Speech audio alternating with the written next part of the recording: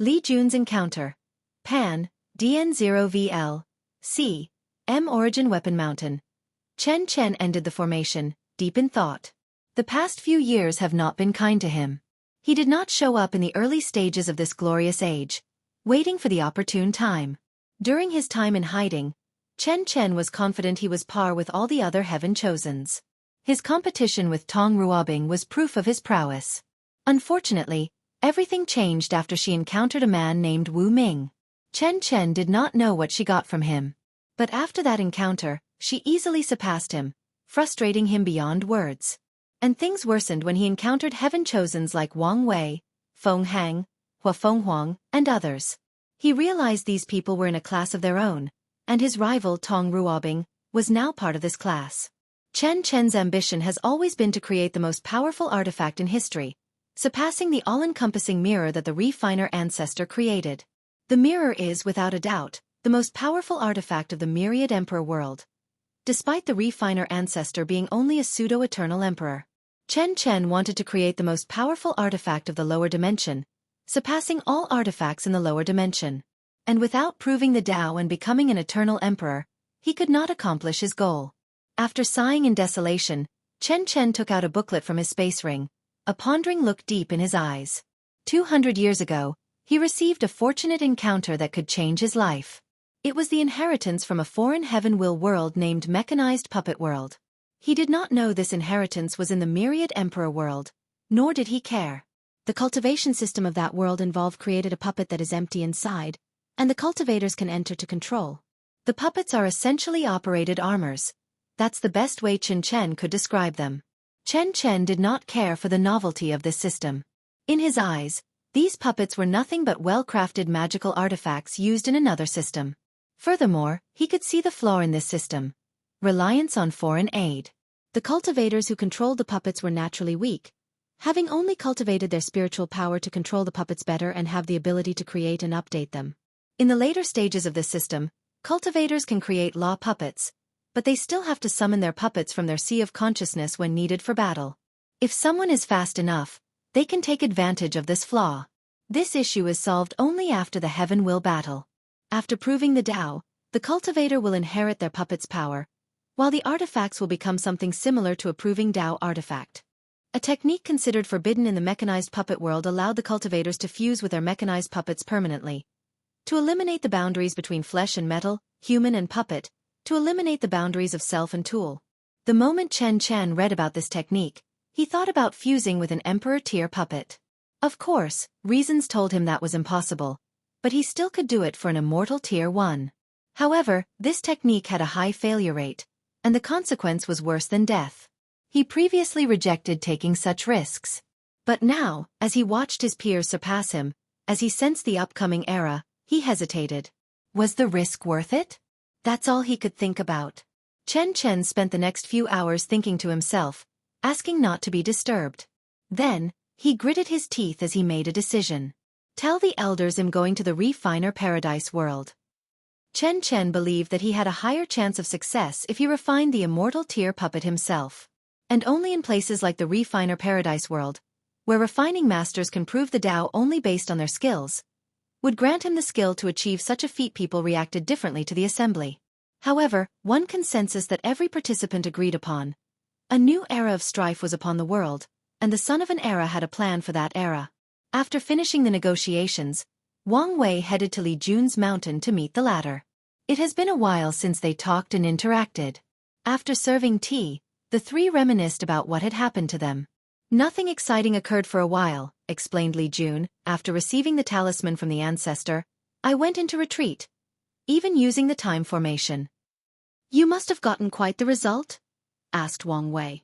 Indeed. I realized how much I'd underused my physique. As long as you learn. Liling, what about you? A lot occurred. I received the ancestor's talisman right after the automatic cauldron succeeded in producing heaven-grade pills. And with what I learned, Saint pills won't be a problem. That's good news, nodded Wang Wei. What about the acquired source rune physique I mentioned? I've succeeded, she replied before raising her hand, displaying as it turned into a hand made of runes. I've turned all the cells in my body into runes, as you suggested. But why do I feel you're not that excited? I am. It's just that pill refining talent also involved flame control, herbology, purification, and runes. This physique has drastically elevated the runes aspect but only slightly affected the others. For more chapters, please visit Pan 0VEL. The most significant benefit Yen Liling received from this physique is her talent for the other professions has been elevated, granting her the skill required for the automatic cauldron. I'm more excited about your force control skill. It has helped me a lot in my refining methods. That's good. What about the Duyi realm? I've also succeeded. I've refined my divine sea into a spiritual herb garden.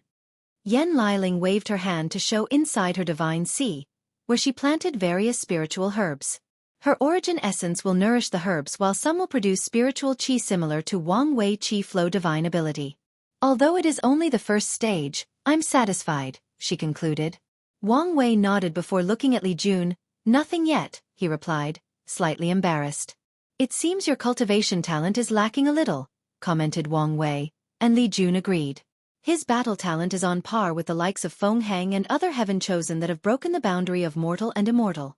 However, his talent for cultivation, as in going through realms and comprehension, was lacking to them. This might help, stated Wang Wei as he took 2 small purple orbs. 2 strings of chaos qi? Yes. After close to 100,000 years, I've condensed these 2 from innate qi, commented Wang Wei. After spending more than 90,000 years listening to his ancestors' preaching, his qi flower ability produced these 2 strings. Have one of the insurgent ancestors wash your body and soul with these qis. It should increase your cultivation talent. Li Jun was not hypocritical by rejecting something that he truly desired, especially since it came from his brother. So he calmly accepted the offer. I may have another way to help you, but I don't know if it will work. What is it? Wait until I know if it will work, and I'll tell you. What's with all the mystery? Complained Li Jun before sipping his tea. I just don't want to give you false hope. Whatever. He could wait. Before I forget, announced Wang Wei. Don't forget to lend your talisman to the ancestors. It might be helpful to them. We were just thinking this, added Yen Liling. We've learned so much from the ancestors and hoped the entire sect would benefit. I'm sure they will. Wang Wei suspected the ancestors left something for the sect's insurgents. And when he started dealing with Origin 1 instead of Sword 1, he confirmed his theory. We also have something for you, said Li Jun before handing him a talisman containing a memory. Intrigued, Wang Wei activated it and saw a scene from a few days ago. Li Jun and Yen Liling were walking in a forest, traveling throughout the world while flirting with one another. The couple wanted to take this opportunity to have a vacation after spending so long not seeing each other. Then, out of nowhere, a flaming meteor came crashing from the sky, blocking their path. After the dust clouds blew out, a handsome young man dressed in flame-red robe appeared before them. He had soft skin, and a noble and elegant aura naturally emanated from him. However, deep in his eyes was a very well-hidden cunningness. You're Li Jun and Yen Liling, correct? Wang Wei's guard dogs? Li Jun calmly looked at him before answering with a smile. We are. And whom might you be? Yang Guowei. Am I supposed to know who that is? Continued Li Jun despite lying. He knew who this man was from the Fate Shadow Guards. From the Yang family, added Yang Guowei, his eyes twitching slightly. Oh, you're the Cheater Nine Sons Emperor's offspring. Li Jun versus Yang Guowei. Cheating, replied Yang Guowei with a sneer. Anything goes for the final throne. It's not my father's fault your elders were stupid enough to fall for such a trick.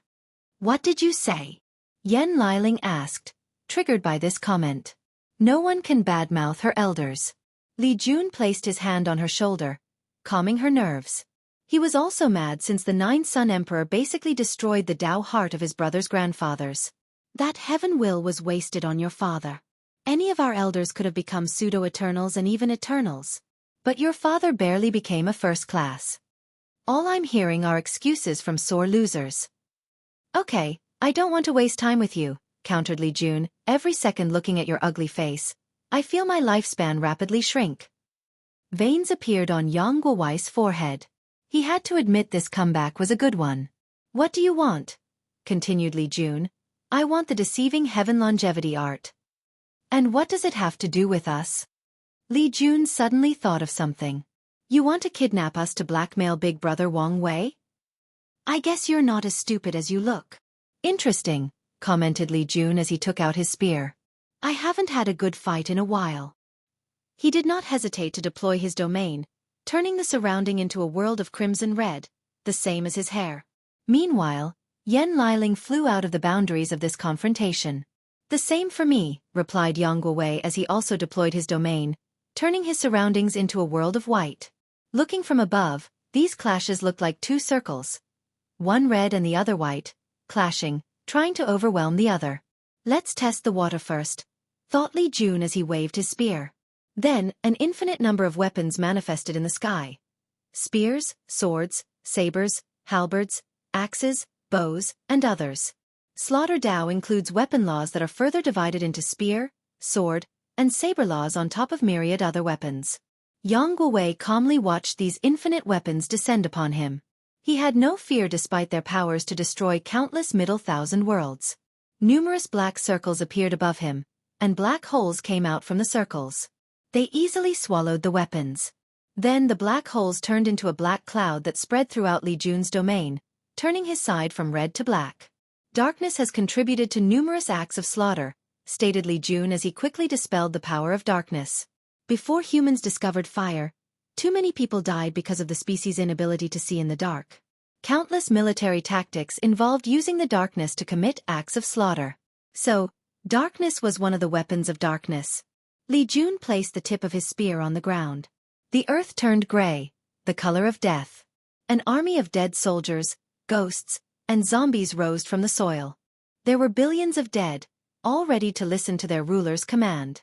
Li Jun took the battle maniac's advice and reforged his slaughter Dao. He included Yin Law, Judgment Law, Sovereign Law, and a little bit of life and death, all in preparation for Wang Wei's plan. Of course, he only uses enough death law not to become an outlaw. As the Yin Legion rushed toward Yang Guowei, he activated the black holes to swallow them. Unfortunately, these soldiers were immune to the physical attacks of this black hole. And the devouring power of these black holes did not reach the conceptual level. Yang Guowei controlled the black circle to release a power associated with death and use it on the Legion. However, the attacks could only kill half the Legion, but Li Jun could also create an infinite number of the same amount that he could kill, making his attempt futile. So, he chose another tactic. The black circles turned red before releasing 9 suns. Then, pure yang flames emanated from each sun, evaporating the undead Legion into ashes. Black represents darkness and death and is also a color associated with black holes. Meanwhile, fire is always associated with the color red. A chromatic Dao analyzed Li Jun. He immediately could tell his opponent would be a versatile fighter since colors are associated with many things, some with physical things and others with concepts. Furthermore, colors are often associated with emotions. So Li Jun immediately prepared for this possibility. He used a new technique he learned called primordial spirit projection. Another illusory primordial spirit split from the one in his sea of consciousness. All spiritual attacks, including emotional control, will be directed at the projection, protecting the main one. Additionally, Li Jun can use this method to detect unnoticeable spiritual attacks like secretly affecting his emotions. As soon as he used this technique, he saw a slight red flash in the projection's eyes. Excitement? He wants me too excited and become careless? Analyzed Li Jun. Let's get serious. Death Judgment. A scale appeared in the sky with the words, life and death on each side. Then, it tilted to the death side. A brilliant golden light descended from the heavens, headed directly toward Yang Guowei with incredible speed. For more chapters, please visit pan 0vel.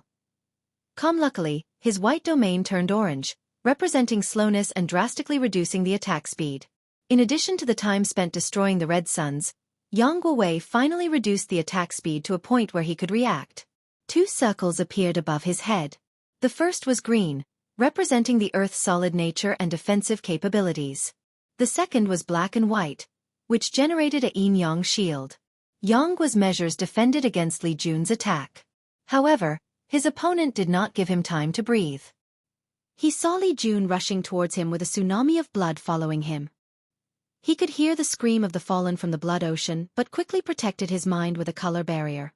He used the color black, this time associated with space and the void, to teleport the blood river away from him. He tried doing the same with Li Jun, but the latter resisted. Yang Guowei had to defend against Li Jun's spear. So, at the last minute, he condensed his domain into a protective barrier before him. Boom! The clash made the surroundings tremble as the space broke apart. The trees flew away, mountains broke, and rivers dried up. Li Jun slid backward because of the shockwave. Meanwhile, Yang Guowei was perfectly intact. At least that's how it appeared. Splash! Yang Guowei spat a mouth of blood, and his complexion became paler. What? I blocked that attack. Absolute control of the domain is one of the main requirements to enter the Supreme Realm. And not many people, including his peers, can condense it into a protective barrier right after entering the Saint Realm. As such, he should have blocked the attack. Yang Guowei immediately used the yellow color that represented plants to heal himself. Unfortunately, this method failed as he sensed his body rapidly become weaker. He tried the color gold, which represented light and also healing. It was the same result. He rapidly analyzed the situation before things reached a critical condition. What is the greatest cause of death throughout history? He muttered. Sickness. It was not cultivators, mortal strife, or the environment that caused the greatest death throughout history. Sickness. Trillions upon trillions of mortals die every day because of disease. You figured it out, commented Li Jun. Birth, aging, sickness, and death. The four fundamental aspects of life. Yet, cultivators have removed this aspect from the equation. I think it was about time for that to change. 5 colors appeared before Yang Guowei as he continued to cough blood and get weaker. According to medicinal theory, sickness results from an imbalance of the 5 elements. So, he used them to cure himself, and this method had some effect. Nevertheless, he still felt a sense of weakness, and his origin essence operated slower than usual. I can't believe I have to use my full power on someone like Li Jun. Yang Guowei felt humiliated, but he had no choice. Suddenly, his eyes glanced in one direction before returning to normal. It was such a passing glance, so subtle that no one would notice he was looking somewhere else, thinking he was simply scanning his surroundings. Then, Yang Guowei took a talisman and disappeared, making Li Jun and Yan Liling frown. Wang Wei finished watching the fight through the talisman. What's your analysis on him? He appeared prideful because of his emperor offspring identity. However, I feel like this is nothing but a mask. Given who his father is, he is most likely as cunning as the latter. I would not be surprised if he tried a similar tactic as his father, commented Li Jun. He's definitely ruthless and willing to do anything for his goal, added Yan Liling. During the entire fight, I felt he kept an eye on me secretly. I think he was scheming on kidnapping me to get you to surrender. Really? I didn't notice this. Yan Liling was very sensitive because of the recent improvement of her soul and new physique. So, she felt his malice. The question is why he suddenly left the fight when he seemed prepared to go all out, questioned Wang Wei. He sensed something and looked outside. Li Jun and Yan Liling felt the same thing and observed the sky outside. There was a vision of golden clouds accompanied by the sound of the Tao, which covered the entire world. The group calculated the reason and learned someone in this generation had already broken into the Supreme Realm, surprising everyone. Most Heaven Chosens were still in the void-shattering realm, with a few entering the Saint Realm. But someone had become a true monarch out of nowhere. Wang Wei divined more information but only learned it was a sealed Heaven Chosen who cultivated. However, something blocked other details on the latter. While pondering on the person's identity and whether they had a purpose for cultivating so fast, Heavenly Tao suddenly sent a message to all cultivators in the world. And it involved this generation's clean-up. The clean-up. Something is wrong, thought Wang Wei. The clean-up is a generational event where cultivators of the myriad emperor world essentially go on a slaughter spree in the 9 devil god world, culling the strength of the devil race. The purpose is to prevent any possibility of rising. Although it was a generational event, not everyone participated. And sometimes, only a few people do so. Mainly loose cultivators, since it is an excellent opportunity to gather resources in another world. This event had the most significant after the Devil Era. Back then, cultivators were full of hatred and animosity and took it out on the surviving race. In the next few generations after the end of the era, the Devil race was almost extinct because of how much people hunted them down. Typically, the cleanup should not be important in this generation, nor did it warrant an announcement from Heavenly Tao. But this has changed today because the cleanup involved the Heaven Will battle. Heavenly Tao announced that participants needed an entry token to participate in this generation's Heaven Will battle. The exact date will be after a certain number of Heaven Chosen enter the Supreme Realm. And the permit will be acquired based on the number of devils killed during this generation's cleanup. Wang Wei pondered for a moment. The system of entry tokens is not new regarding Heaven Will battles. Most of the time, any individual can participate in the battle as long they are recognized citizens and do not have karma from the previous generation. However, Heavenly Tao sometimes uses the entry token system to weed out too many participants. There must be some anomaly with the 9 Devil God world for Heavenly Tao to use this method. Furthermore, the token system might have lasting ramifications in this generation's battle. Wang Wei took a talisman to contact Wang Ju. A few minutes later, a massive shadow appeared in the room he was in, and a book manifested from the shadow, landing in his hand. After quickly reading it, he handed it to Li Jun and Yan Liling. According to the Sleeper's archive, near the end of the New Emperor era, something similar occurred where Heavenly Tao used the entry token to cause severe damage to the 9 Devil Gods world. And it was because an unparalleled genius had appeared in their race that needed to be eradicated. Interesting, thought Wang Wei. The devil invasion has some connection to a true devil in the upper dimension. So, he is interested in the devil race and their history. He chatted with the two for a while and set up an elder meeting to discuss sect matters. Wang Wei then flew home to see Wu Hong. "Are you coming to ask me about the true devil responsible for the devil race's actions?" she asked while drinking tea. She was not reading but painting. "Yes. I don't know much since he was dealt with by the time I ascended. And my memories are incomplete," she continued. The situation has always been weird to her for some reason. And it was not just because of her missing memories. All I know is that event inspired Qiyuan to begin the second battle of origin and the ultimate taboo. Speaking of which, what is this ultimate taboo? I can't say much since you're too weak. But I'm sure you've put 2 and 2 together and have a pretty close guess. He did have some guesses, but he felt he was missing a lot. However, he did not continue to ask. Speaking of taboos, have you experienced all of them? Which one is the most terrifying? There are a few that I've only heard about, she replied while continuing to paint and not focusing on him. As for the most terrifying? Well, there is some nuance to this answer. The ultimate taboo should have been the most terrifying. But since everyone failed and died, it reduced its significance. So the title goes to the 6 Cardinals Tribunal.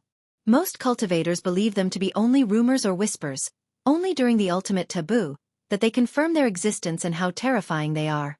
Even the current Methreya and Supreme Unity are only slightly bigger ants before the 6 Cardinals. Wu Hong stopped her action and looked up at Wang Wei up and down. What is it? You're really a trouble magnet. What did I do? Do I have any connection with whatever taboo you were thinking about? Not yet, but you will if you want to be free from fate. Wang Wei groaned as he caressed his temples. His intuition told him she was correct. All right, let's not talk about these things. Wu Hong shrugged as she continued to paint and enjoy her tea. What are you going to do? Go into retreat? I have to undergo my Saint Realm tribulation and flesh tribulation. Then, I will go into retreat. Are you going to undergo mortal dust before entering the Supreme Realm? I am. That's good. It's always beneficial to temper the mind and heart when given a chance. Furthermore, when done correctly, mortal dust is a great way to deepen understanding OFS own Tao. Speaking of which, my parents should be back in a while. Wang Wei had a feeling they would be returning soon. Really? I miss father and mother. Me too. How about grandfather? Still in retreat? Yes. I've checked on him, and he's still dealing with his Tao heart, replied Wang Wei. Do you know any method to cure shattered Tao heart?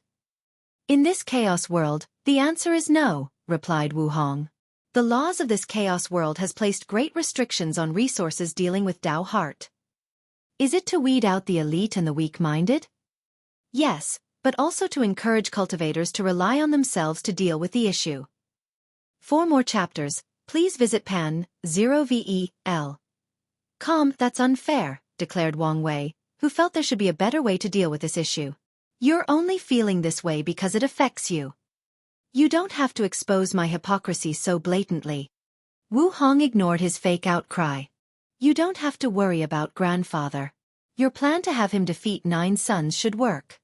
Hope so, replied Wang Wei as he stood next to her, watching her masterpiece. He had nothing to do until a few days later when he had to activate the Human Protection Array and finish the Myriad Emperor World's protection. Sons, Yang Clan Estate. Yang Guowei was talking to a few elders when he sensed something. He dismissed everyone before activating the room's formation, showing the figure of a hidden figure cloud in darkness. What is it? He asked.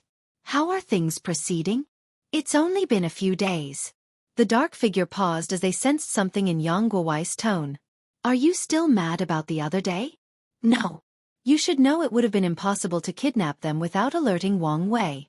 And since you know his strength, you should guess what your fate would have been. I know.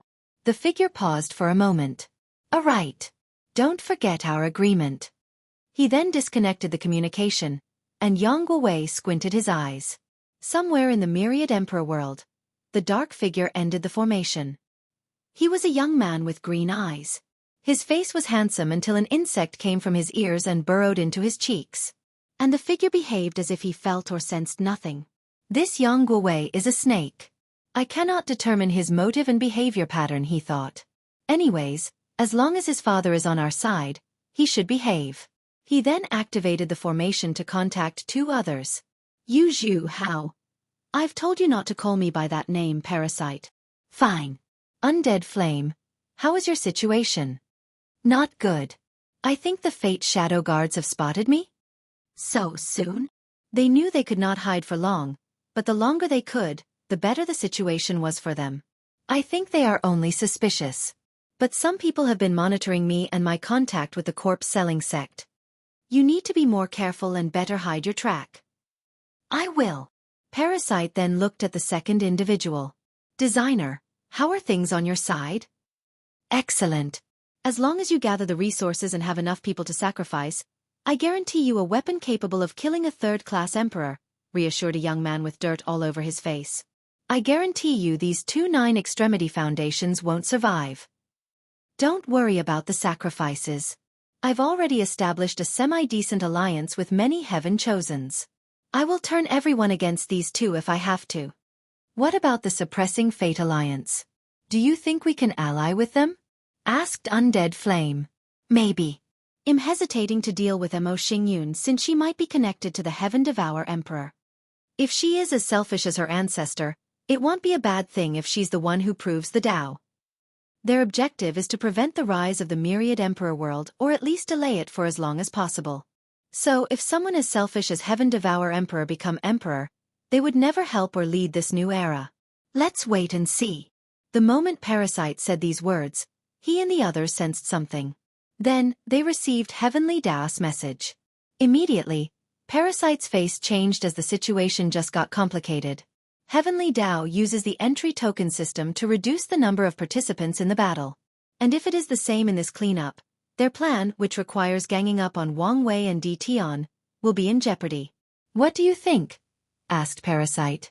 It doesn't make sense to restrict the participant size, commented Designer. In Heaven Will battles where Eternal Emperor should appear, it has always been a free-for-all so that the final winner is the person who suppresses every individual. According to precedent, a few times, Heavenly Dao tried to cultivate an Eternal Emperor through a glorious age that skipped the previous generation, and countless heavenly physiques showed up. And in all these battles, there have never been restrictions on the participant number. Do you think it's because of the era, son? Asked Undead Flame.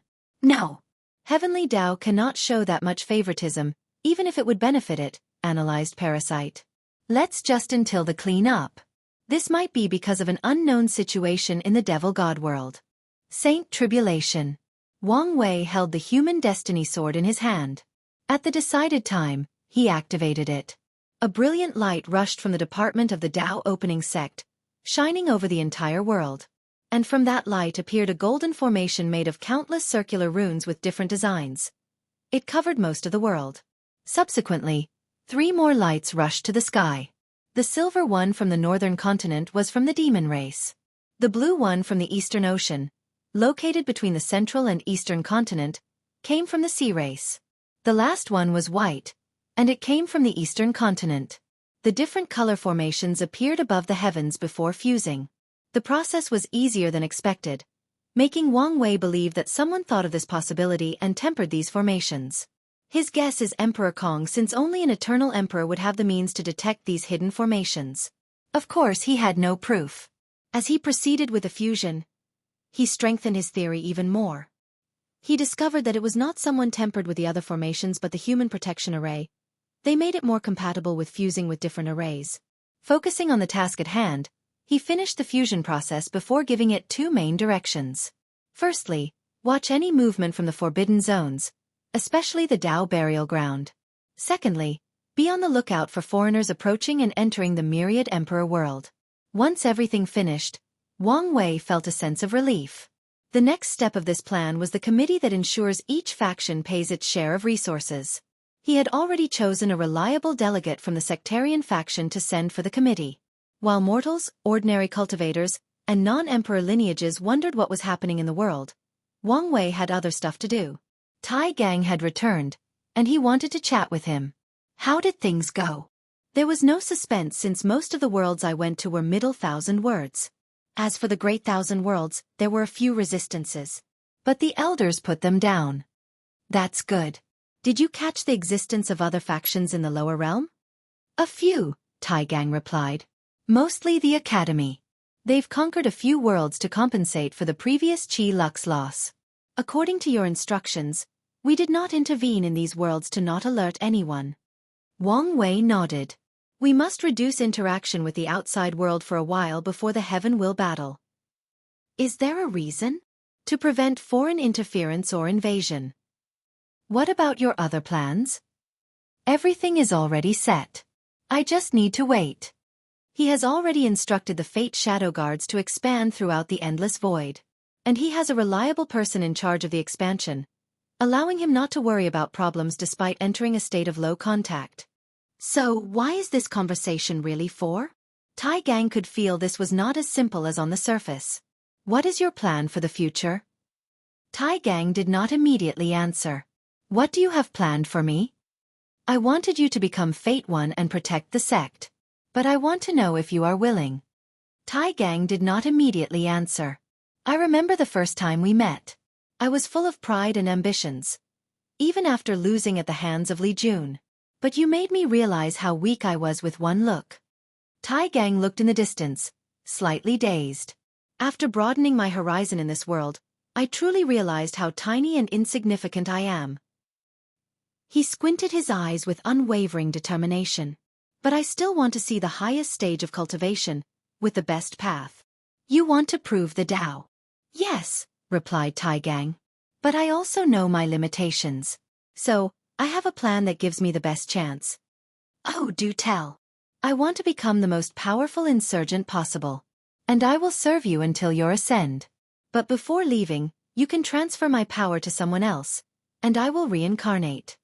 For more chapters, please visit pan0vel.com. You want to use your past lives experience to ensure you can prove the Tao in the next. Yes. It's not a bad idea, muttered Wang Wei. With Tai Gang's talent, he would need much luck to prove the Tao or hope that he is reincarnated into a more talented body with a better destiny. However, such a method is not guaranteed. However, if he was a powerful insurgent in his first life, he could use his experience to compensate for his talent. I will help you. But do you want to be karmically bonded with the sect during your reincarnation? No, I want to revive the Iron Fist Kingdom. Tai Gang knew the benefit of this karma and became one of the Tao opening sect's emperors. However, he wanted to have his own legacy. That's fine, agreed Wang Wei before talking with him for a while and dismissing him. I guess I need to find another Fate One.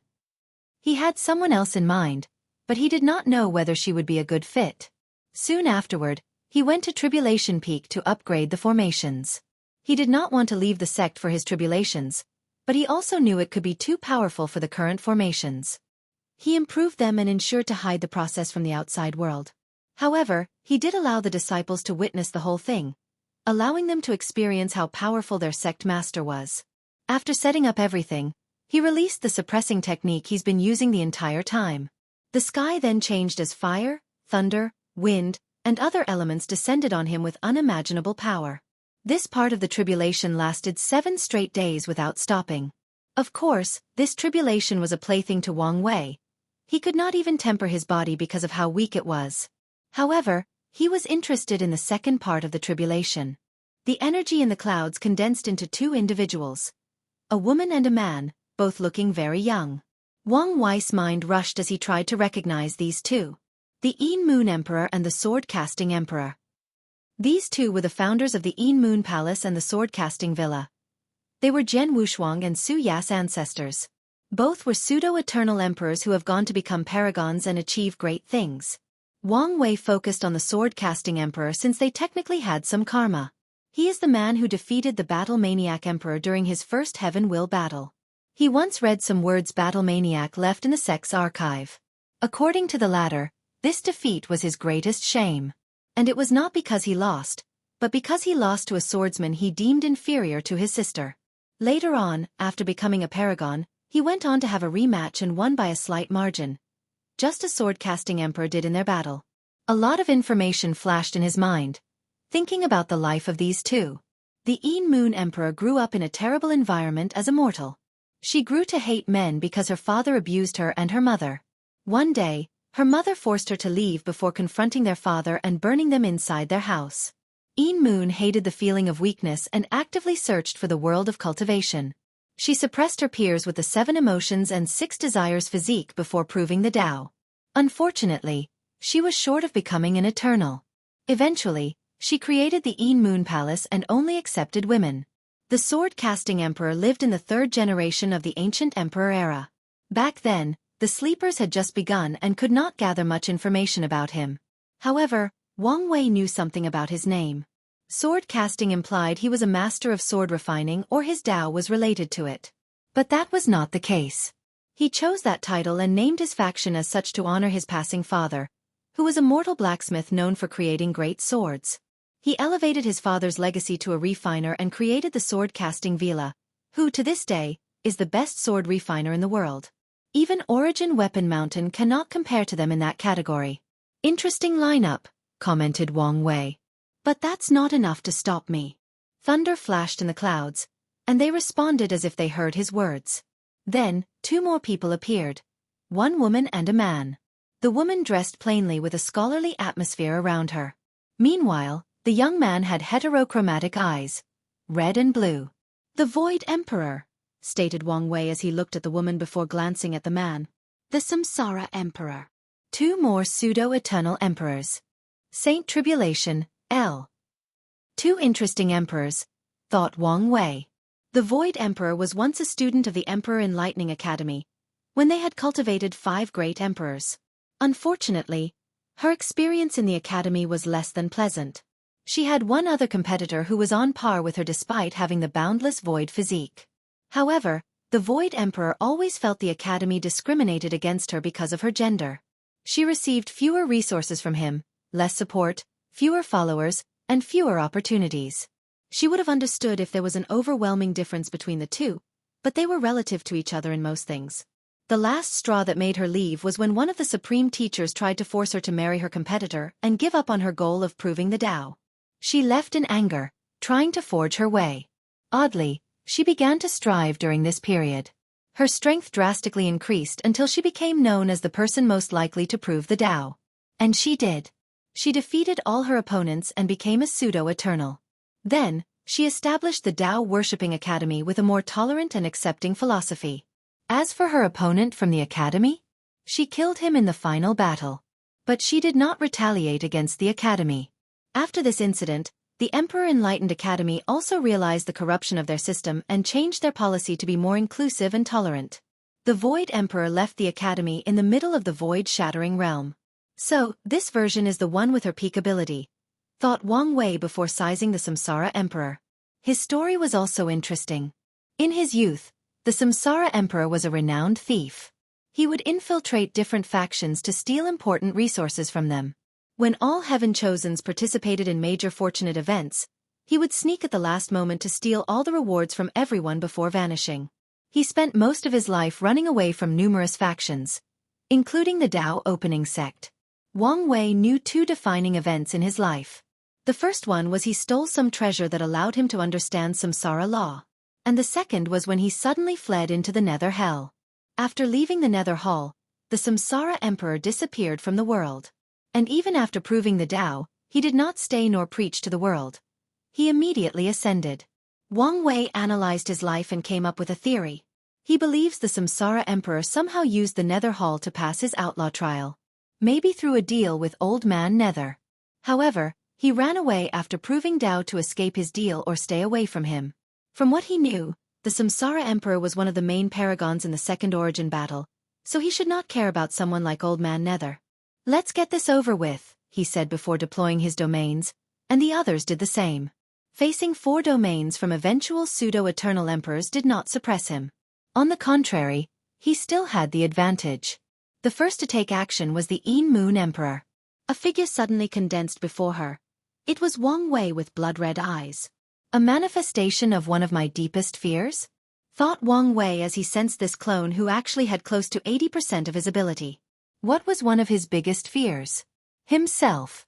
He knew if he one day went crazy, he could do irreparable damage. Even the current sane version of himself was already dangerous to the world. He could not imagine an unrestrained, completely free and devoid of mortality version of himself. Wang Wei's desire to be free was not to be someone who kills and destroys as he pleases. He wanted the freedom to be able to do these things, to have the ability to choose without restraint, whether physically or morally. Although if you delve deeper into his goal, it was somewhat hypocritical, he did not mind. And this technique manifested the version of himself that removed that layer of hypocrisy. It was completely free, indulging in its desires and wants. Interesting technique, he muttered as he could see the flaw in this technique. It worked on an individual basis. The Moon Emperor can manifest his innermost fears and copy his strength. However, she cannot manifest Wang Wei to fight another person. Without him as the mirror, she cannot access so much of his power. Lost lamb, you are a puppet because you lack a soul, commented Wang Wei. Then, he controlled the laws of souls in his domain to grant this fear manifestation a soul. And now that he had a soul and its own will, it was no longer under the control of Moon. Out of anger for its past, the fear manifestation attacked its oppressor. It clenched its fist and punched her. Love protection. Love is one of the most powerful emotions in existence. And with this technique, the Moon Emperor became the most beloved individual throughout all heaven myriad worlds. Trillions upon trillions of mortals, objects, non-living entities, and worlds loved and adored her, manifesting in the form of protection. Unfortunately, she was no match for a manifestation with nearly 80% of Wang Wei's power. Her technique and domain could not resist the attack, and she turned back into thunder and disappeared. For more chapters, please visit pan0vel. Wang Wei then gazed at the sword-casting emperor. The latter looked at him without moving. Wang Wei knew how this man's Taoist operated, giving him an advantage, but he still tested it. He flicked his finger, generating enough force to destroy thousands of galaxies. The sword-casting emperor waved his sword, and the force returned to Wang Wei with an at least 10-fold increase. Tao of parrying or the Tao of counter. He took one of the basic concepts of swordsmanship, parrying, and elevated it to the point it can counter anything, including concepts. Wang Wei created a spear of death and threw it towards sword casting. The latter waved his sword to parry it, including the power of death. However, when his sword touched the spear, Wang Wei's domain activated the destiny ability of purpose manipulation. He forcefully changed sword-casting Emperor's Tao to be only able to counter physical objects. So the latter countered his spear, but death's power killed him. Now, it was the Void Emperor's turn. She first reinforced the space around her domain to prevent teleportation and even made flying a struggle. Then, she created these void twisters, essentially infinite dimensions collapsing and twisting on each other. The space above the Tao opening sect became beyond chaotic. If not for the protective arrays, this would be a catastrophe that enveloped dozens of the surrounding sect's domains. Not bad, thought Wang Wei. As an expert in the laws of space, he could achieve the same feat, meaning this attack was useless. Instead, he was thinking about space and time Tao. In the world of science, space and time are basically the same, or in better words, interchangeable. However, they were two different concepts in the cultivation world, although with some relations. The space of this world is too easy to break. I should change that. Too many catastrophes originated from cultivators destructing power affecting space. As such, he decided to change the order of the world. Cultivators can still use their laws to teleport. But if they want to break the space itself, even a quasi-emperor would not have this ability. Ha! Not a bad technique, analyzed Wang Wei as he sensed the Void Emperor trying to teleport all his organs and even the origin essence inside his body. You can die with your own technique. He teleported her brain from her body, and she dispersed, returning to heaven and earth. At last, it was the Samsara Emperor's turn. The latter waved his hand to create a wheel with the power of decay, which is one of the subsidiary laws of death. Although, it can also be a law of its own, a potent one at that. Wang Wei waved his hand to create the same wheel, canceling the attack. Ha! How sneaky! Worthy of a thief. The wheel was a decoy. The real attack was trying to steal his lifespan and secretly kill him. He snapped his finger. Death vibration. Dark sound waves overwhelmed the Samsara Emperor, sending him into the cycle of reincarnation. Survived. Wang Wei looked at the dark aura protecting the latter. Death immunity? Interesting. He suddenly looked higher at the Samsara Emperor. Amongst these young emperors, he believed he had the highest chance of reaching immortal venerable strength. Although the others were talented, breaking the boundary between immortal and mortal sometimes requires opportunity and the right time. It is common in this age because of the glorious age. Without the right opportunity, many of the current heaven chosens would not have this feat. Wang Wei controlled his fate law and changed the Samsara Emperor's fate to that of a dying passing. And unfortunately, fate triumphed over Samsara and bypassed his death immunity technique. I would have to love to compete with the real version. It would be interesting if the younger version of all emperors across time and space competed against each other. That would be a sight to see. Saints preaching. After his tribulation, he felt like a weight had been lifted from his shoulder. It was now smoother to control his law and domain. It was as if a veil or restrictions was removed from his body. As a result, it was easier for him to access the laws of heaven and earth and comprehend them. Wang Wei knew the reason for this change. Although he was previously a saint, heaven and earth did not acknowledge his realm since he did not undergo tribulation. The weight and veil he sensed was his incongruity with the world. Should I preach? He thought. One of the reasons the saint realm is named as such is because every true person can preach their Tao to a large group of people. And in return, heavenly Tao will grant them a small amount of merit. In ancient emperor era, saint realm cultivators would travel to the lower realm and preach in small, middle, and even great thousand worlds to receive merit. Unfortunately, as time passed, these places' cultivation civilization has been set, making it pointless to do so in modern times. The only time cultivators in modern times used this method was when they discovered a brand new world. A world that does not have a cultivation civilization for some reason, or one that was just born and is relatively new. Unfortunately, these worlds are rarer to find. Even with Wang Wei's soul flower ability, he might not find one since they might not exist at the current moment. Although I don't need the small amount of merit, it's better than nothing. He contacted the elders to announce he would preach to the sect's disciples. He thought this would be a simple thing that took a few days. But the event quickly escalated. The elders wanted this event to be more significant. They wanted disciples, elders, deacons, and foreign guests, people affiliated with the sect but not directly part of it, to listen. It would take some time to gather these people. One elder mentioned that the sect would recruit another group of new disciples a few months from now, and let them listen as well to benefit the sect. Another one suggested allowing the disciples from the lower realm to participate. The new branches the sect opened in the lower realm needed a way to increase these people's loyalty to the sect. And listening to a potential future eternal emperor preach would do wonders for this issue. The myriad emperor world was semi-closed, so the lower realm disciples could not come here. But the sect decided to use an image transmission array to broadcast the event.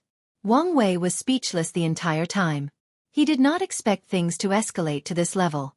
After the elders planned everything, Li Jun and Yan Liling would also preach before him, turning this into an event. Tai Gang was on the list. Unfortunately, he was now in retreat to enter the Saint realm. A few months later, Wang Wei oversaw the disciple recruit.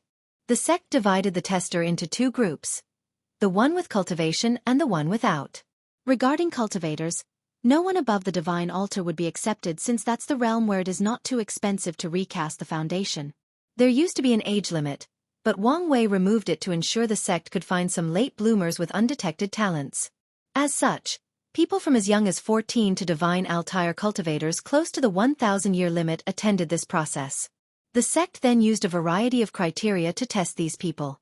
They tested for their talent, including professions, soul, physique, understanding, chi manipulation talent, luck, willpower, and Tao heart. The pagoda was useful for the last part. And this was not the end.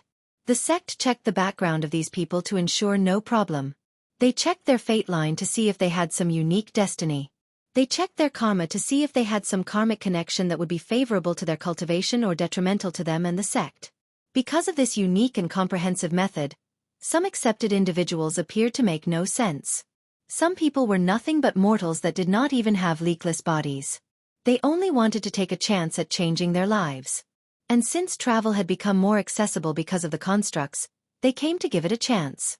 Although these choices appeared nonsensical, only the sects knew these people could compete with some destiny, allowing them to have their legends in the cultivation. That destiny might be as simple as an inheritance. Usually, these people would never have a chance to fulfill their destiny. But with the sect's support, they were now the prime candidates. The advantages of this recruiting method were endless, and it was only possible because of Wang Wei's destiny and fate Tao. Once everything finished, 2 participants stood out amongst the rest. A girl named Kai Song, and she was a member of the spirit race. She is a child's toy who became sentient after being stuck in a high-spirit chi environment. After learning about the world, Kai Song had recently acquired her physical body and was on her way to Myriad Spirit Mountain. On her way, she heard about the sect's recruit and had a whim to come test. The sect discovered she had an extraordinary cultivation talent and a monster-level talent for puppets. She was on par with Yen Liling in her professions, if not even more talented. The second one was Jean Mengyao, the owner of the 25th Physique, Spear Overlord Physique. Sect Master, what do you think of these two? Asked one of the elders through divine sense. For more chapters, please visit Pan 0VEL. Calm, Chao Song is quiet, introverted, and does not fear loneliness. Perfect traits for professions that require years of study. However, we also have to train her social skills. Puppets can be vital for our plans if used correctly, so her skills can be helpful. As for Jean Mengyao, besides his arrogance, he is indeed talented. However, we must see how he grows. Wang Wei can read Jean Mengyao like the back of his hand. He could tell this guy was planning on using the sect's resources to catch up to this generation's heaven shows. Then, defeat him to become the sect's leader before proving the Tao and becoming an eternal emperor. The arrogance and ambitions of young people, thought Wang Wei. These two are potential emperors. Based on their performance, they can become the sect's seal heaven chosen. One of them might participate in the generation after my father, he added. A few people thought the same things and waited to bring it off. With the karma washing pool that Wang Wei brought for the sect, they will not have to worry about future emperors. Even if one of these two failed their heaven will battle, the sect could wait for a generation with less competition and bring them out. They don't have to seal themselves for millions of years. After the sect's recruitment, it was time for the preaching events. Li Jun went first. Most people gathered on the sect's largest mountain, sitting cross-legged on cushions. The rest stayed in other mountains and watched things through formations. And it was the same for the branches in the lower realm. Li Jun sat cross-legged, floating in the air and overlooking everyone. I am true person Li Jun, and today, I will enlighten you in the ways of battle. His voice was soft, but everyone could hear him. It was as if he was muttering next to their ears. Even the people who listened through formations felt the same way. Visions of lotus manifested near him, along with beautiful sounds representing the voice of the Tao, the voice of truth. Li Jun then talked about battle, as if it was a Tao. He also injected some of his law understanding for the void-shattering realm and above individuals. The preaching lasted 3 months. And once he finished, everyone had one thought in their mind. This man made battle, a brutal and cruel thing, into an art. And they wanted more. Everyone benefited. Many of the new disciples were malnourished mortals who knew nothing about cultivation. The sect had to provide spirit chi and pills for them to listen for the entire 3 months. But even they benefited. Li Jun's explanation of how to use the mortal body to exert the most power in battle, how to analyze the opponent and how to maximize the use of the environment targeted them. Furthermore, even if they could not understand most of the things he said, it would benefit them in the future as long as they remember some things and apply them in their lives. Golden lights came from heaven, and he received his merit. Next was Yan Liling's turn. Her process was similar to Li Jun's. She preached about all 5 professions, focusing on establishing a foundation for most profession-oriented people listening. Even Wang Wei learned something from her. As for the non-professions, they also benefited since she also talked about flame, energy, and spiritual power control. After taking her merit, it was Wang Wei's turn. "I am Wang Wei, a true person, and your sect master," said Wang Wei with a pleasing voice. "And today, I will enlighten you on the essence of cultivation." He let his words simmer for a few seconds. In the endless void, there are countless cultivation systems, good or bad. But at their core, they involved 4 fundamental aspects: essence, qi, spirit, and law. Even if there are some outlier systems, one of these 4 will be involved in one way or the other. Now let's begin with essence or the body. Next is qi or energy, the source of life and evolution. Third is the spirit, or the soul, mind or spirit. Finally, it's the law, the fundamental concepts that govern realities. The process lasted 3 years. And once everybody woke up, they did not know how to describe this experience and remained quiet for a few seconds. Family reunion. Wang Wei's sermon covered many things. These people now had an excellent understanding of the cultivation realms from body refining to primordial spirit. They understood which part of essence, qi, and spirit each realm was based on. With this knowledge, they can easily enter these realms and push them to their limits if they are talented enough. For the law aspect, Wang Wei talked about the 5 elements law and a bit about his fate law. However, he primarily focused on the subtle control of the law, and with his force control skill, every individual, including the true monarchs of the sect. Today's preaching will benefit every single listener until they become quasi-emperors. And maybe even further. Wang Wei received his merit before dismissing everyone. There was a lingering desire in the faces of most of the disciples. It was genuinely fascinating to listen to people preaching. It was like someone presented the universe's fundamental truth in such an easily understandable way. The feeling was simply intoxicating. "What a marvelous sermon," someone suddenly said. When Wang Wei saw where it originated, his eyes lit up. "Mom, Dad." Yu Yan rushed to hug her son, and Wang Tian followed. The family formed a hug sandwich with Wang Wei in the middle. "When did you guys get here?" "After Liling's turn," Yu Yan explained. "We wanted to surprise you." "I'm glad you are back," said Wang Wei with a smile. "Let's go somewhere else." The 3 flew to Wang Wei's transcending fate mountain to chat. Everyone sat together, including Wu Hong. Wang Wei prepared the tea, and the family chatted. "Your sermon was brilliant," commented Wang Tian. "I've learned a lot." He was not lying since he had learned a lot after hearing it, especially his force control skill, which he believed could reach a higher level after a while. Yu Yan nodded, but she did not say anything. She held her son in her hands, cuddling him like a child. Wang Wei did not resist. "I'm glad. So, how was your mortal dust? What did you do? Any new discoveries?" He could tell it was more than successful since the 2 were now at the peak of the supreme realm, only 1 step away from becoming quasi-emperors. "Mine was interesting," added Yu Yan. "I became a blind mortal, living all my life in darkness. However, after enlightening myself on darkness and regaining my memories, I felt it was not enough, so I continued. My second persona was someone who had connections with some of the vilest individuals in society. Sex traffickers, rapists, killers, cannibals, etc. I wanted to experience the darkness of the world. This persona granted me a deep understanding of societal darkness or darkness of the mind. But of course, I was not satisfied. So, I placed a bunch of mortals and cultivators in a small world and literally turned into darkness. Observing them live and survive in a world without sun, with only darkness, was interesting to say the least." "Interesting.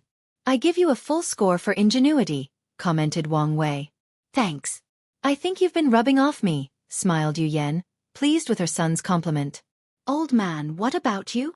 "Mine was not that interesting," replied Wang Tian. "I had many personas in the mortal world, all swordsmen with different personalities.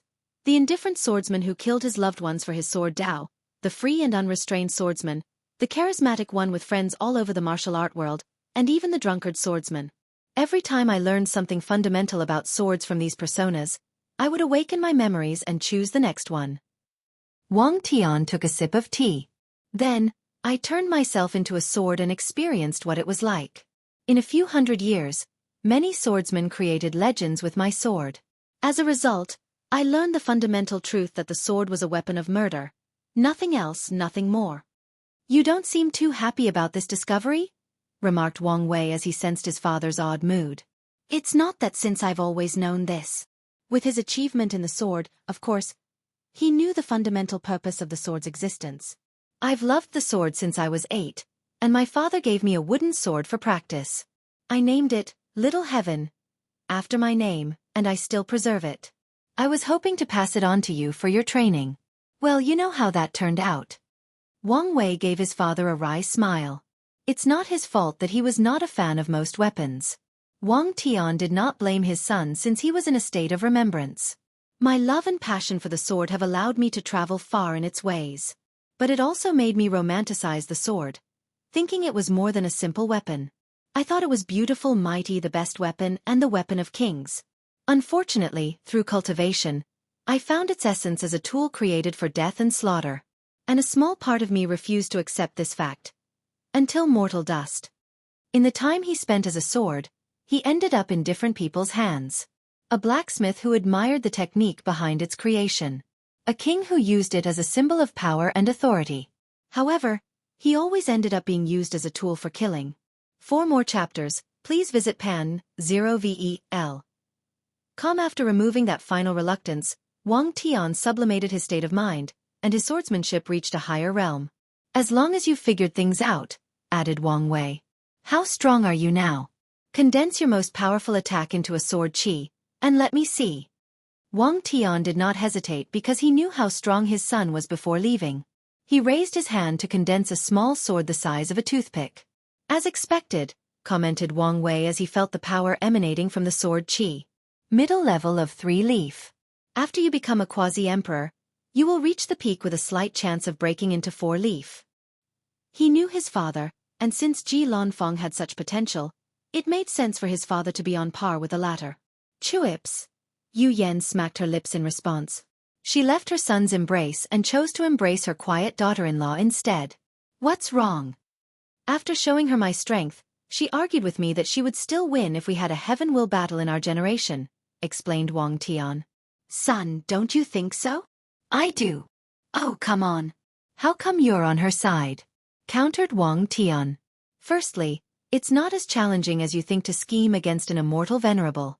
I'm sure Mom could do it given the right circumstances, said Wang Wei. Secondly, the only reason you've broken the boundary between mortal and immortal has much to do with circumstances. Now you are just blatantly disrespecting me. There are 3 main reasons for your current success. The fact that you had to stay so long in the Saint Realm, forced to polish your foundation beyond anything you could have achieved if there was a battle in your generation. The others are the Duyi realm and my force control skill.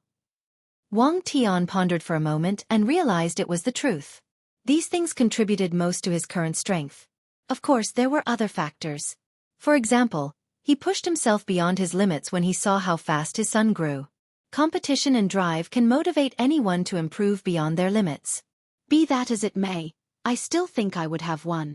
Wang Wei shrugged his shoulders and did not take a side. He believed his mother would win simply because his father had a soft spot for her. If she exploited that weakness, he would not be able to resist. Of course, given how much she loved him, she might not be willing to take it that far. I have 2 things for you, said Wang Wei to change the topic. The first is a talisman from our ancestor, the Sword Empress. Wang Tian immediately became excited. He had never met a swordsman compared to him, so he idolized the ones from the past, and his ancestor was his favorite. Whenever he needed guidance in his swordsmanship, he would comprehend her heaven-slashing scripture or the sword will she left in the sect. He took the talisman with a childlike smile. He could not imagine the benefit he would receive from direct guidance from her. The second is the contact of a swordsman on par with you. Wang Wei then told him about his fight with Ji Lanfeng. And Wang Tian became more excited. I cannot wait to exchange experiences with another fellow Taoist. He felt his luck was on the rise after the mortal dust. All right, let's not talk about these boring things, commented Yu Yan as she caressed Wu Hong's hair. Daughter, when are you giving me my first grandson? Ask your son, she replied sheepishly. He's the one who doesn't want children. Wang Wei wanted to roll his eyes. They've talked about this and agreed on the matter. But now, she has placed the blame on him. Flesh tribulation. Wang Wei spent the next few months with his parents, postponing his seclusion.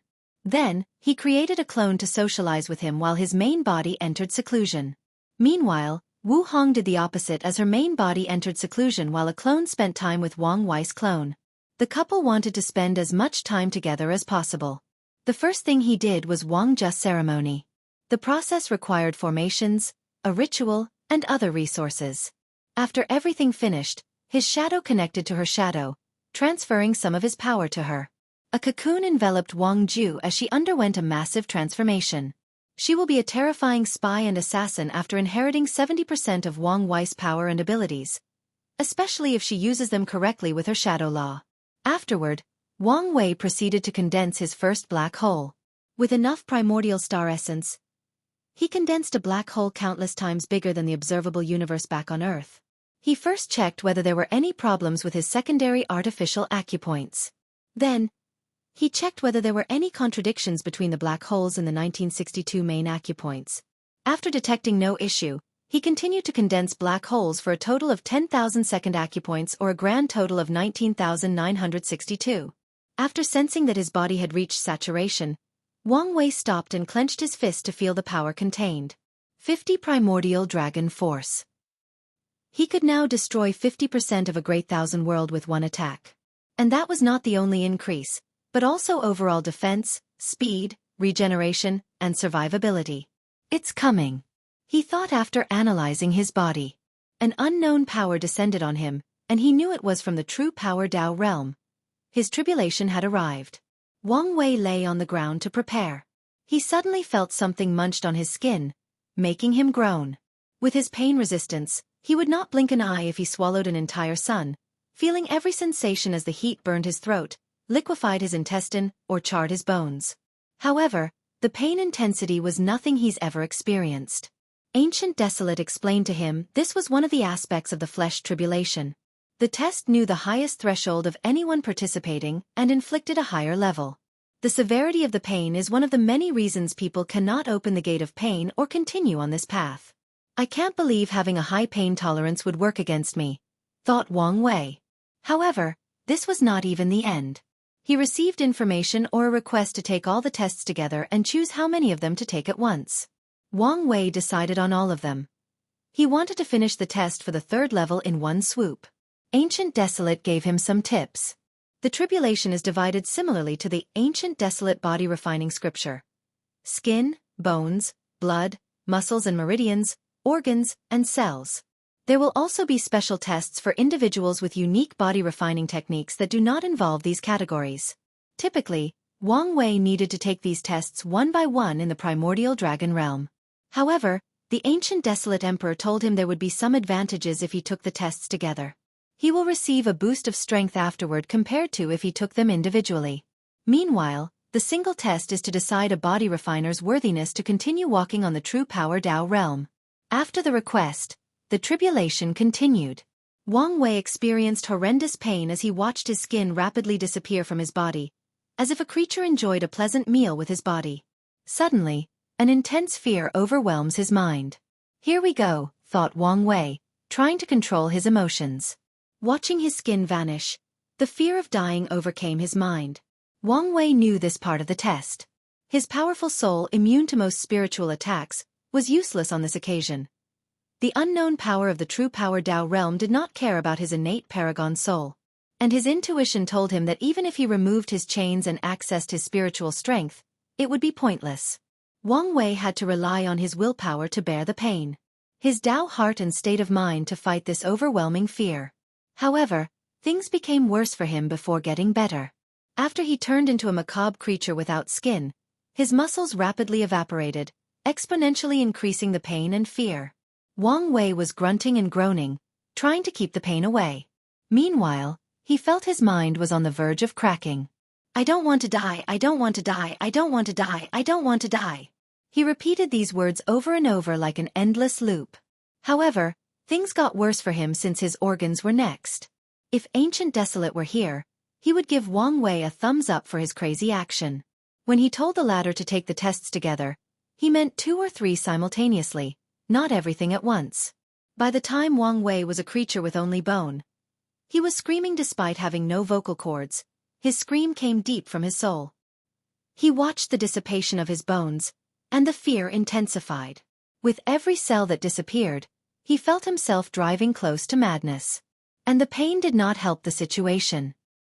He could hear a whisper telling him to give up and abandon this path. And he desperately wanted to listen to it. How easy it would be to give up. For more chapters, please visit pan0vel.com. Why did he have to endure so much? If he wanted a strong body, he could just comprehend power law. There was no need to inflict this level of cruelty onto himself. It was not worth it. I can't give up. In this strange state where he has no corporeal form but still exists, Wang Wei discovered he could use the full power of his willpower. So, he tapped into that power. This action aided the situation, but it did not solve the problem. He hung on to this feeling of unwillingness and defiance. Memories of him floating in the endless void flashed in his mind. Back then, he also had to overcome his fear of death while fighting eons of loneliness. He did not give up then, so he would not give up now. He gritted his non-existent teeth and persevered. When only the last cell of his existence remained, his fear and pain reached an indescribable level. And when that cell also evaporated, he failed a crack in his spirit, pushing him to the verge of a mental breakdown. However, he drew on his experience of having his existence destroyed. He reined in all the fear and resisted the pain. He had to withstand such intensity for only 10 seconds, but each felt like a lifetime. 10 seconds later, the suffering ended, and his body was regenerated cell by cell. And since his fleshly body was linked to his primordial spirit, it also regrew. That was interesting, he muttered as he looked at his new body. This test took into account all his willpower and pushed it beyond his limit to test him. And he felt a real challenge for the first time in a while. Not to mention, this experience was a great way to temper the mind. 70 primordial dragon force. An increase of 20. Is this my reward? He muttered, satisfied given how difficult it is to advance in this realm. Not just this. He raised his hand, and the void trembled. He did not use any chi law or other aspects of his power. He materialized his willpower to achieve this feat. Wang Wei realized this experience had allowed him better control and access to his willpower. For the first time, he can use the strength of his willpower without damaging his body. Although it was only a portion, he always believed he needed to become a great emperor before taking that step. This is a good step, he muttered about his progress. Then, he exhaled deeply, thinking about the true power Tao realm. He always knew it was not a simple cultivation path. But today's tribulation confirmed his guess. He has many theories about the true power Tao realm. The best one is that it is the first power system ever. After the birth of the chaos universe, after the appearance of the first creatures, Wang Wei believed there were no innate life forms. At least not in a sense they were born powerful with innate laws. He believed these first creatures did not have a cultivation system but discovered the potential of the flesh in the form of the gate of power. The true power Tao was the first way creatures achieved immortality and eternity. There is more to his theory. He believes that the history of the eternal ascension world can be divided into eras. And in the first eras, there were no lower dimension and heaven wills. So, the creatures from that time relied on the true power Tao realm to cultivate. He once talked about this theory with Wu Hong, but she said she did not have memories of such history. But he was probably correct. Did you really take all the tests at once? And a novel. Wang Wei turned to the sudden voice and saw his wife. Not bothered by how she bypassed his formation, he replied, yes. Wu Hong did not know what to say. She remembered her flesh tribulation. She had a whim and decided to try 3 simultaneously, and she did not forget that horror for a long time. In her career, she has met a few inextinguishable paragons or individuals who open the gate of power. The number of people who could withstand 2 tests simultaneously could be counted on one hand. Most of them did so by accident since they knew little information about the horror of the test. Many unlucky individuals chose 2 or more tests for a while and failed, ending their dreams of walking on this path. 8. Heterogeneity. Wu Hong was impressed. She has always known her boy toy was talented and capable. And on a few occasions, she was proud and impressed by him. But today, for the first time, she was impressed beyond words. She looked at him, eyes sparkling while gently biting her lower lips. PNDN0VEL. Wang Wei immediately recognized the look in his wife's eyes. He smiled before they jumped on each other like primates in a zoo, doing the dirty with no shame or regard for the children's visitors. Moreover, he grew wilder when she even let him be on top. He went wild, losing himself in the embrace of passion and depravity. Wang Wei lay on the floor with Wu Hong on his arm. He was breathing heavily as if he had done the most intensive exercise. The bedroom is one of the few times he can experience mortal things like fatigue and lack of stamina. After taking a few minutes to regulate his breathing, he asked her, "I was wondering why my incarnations did not undergo the tribulations. There are already many restrictions on the unorthodox path, and it would be unfair if all the incarnations had to undergo the tribulation." "That makes sense," Wang Wei analyzed. "I guess the orthodox path only has to take once. They don't have to redoing it with each reincarnation." The two chatted for a moment before continuing to do their own things. Wang Wei had to test the limits of his body while getting acquainted with his new strength. He punched the formation before him. Boom! As expected, 7-leaf. His fleshly body only had this power, not considering his other source of power. And he could sense that he would have no problem increasing his power as long as he moved up in the true power Dao realm. Is this a way to remove the limit of 7-leaf? Or is this the result of my paragon soul and the incarnations? Wang Wei always suspected his soul was one of the reasons he barely had any bottlenecks in cultivation. He also suspected he would not have the immortal venerable limit that most cultivators have. However, he did not know the exact reason. Regardless, he knew that if people wanted to remove the limit, they could cultivate until the 3rd level of the true power Dao realm. He checked his body and smiled. In the early stages of his cultivation, his fleshly body has always been more powerful than his cultivation. However, the other aspects caught up after the void-shattering realm and the 9-extremity foundation. Now, his fleshly body was the most powerful aspect, at least for his main body. After admiring his perfect figure, he continued his seclusion, focusing on comprehending laws. Wang Wei had entered the mature Dao tree stage of the Saint realm, and his domain was hundreds of times beyond the limit. Without the help of Gu Xian's pagoda, the process was extremely long. 20,000 years, to be exact. And with the 360 future Buddha self he spent 2 million years. He pushed the boundary of the Saint realm with how deep of time he spent comprehending the law, especially with his talent. And yet, I still have a silver tree. He now understood achieving golden tree is now just about time spent comprehending laws. But also the mysterious baptism samsara Dao cultivators experience when they walk the path of 9-extremity. I still have to rely on the Fate Palace. He closed his eyes to sense the other incarnations. They had all finished their mission and tempered their bodies to the peak, including the Order incarnation. Wang Wei borrowed their power. 3-root peak. He did not achieve 4-root because the main body was still in the Saint realm. He left seclusion to see his wife. Finish. Yes, he replied as he embraced her. Prepare to go through mortal dust before breaking through? Yeah. What was your mortal dust like? Mine? Let me remember. Pausing for a moment. My early years were about proving my worth to the world. And by the Saint realm, my state of mind had changed, but there was still a lingering flaw. For mortal dust, I became the only daughter of the most wealthy individual of a mortal kingdom. Loved and cherished by everyone, a little princess. Then, I was a princess adored by the kingdom, followed by a sovereign, the noblest individual in the kingdom. Afterward, I had some persona focused on my Dao. I was the best scholar in another kingdom. I remember these days arguing with these stinky scholars who could not accept a woman besting them. I was an artist focused on painting and sculpting. However, all my works were runes or patterns found in nature. Finally, my personas were people confined or sealed in different places. One spent her entire life in a house, never leaving its confine. The other was in prison.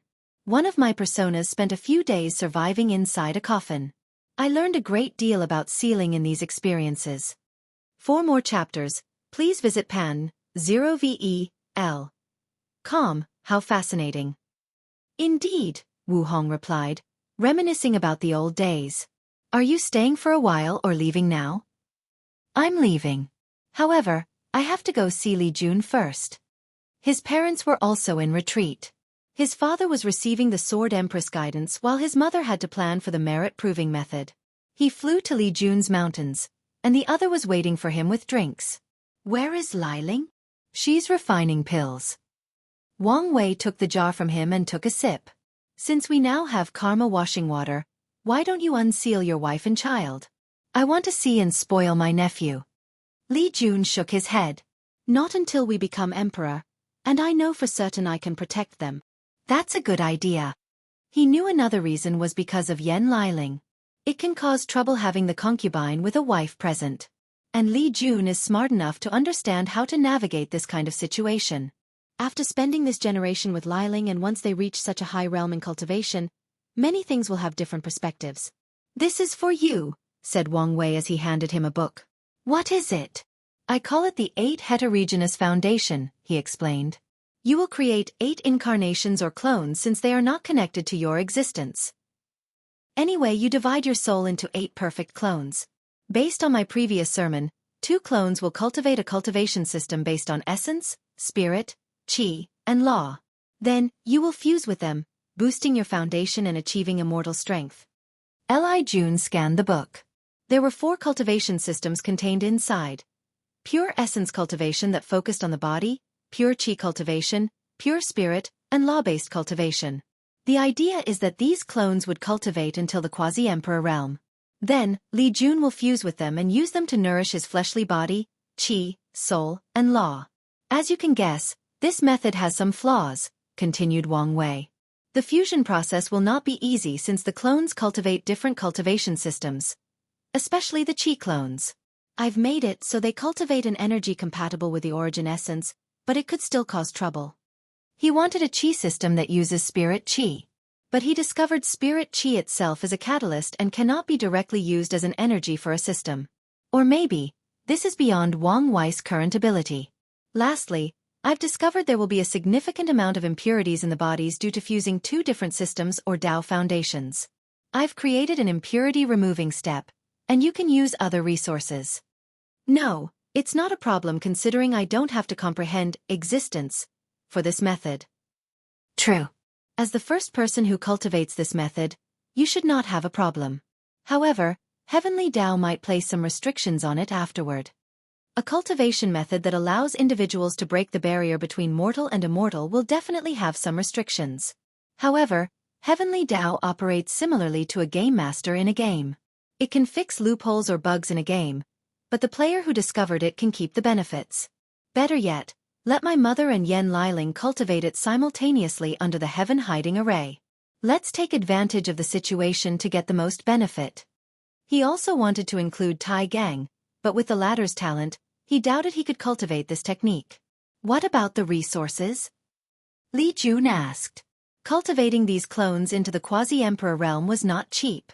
With your contributions, there should be no problem. However, he also had to talk to his mom.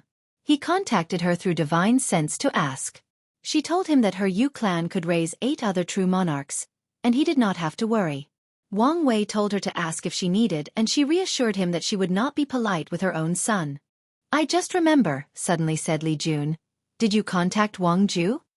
No, what's wrong? She's injured. Eating time.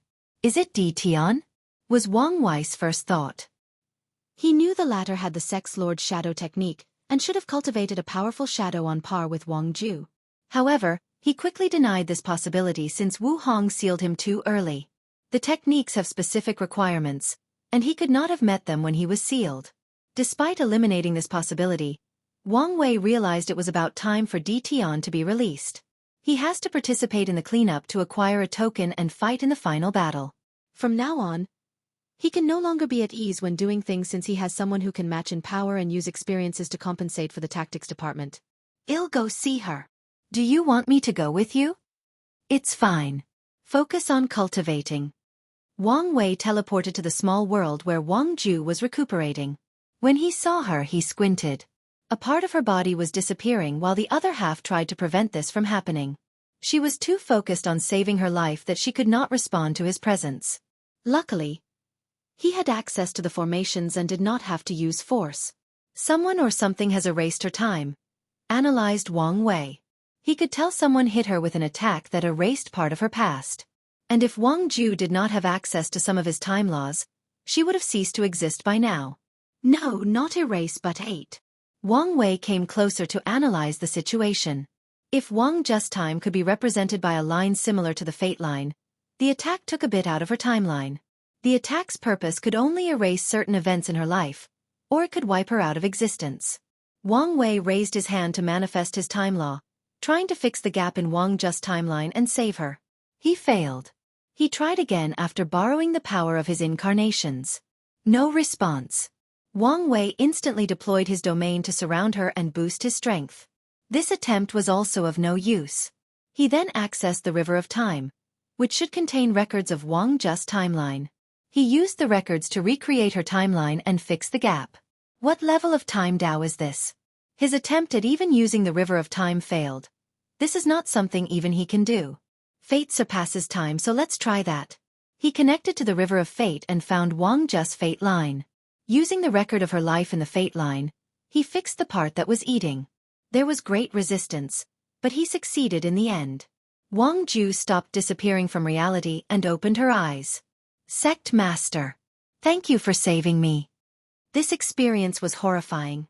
Having hundreds of years of her life vanished from her memories, having to question her sanity on whether these events occurred before slowly watching her dissipate from the world.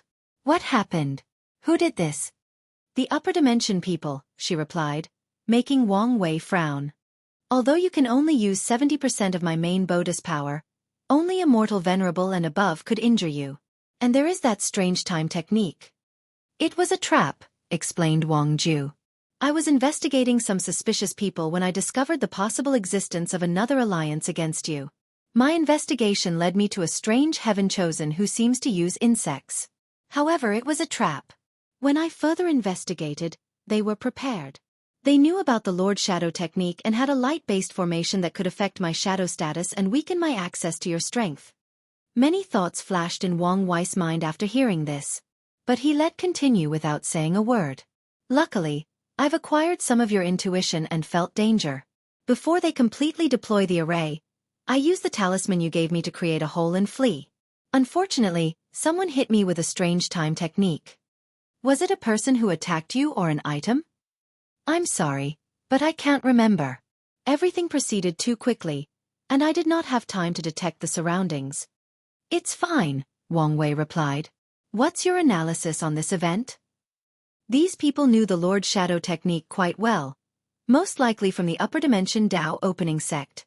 They came prepared with the knowledge, ready to deal with you through eliminating me. You are probably correct. Wang Wei thought deeper about the situation. Time Eater is involved.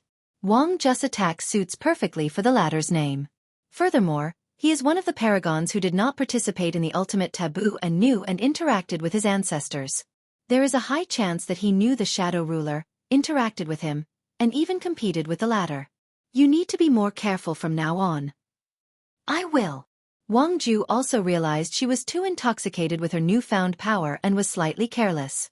I have to go through mortal dust. When I'm done, I will refine a talisman for you to access all my powers. Wang Wei was slightly annoyed as he kept discovering the flaws of the unorthodox way of the Nine Extremity Dao Foundation. For more chapters, please visit pan0vel.com. Thank you, Sect Master. But do you need the Fate Shadow Guards to protect you secretly? Mortal dust is a moment of weakness for many cultivators since they usually seal their memories and strength. Although they can instantly regain it when attacked, it is still a moment of vulnerability that can be exploited. No, Shadow One is in charge of protecting me. I see. Wang Ju was slightly disappointed but felt relieved since her young master's safety was what truly mattered.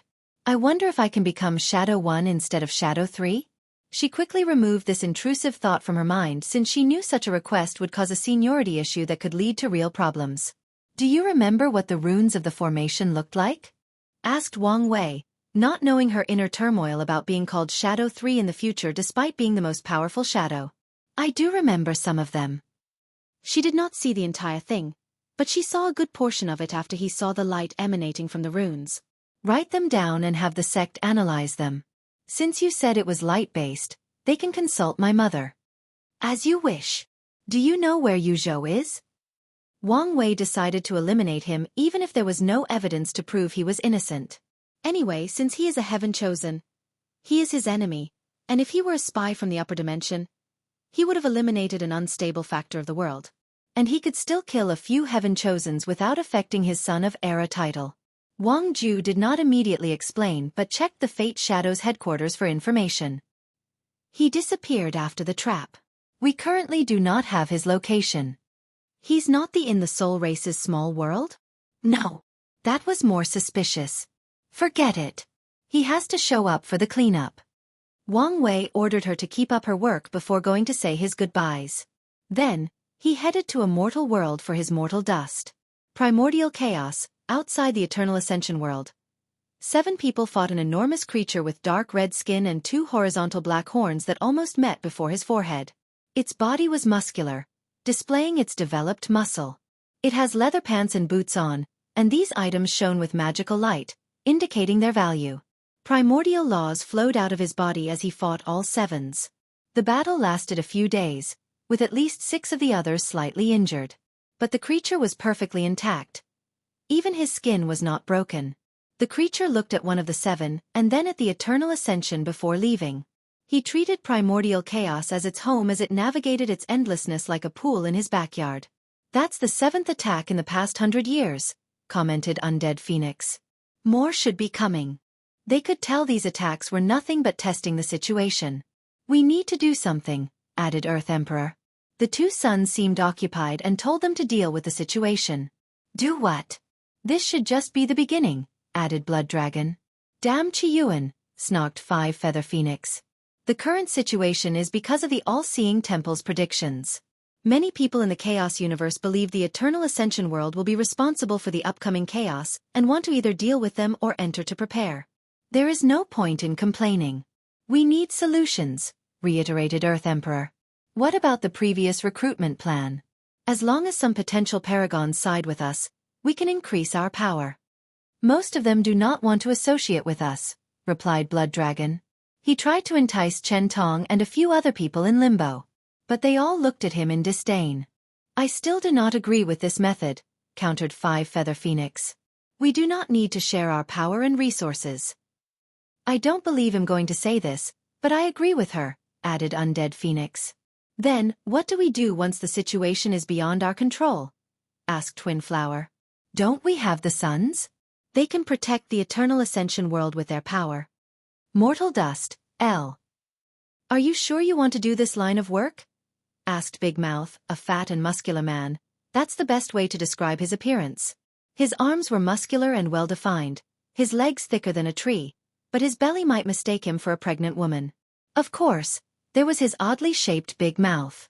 Yes, sir, replied a slightly thin young man dressed in coarse clothes. However, despite his social status, indicated by his clothes and seeking employment, he had an odd charm around him that caught people's attention. However, they could never pinpoint or describe what his appeal was. It takes guts to do this job. Can you handle it? No problem, sir. Grunted Big Mouth. You're a little too skinny. Don't look at my appearance. But I have divine strength. The young man looked around and easily picked up a large saber weighing a few hundred genes with one hand. Big Mouth's eyes lit up. He initially accepted this lad Yen Wei because one of his acquaintances called for a favor, and because not many people were willing to do this dirty job. However, he became convinced after meeting the latter and seeing his respectful nature and strength. Good. Come tomorrow at dawn. I'll begin your training. Yen Wei immediately bowed and profusely thanked him for this opportunity. He rushed home with excitement. The next day, he arrived an hour before dawn, when night still loomed over the world. Big Mouth also arrived an hour early, and he was surprised when he saw the young lad waiting for him before the prison. The cocks haven't even crowed yet. Why are you here? I didn't want to be late. I like spunky people like you. I hope you can last long. So far, He was satisfied with the new employee. Discipline is one of the key traits to succeed in anything. Big Mouth took the keys hanging on his side and opened the door, leading Yen Wei through the corridor. The young lad looked at the cells and people imprisoned. The majority looked miserable and dressed poorly. But a few looked like nobles, so he guessed they were either corrupt ministers or people who offended even more powerful individuals.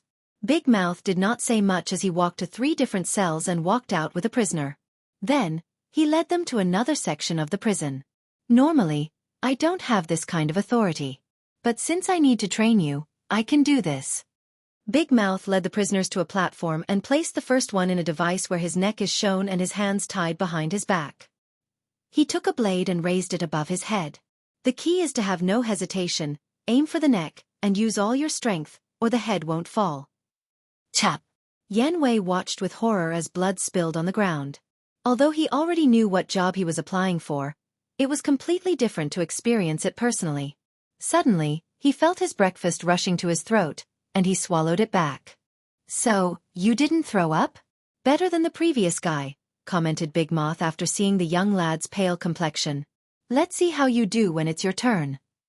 He changed to another prisoner and handed Yen Wei the blade. He took the blade with trembling hands. Breathe in and out, instructed Big Mouth. The first time is usually the hardest. Yen Wei followed his direction and breathed in and out. He effortlessly raised the blade above his head.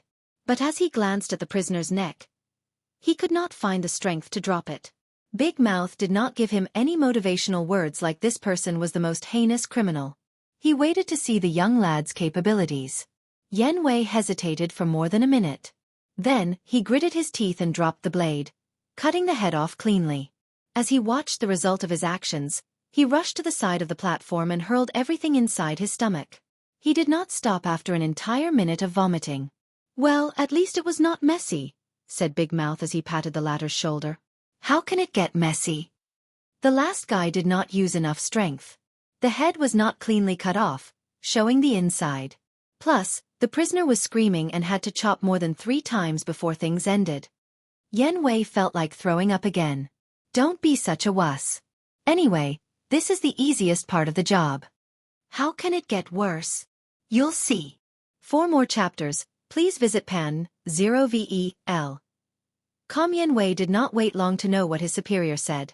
A week later, after participating in a few public executions, he began to become acquainted with this job. He still felt squeezy at the fact he had killed people, but he had begun to become numb to the sensation.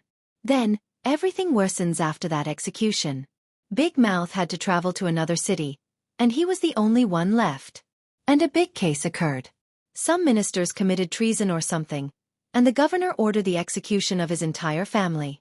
Chap, chap, chap. At first, everything proceeded smoothly.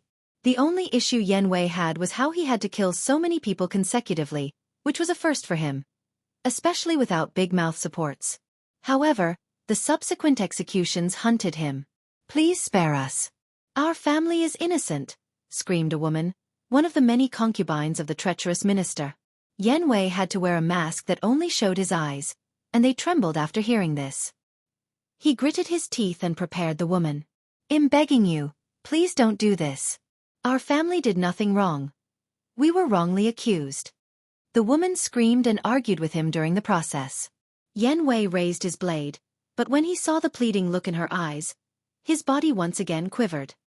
He questioned himself, but as the supervisor of the execution asked him if there was a problem, he only shook his head before dropping the blade. It took every ounce of the strength of Yen Wei's body to prevent himself from violently reacting.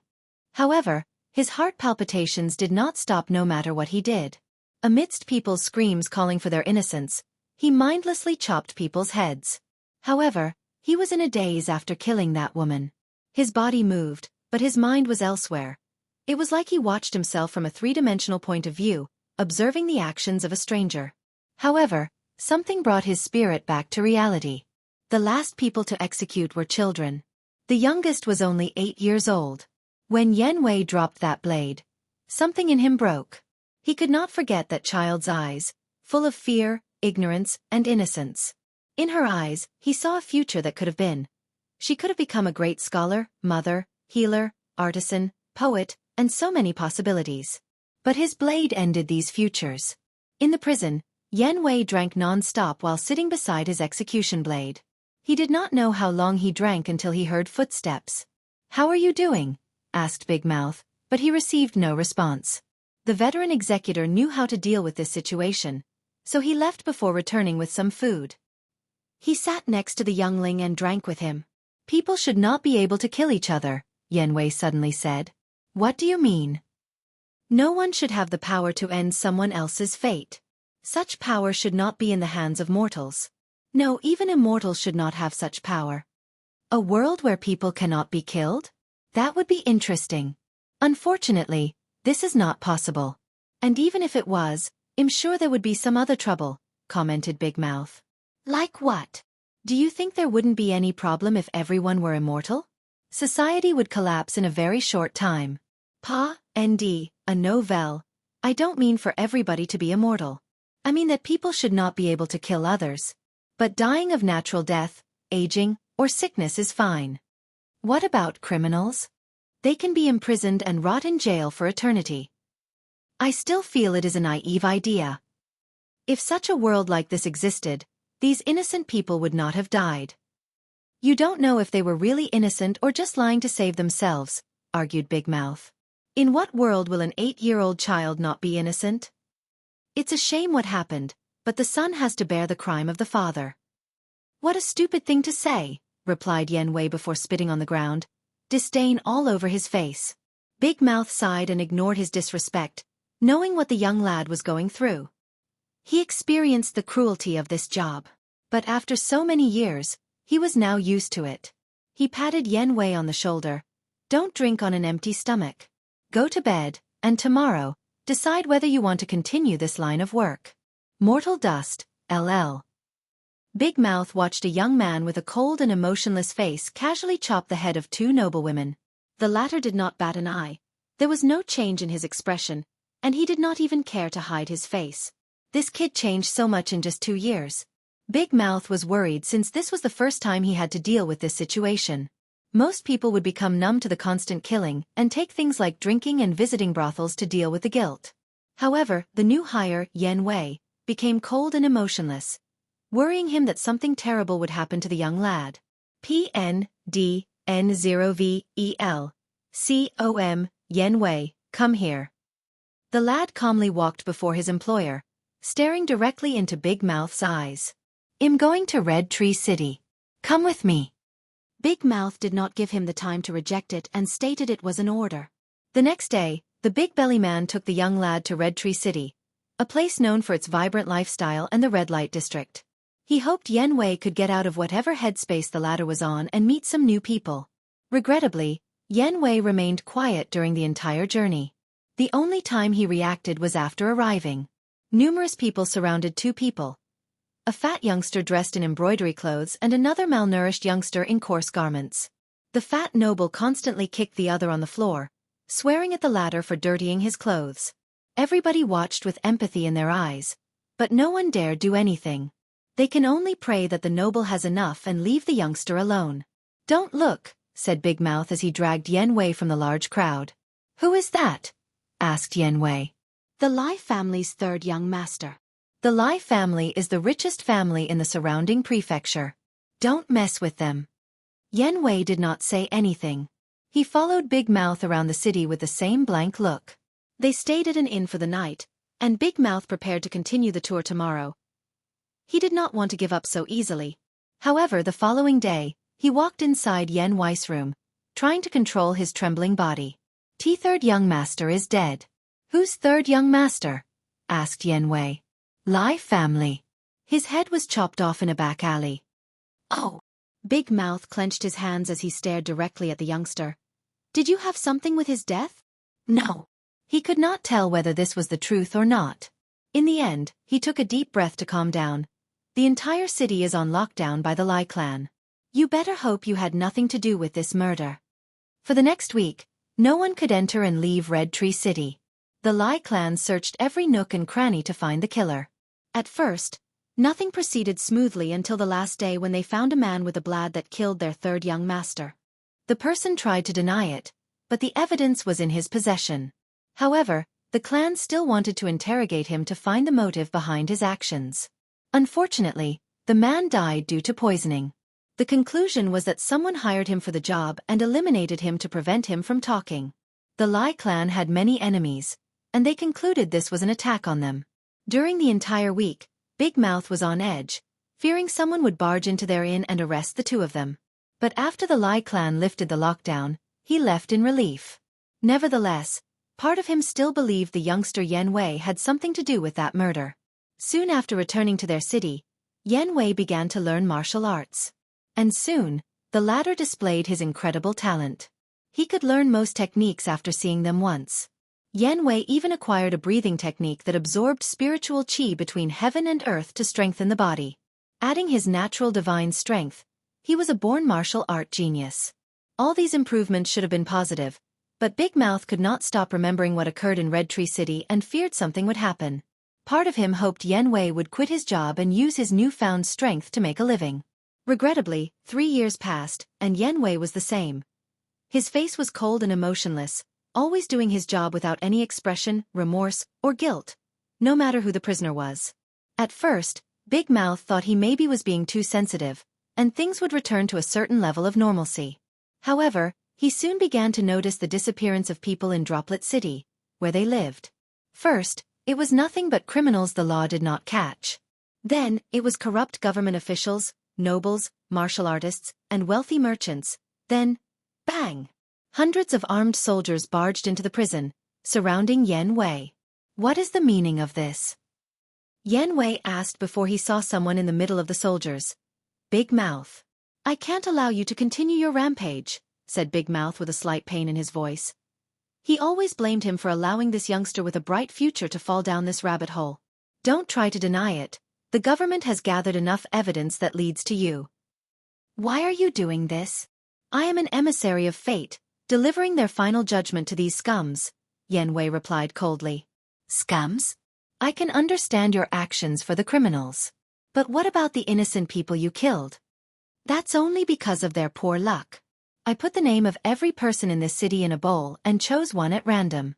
The selected person will receive a final judgment from fate, from me. Who are you to decide people's fate? Roared Big Mouth. Who is a nobleman to decide the fate of a poor countryman?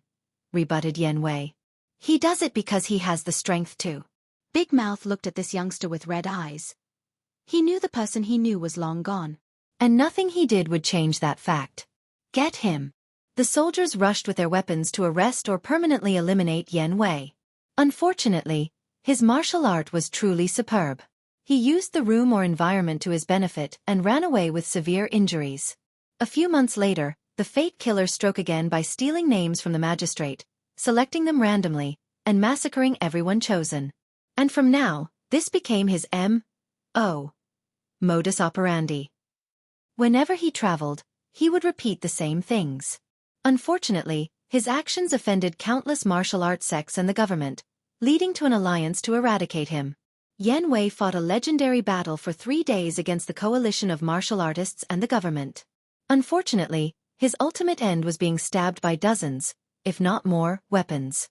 Wang Wei dug himself out from his grave. Being corrupt by the power of fate? I've never thought about that, he muttered. His goal has always been to control fate, but he never thought about the possible side effects of his actions. Well, he thought about them, but he always believed his cultivation and state of mind should be on par with the task by the time he could achieve such a feat. However, he realized this might not always be true. Maybe nothing is incorruptible, including Grand Dao, he muttered as his eyes lit up.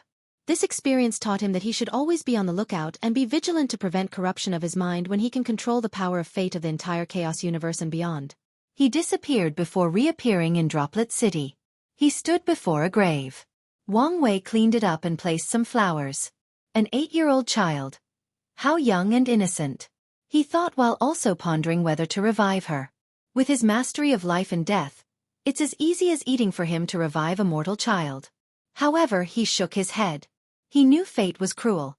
Every day, millions of innocent women and children die because fate has determined their lives and outcome.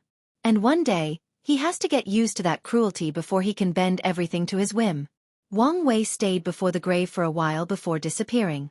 He learned his lesson and will approach his goal of being free and unfettered by controlling fate with more prudence. He did not want to slowly lose his mind like Yan Wei, corrupted by the power he wielded. After leaving, he proceeded to his next persona, the king of an interesting kingdom. Wang Wei hoped he could also learn something valuable from this experience. He hoped to learn something from all his persona for this mortal dust. Mortal Dust 3. Inside a medium wooden house, a woman had dinner ready as she waited for her husband.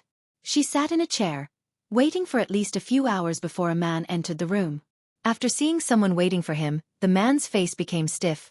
"Honey, where have you been?" asked the wife.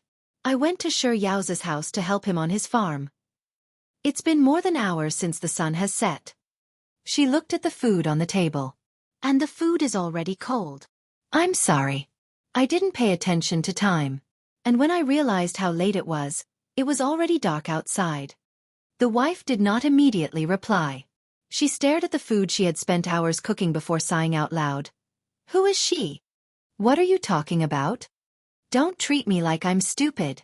I know you're cheating, and I want to know the other woman's identity." No, honey. In the name of the death-controlling king, I swear there is no other woman."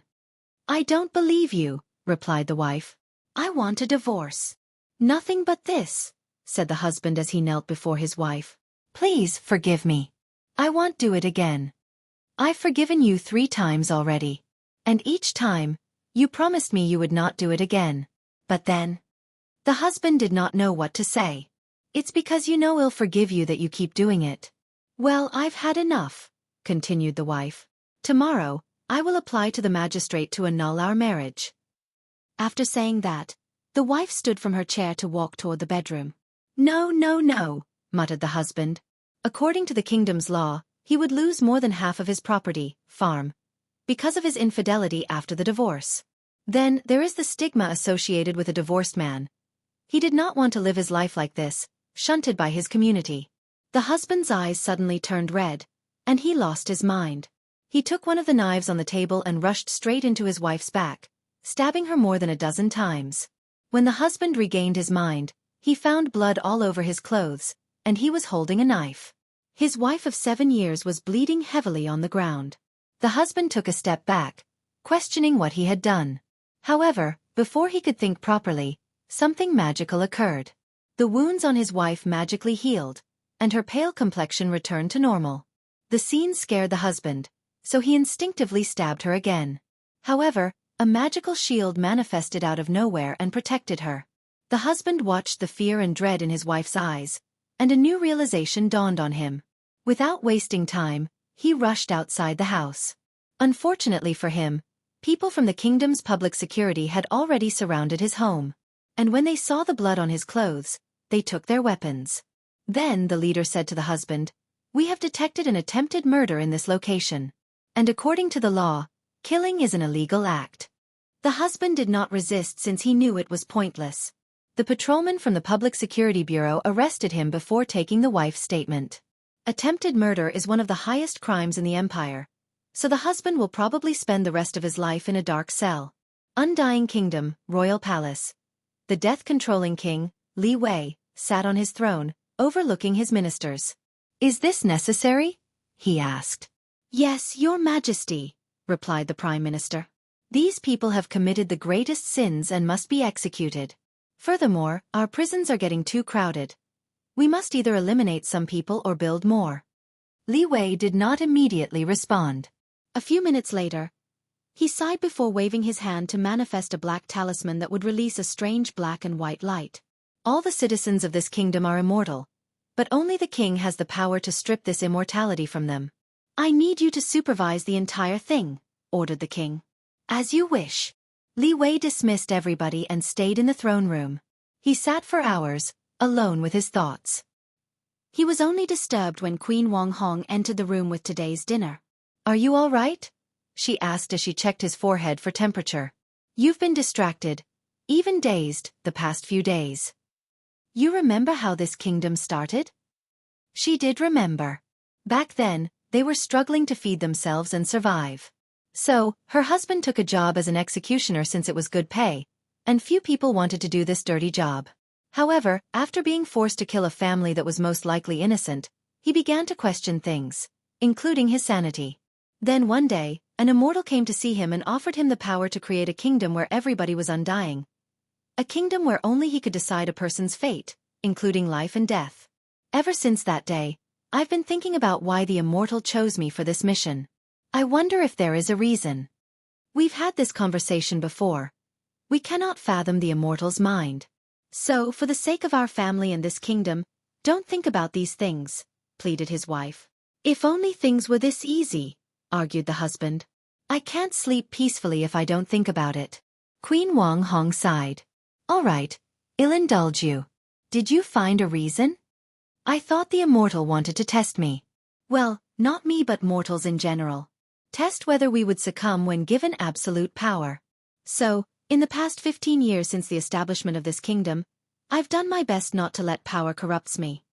The queen knew it was not an easy task. Her husband is the only individual capable of granting death to people in this kingdom. And with such power, he has done an excellent job of not abusing his power and becoming a ruler dedicated to serving the people. When things do not go his way, when he loses control of his emotions, or when confronted with the vilest part of the human mind, it takes a lot of willpower not to abuse such power. Am sensing a but? Asked the queen. Yes. I feel that this is not the correct conclusion. What exactly do you expect to achieve? Asked the queen. You yourself are nothing but a mortal with no real power. So, how would you be able to identify the purpose of such an unfathomable being as the immortal? The king did not reply. I understand how you feel, continued the queen. I also want answers. But I care more about our survival. So, please think twice before you do anything stupid. The king followed her advice throughout his entire reign. Whenever he had to make any decisions, especially regarding his powers, he would think twice. Nevertheless, he never stopped trying to figure out the purpose of his existence. Why he had such power. At 93 years old, the king lay in bed, death approaching him. The old queen stood by his side, also ready to journey into the afterlife with him. I've figured it out. Well, I figured something out. What is it? What if fate wanted something from me? Just like the immortal wanted something from the king. What if my desire to become free and unfettered was an objective granted to me by fate because it wanted something from me? Wanted what? Someone to control it. Or someone to create it. After all, time is not linear. I believe you called such phenomenon temporal causality loop, added the queen. Yes. Fate created me so I can create it, muttered Wang Wei as his eyes became more brilliant. Although this might be a nonsensical idea, I need to watch out for this possibility. And how are you going to do that? Wang Wei did not answer her, but he muttered to himself, Grandas River of Fate, my river of fate. As he regained his memories, power and youth, he felt something had changed because of his enlightenment. He raised his hand to manifest 9 small magnificent buildings in the palm of his hand. There was 1 in the middle and 4 on the left and right that orbited the central one. Are those your fate palaces? Asked Wu Hong as she sensed the power fate these things emanated. Yes, he replied. Something seems to have changed with them after my enlightenment, but I can't tell what it is. Wu Hong looked at them. The Fate Palace is a form of spiritual foundation connected to your cultivation realm. The reason you only have 9 is that you are still immortal. After proving the Tao, you can condense the 10th and know what the change is. Do you know something?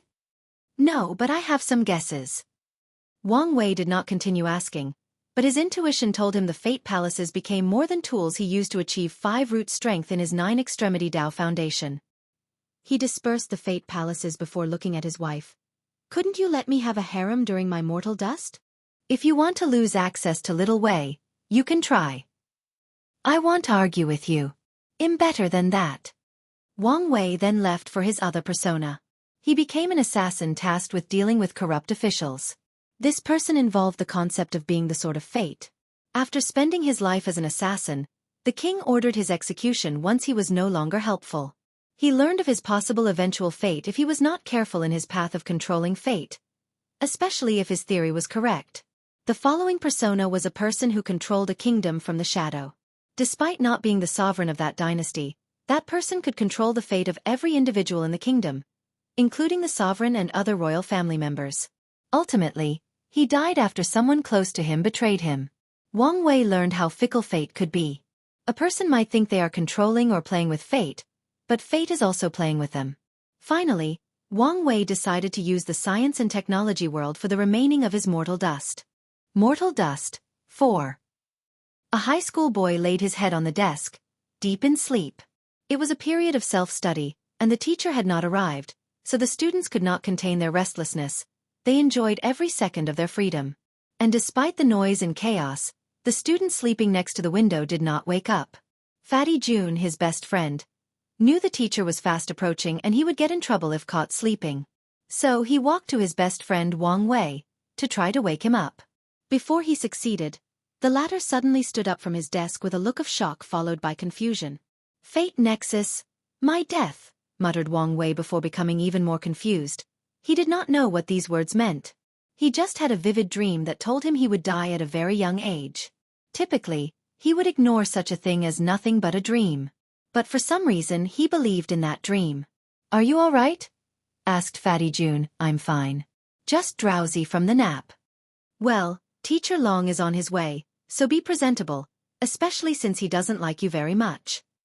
Wang Wei nodded before removing a bottle of water from his backpack and washing his face. He did not want the teacher to use his appearance to cause trouble for him. During the entire self-study class, Wang Wei pretended to be studying, but he was distracted, thinking about that dream. Luckily for him, this class was today's last, and he rushed home as soon as school ended. He called his chauffeur to take him home. And as soon as he arrived, his mother asked him why he did not stay for after-school activities or attend his private lessons. Mom, I think I'm dying. Yu Yan stopped cooking and looked up and down at his son. If he did not know his son was usually a good student, she would have used the spatula to teach him a lesson for saying something so ominous. Boy, what are you talking about? After hearing her son's explanation, she really wanted to beat him up. It's just a dream, she reassured him. But it's not. Yu Yan wanted to rebut him, but she stopped herself when she saw the determination in his eyes. For some reason, she believed him, or at the very least, decided to indulge him. What do you want me to do? Wang Wei was shocked since he did not think that far. After pausing for a moment, let's go to the hospital. Maybe there is something wrong with my body. Fine, replied Yu Yan as she contacted their primary physician. Their family can be considered wealthy elites, so it was not a big deal to use the most extensive and expansive medical tests to reassure his son. An hour later, Yu Yan had already texted her husband about the situation while taking Wang Wei to the nearest hospital. Wang Wei asked the doctors to run all possible tests, and they acquiesced. And when he saw Dr. Yan walk into the room with a serious look, he knew his hunch was correct. Dr. Yan, is something wrong with my son? Asked Yu Yan as she also felt something was odd. The doctor arranged her hair before answering. This was a habit she had when stressed or needed to deal with an anxiety-ridden situation. Madam Yu Yan, I don't know how to tell you this, said Dr. Yan in a plain but reassuring voice. We have detected a genetic anomaly in your son. What does that mean? Asked Yu Yan, trying hard to control herself. This anomaly has only recently been detected, and... Be direct, doctor, said Wang Wei, making her sigh. You won't live past 35 years of age. Yu Yan immediately wanted to break down. However, she knew it was not the time. Is there anything you can do? This anomaly has only been recently detected. And with our technology, there is nothing that can be done. What about genetic warriors? She hurriedly asked. His father is one of the few third-level genetic warriors in the world. Maybe he can do something. Dr. Yan was slightly surprised. Although she had these people as patients for quite some time, she did not expect them to be a family of genetic warriors, especially a third-level one. More than 20 years ago, an alien ship crashed on this planet. And from the remains, the people of Blue Ocean Planet were introduced to the genetic warrior, a method for humans to actively evolve and control the process. Unfortunately, most of the ship's records could not be recuperated, and scientists only retrieved the first 3 levels. And in these short 20 years, any individual who can become a third-level genetic warrior is exceptionally talented. I don't know much about the detail of genetic warriors, continued Dr. Yan. So I can't say for sure. But I know that he can't reach the first level with his genetic mutation. Yu Yan could no longer control her tears. Meanwhile, Wang Wei was quiet, left to his thoughts. Yu Yan thought her son had difficulty processing this news, which further broke her heart. She took her cell phones and contacted her husband. Less than 5 minutes later, everyone in the hospital heard a booming sound from outside before the entire building trembled for a brief moment. Then, Wang Tian came rushing inside the room. "Let me see the result," he asked directly while hugging his family. As a genetic warrior, he had an in-depth understanding of the gene, and after analyzing it, the light in his eyes faded a little. Luckily, he was prepared and hid it from his wife and son. Back home, the family had a quiet dinner. No one knew what to say. That same night, Yu Yan convinced his son to sleep in the same bed as her. Meanwhile, Wang Tian went to use his contacts. He traveled all over the planet and met with the planet's best doctors, scientists, and genetic warriors. He only returned home 3 days later. "How did it go?" asked Yu Yan over the dinner table. The quiet Wang Wei looked at his father, hoped deep in his eyes. Unfortunately, Wang Tian shook his head, sending the family into despair. "Don't give up yet," he hurriedly said. "I will go to prehistoric continent to see if I can find something." Everyone became quiet. The alien spaceship did not only bring forth evolution for humans. In the continent it first landed, it released some unknown substance that forcefully accelerated the evolution of all life forms. Animals, plants, and even some inorganic life forms appeared. As a result, the entire continent became inhabitable, forcing large-scale migration. The prehistoric continent contained many creatures, many on par with genetic warriors. There are even rumors there are 4th-level creatures deep in the continent. Unfortunately, satellites cannot properly capture images or information on that continent. The Blue Ocean Federation tried to drop numerous nuclear bombs on the continent to deal with these powerful creatures. Unfortunately, a powerful attack prevented these bombs from landing. Furthermore, the power of technology has drastically been reduced on the prehistoric continent. "This is too dangerous," argued Yu Yan. "It's worth it to save our son's life." Yu Yan choked her counterargument. She could not disagree with this sentiment. "In that case, I'll start training as well. If I become a genetic warrior, I can help you." "And who will stay with Xiao Wei?" "I'll be fine," replied Wang Wei. "No, you won't," cried Yu Yan as she knew her husband was correct. She also knew he wanted to undergo all the danger by himself. After dinner, Wang Tian quickly left. Wang Wei asked his mother for some time alone to think.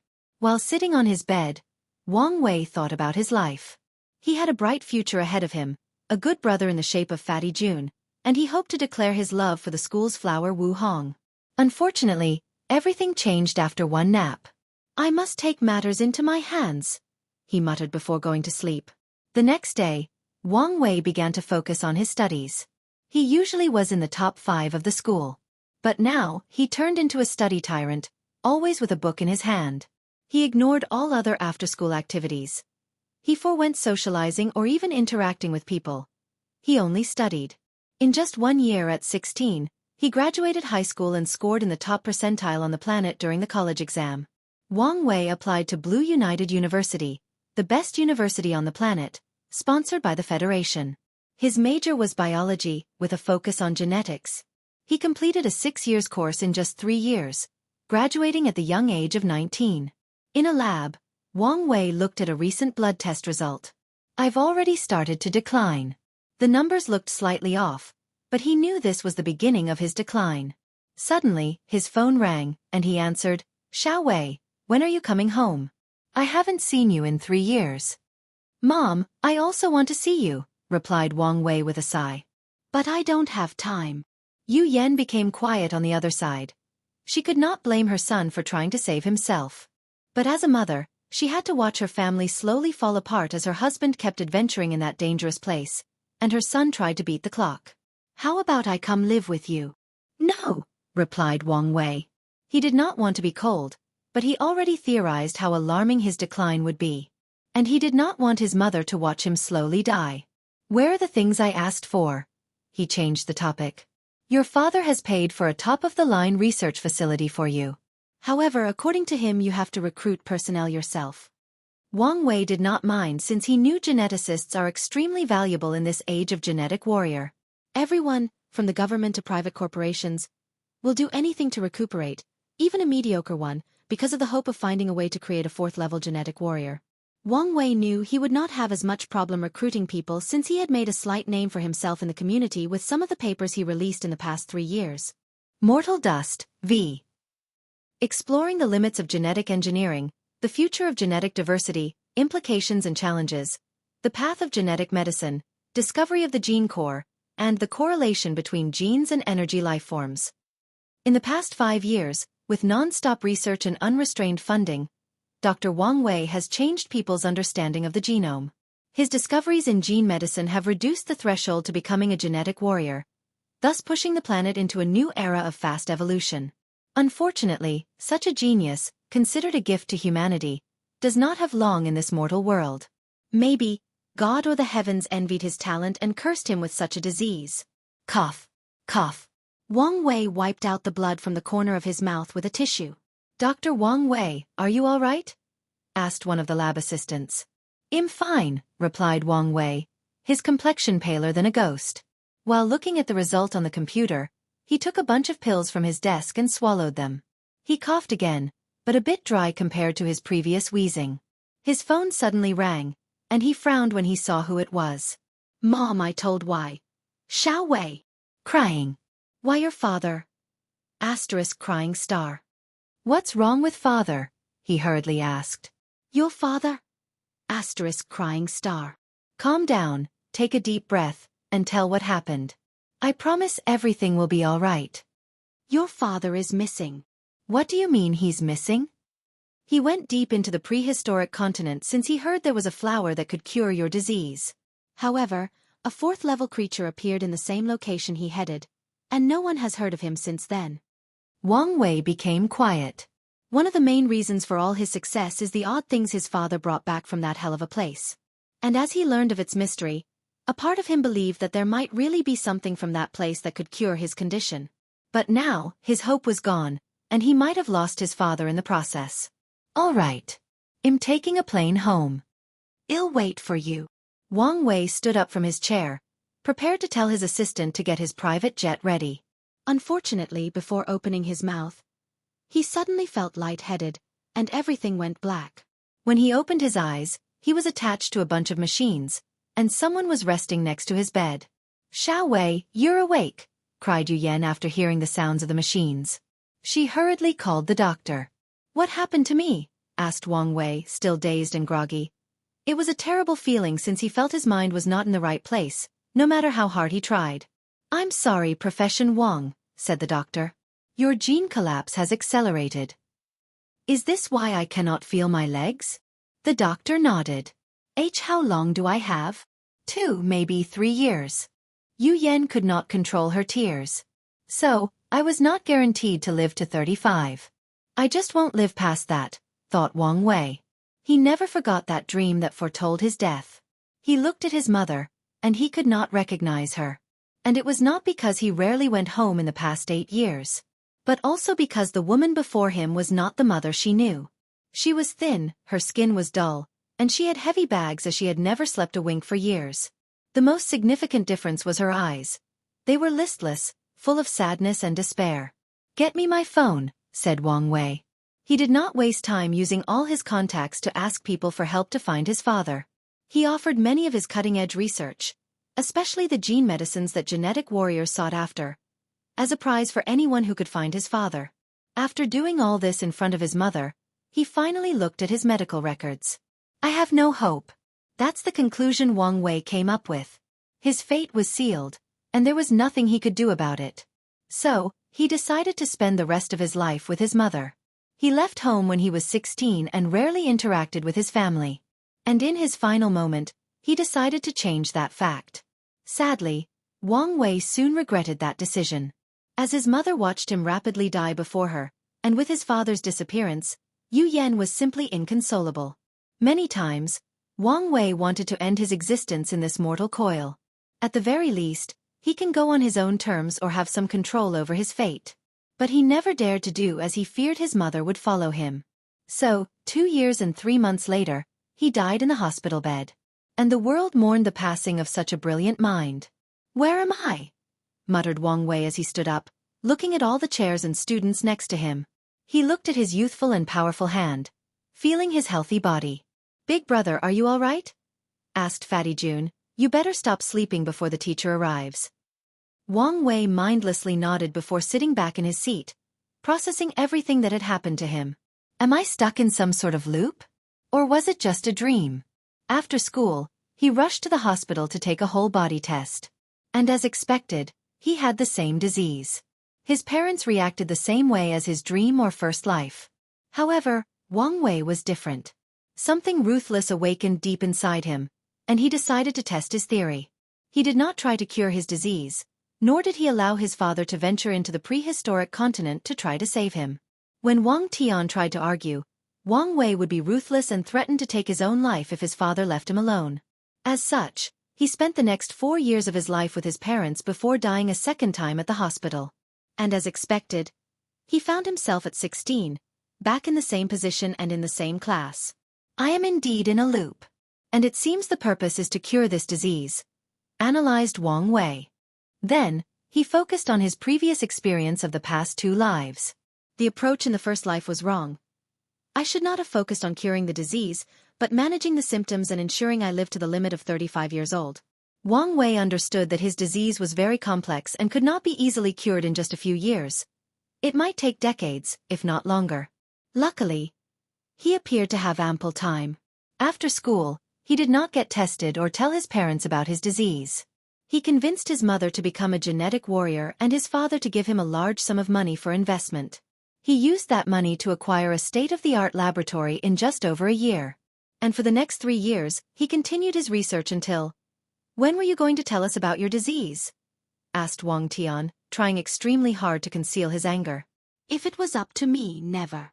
Boy, this is not the time for you to be cheeky. Look at the state of your mother. I'm just telling the truth, he argued back. Telling you would only make things worse. You probably are thinking about going to that dangerous continent to find a way to save me. But I can tell you it won't work. And how would you know that? Wang Wei opened his mouth but could not say anything. Then, he suddenly wondered what would happen if he told his parents about the time loop. He did not know whether some god or devil placed him in that loop, but he was not happy that his fate was decided for him. Furthermore, he was unhappy about keeping it a secret when revealing the truth might make things easier for him. So, he decided to gamble and tell the truth. To Wang Wei's surprise, nothing happened, except for his family not believing him. However, he had many other ways to convince him, like knowledge about the future and so on. Then, his family established a code word to believe him easier and faster in his subsequent life. With his family's help, things proceeded smoother.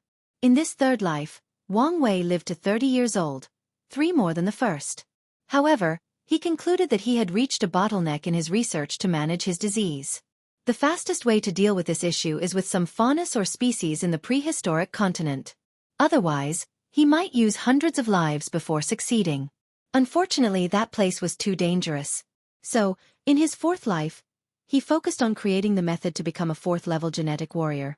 With the scattered data from the alien spaceship, he finally succeeded in his 8th life. In other words, it took him 4 lives of living to 30 years. However, he only had 15 years of research for each, so he spent 60 years. With both his parents' 4th-level genetic warriors, Wang Wei had access to all the rare resources in the prehistoric continent. In his 10th life, he could manage all the symptoms of his disease and live until he was 35 years old. From his 11th life onward, he focused on finding a cure for his disease. And he only succeeded in his 27th life. And, if nothing out of the ordinary occurs, the next chapter should be the last one for Mortal Dust. But don't quote me on that. Mortal Dust, 6. Wang Wei's 28th life. He opened his eyes in the same classroom with the same Fatty June looking at him with concern. However, the difference was that he had a joyous smile. In his previous life, he finally created a cure for his disease in his late 20s. As such, Wang Wei decided to start fresh in this life, starting from his youth to make up for his regrets. Fatty, I'm fine, reassured Wang Wei. That's good. Hey, I just had an excellent idea. Why don't you ask Schoolflower Yen Liling out, and I will do the same for Wu Hong. Fatty June looked at him as if he was an idiot. He raised his hand to touch his big brother's forehead. Are you sure you're okay? Better than I've been. Then why are you spouting this nonsense? I just think we are only young once, so why not take risks? So, what's the worst that could happen? Rejection? Well, them humiliating us in public is probably the worst that can happen. But if that is the case, then that's only because of their poor characters. So, why would we want to be associated with these kinds of people? Fatty June felt these words made sense. At the same time, he felt something was wrong but could not find the words to argue back. Do you really think I should declare my love for her? Why not? Fatty June frowned for a moment. How about I wait until I lose some weight? Maybe my chances would be higher then. He knew many handsome and rich men in this school who lusted after the school flowers. Although his family did indeed have money, he lost considerably in the look department. If she cares about your appearance, then she does not deserve you. Wang Wei lied. He knew most women had a preference for physiques when choosing a partner, and that was perfectly fine. After all, some do prefer Fatty's type, and some men also prefer bigger women. However, he needed to build the little fat man's confidence. Plus, if you ever wanted to lose weight, you should do it for yourself, not to please someone else. You know what, you're right, said Fatty June, his voice a little too loud and catching the attention of the other students. The two had to continue their conversation with lowered voices. That afternoon, a piece of shocking news traveled throughout the school. 2 students asked the school flower Wu Hong and Yen Liling out, and they accepted. When the men discovered 2 of the top 5 school flowers were no longer available, they almost lost their marbles, especially when they realized they lost one to Fatty June. The next 4 years became interesting to say the least. After returning home, Wang Wei once again convinced his parents of the loop. Then, he used their financial means to set up a lab and acquire a few things from the prehistoric continent. Finally, he concocted a cure for his genetic disease. Finally free, muttered Wang Wei. Without the burden of death, he decided to enjoy his life normally despite his high mental age. He wanted to experience the hormonal years of high school or the freedom of university. And he had all these experiences he missed. His love life blossomed with Wu Hong. He and his close brother, who was no longer a fatty by the 2nd year, were now the envious couple in both high school and university. Everyone wanted to be them. The only downside to his life was his terrible talent for the genetic warrior path because of his illness. Nevertheless, he did not mind since he had plenty of experience, knowledge, resources and time. He would achieve something on this path. He became a first-level warrior at 32 when his wife and close friends were already 3rd levels. However, Wang Wei did not care about this. His life was considered successful because of the few revolutionary papers he released, forever changing the scientific world. Today, he was celebrating his 35th birthday, a special year for him. It was a grand celebration, but only a few people knew why the reclusive renowned scientist, Dr. Wang Wei, would throw such a lavish festivity. Wang Wei overlooked everyone attending over a balcony with his family next to him. He raised his glass to make a speech. Bang! Wang Wei stood up with heavy breath, looking at the desk before him. Are you all right? Asked Fatty June. Wang Wei looked him directly in the eyes, myriad emotions flashing in his eyes. You're scaring me. Did something happen? Nothing. Just had a nightmare. Wang Wei motioned him to sit down as he processed what had just occurred. That was the sound of a gunshot. Now that he pondered on the situation, he remembered the vivid sensation of something penetrating his skull. Thinking back to that experience, he felt fear and panic but quickly regained his mind to concentrate. It was not time for such emotion. My time loop is not my disease, but my death at the age of 35 years old. Is this what I meant by nexus of fate? Many thoughts flashed in his mind as he analyzed the situation. Then, he slammed the desk with his hand. Who the fuck placed me in this time loop? I don't care who you are. I don't care whether you are a god, devil, or even the heavens itself. Once I'm out, I will gut you and your entire life. I will make you regret your existence. There was nothing he hated more than being manipulated. Suddenly, Wang Wei was embarrassed as he realized he was in a classroom. The next few hours were quite embarrassing since he had to see the principal, and his mother had to come to pick him up from the office. However, after calming down that night, Wang Wei learned something from this event. He mentioned the existence of the time loop to a large group, but there were no consequences. Of course, there was the possibility it was because no one believed him, but he decided to test the boundaries of this rule. So the next day, he tried to convince Fatty Jun, Wu Hong, and Yen Liling. He knew these people were trustworthy and individuals with excellent capabilities.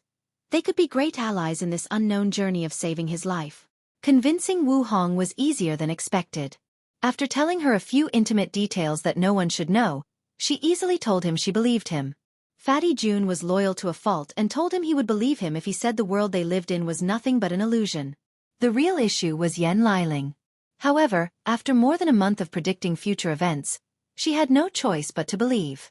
So, the next step was establishing a way to come together faster in the next life.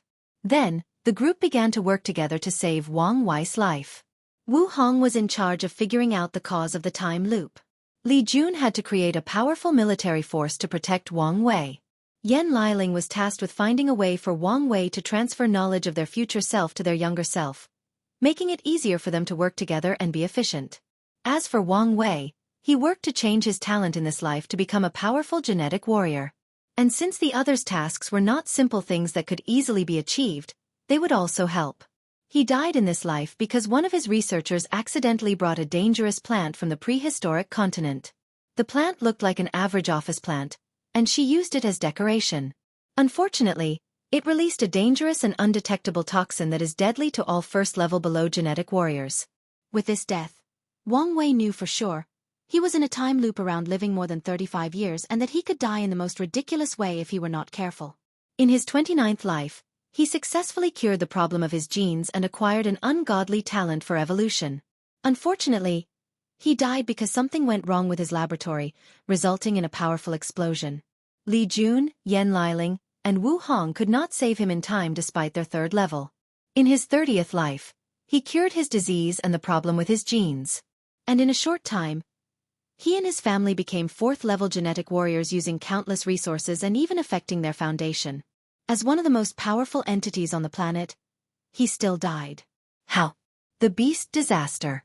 All the creatures or odd species from the prehistoric continent invaded his region of the world. This event revealed to humans the horror of that place, with countless fourth-level creatures. Wang Wei died while protecting his mother as a creature swallowed him whole. Mortal Dust. Finale. Wang Wei sat on his school desk, breathing in and out. He placed his elbows on the desk and supported his head with his hands. 30 times. That's how many times he had to experience death. And each time, the experience was not pleasant. He ignored the noise around him as he took a deep breath.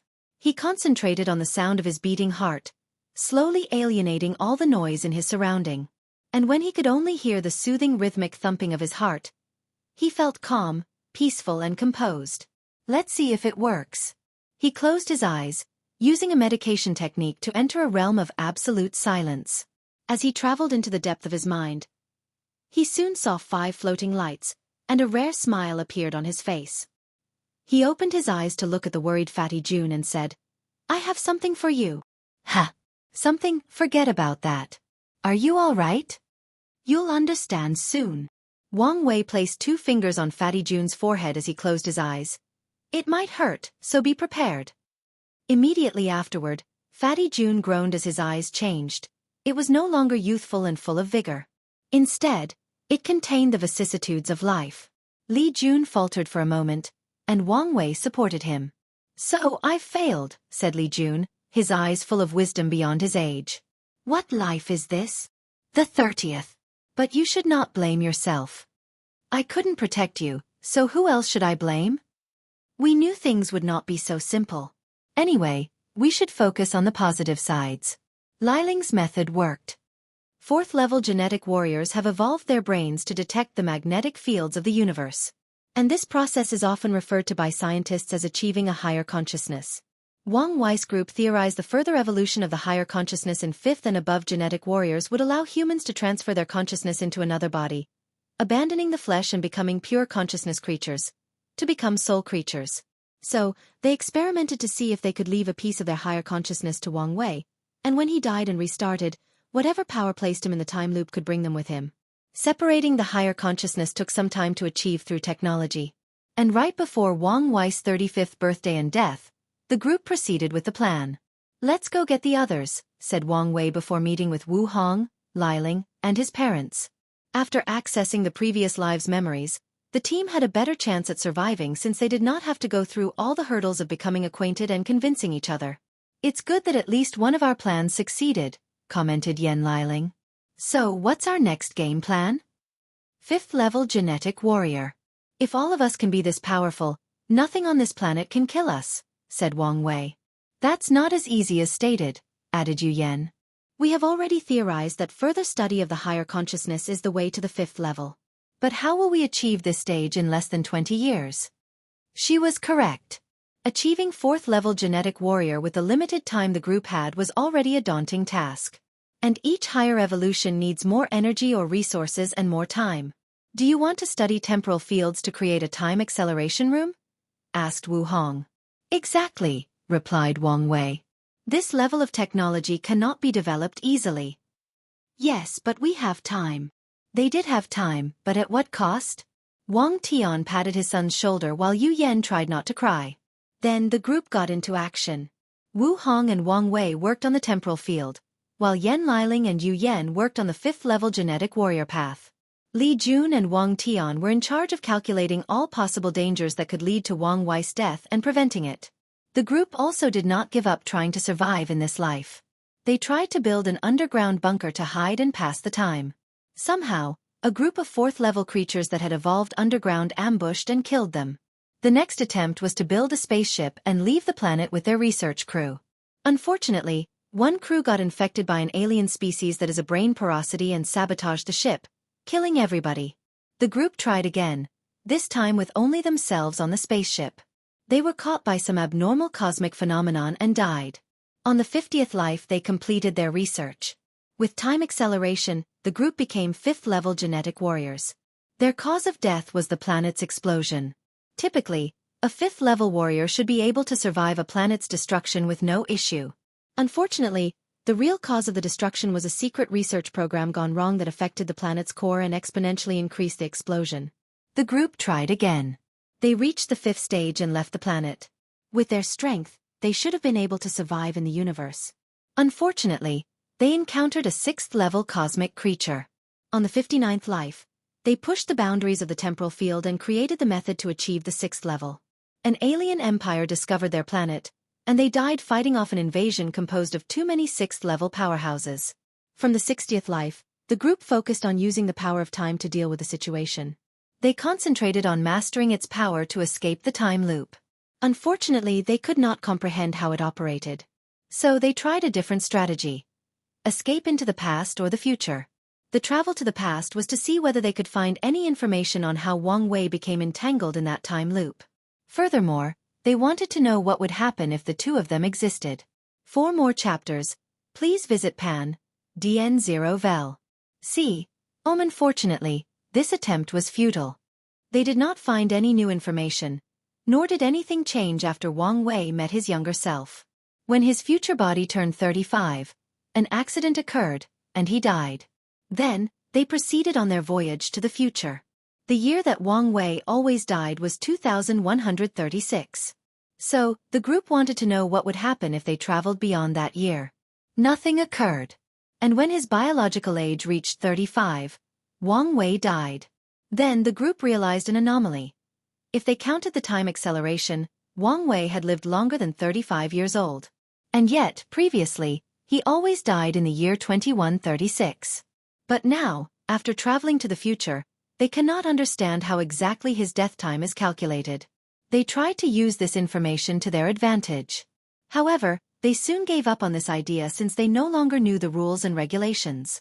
Without knowing the exact time Wang Wei would die, the number of variables that needed to be considered dramatically increased.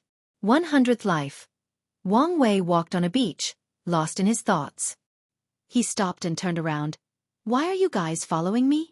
We are afraid you'll give up. Give up, huh? Sigh. He turned around and continued walking. Is this what I need for this to stop? Accept my fate and give up? Thought Wang Wei as he looked at the sand. Tui. He spat on the ground with disdain in his eyes. He refused to just give up. He promised himself that he would punch whoever it was that made him suffer through this. And even if it is out of spite and hatred, he would never stop until he succeeded. He took a moment to calm down and analyze the situation, taking into account all his previous experience. This feels like a sick, twisted game. He felt that way because of the events in the future. It was like he went outside the boundaries of the game, and without knowing the rules, it became even harder to win. So I need to play the game to win. Play within the confine of the rules. He then looked at the entire situation like he was playing a game against an unknown entity. Let's call it fate. He drew his name against fate on the sand before drawing a line. At one end, he wrote 16 and the other 35. He then crossed the 35 and placed the year 2136 underneath. My greatest move was that high consciousness transference. Wang Wei wrote the name of his name against fate. That move granted him the support and help needed to continue this battle. Otherwise, he would never be capable of making so many moves. That move was brilliant and cunning, he thought with a smug look before stopping. Why did it work? The mind, memories, thoughts, part of the game's rules? He squinted his eyes, deep in thought. Fate is not absolute. It has to allow room for possibility. And since it's not absolute, it can be conquered. But how? Wang Wei was not stupid to think he could overwhelm such power. Play within its rules and limitations. Trick it. In this life, Wang Wei did nothing extraordinary besides managing his disease. And when he turned 35, the group placed him in a machine with 2 pods. And when the time arrived, the machine beeped, signaling his death. Pushy.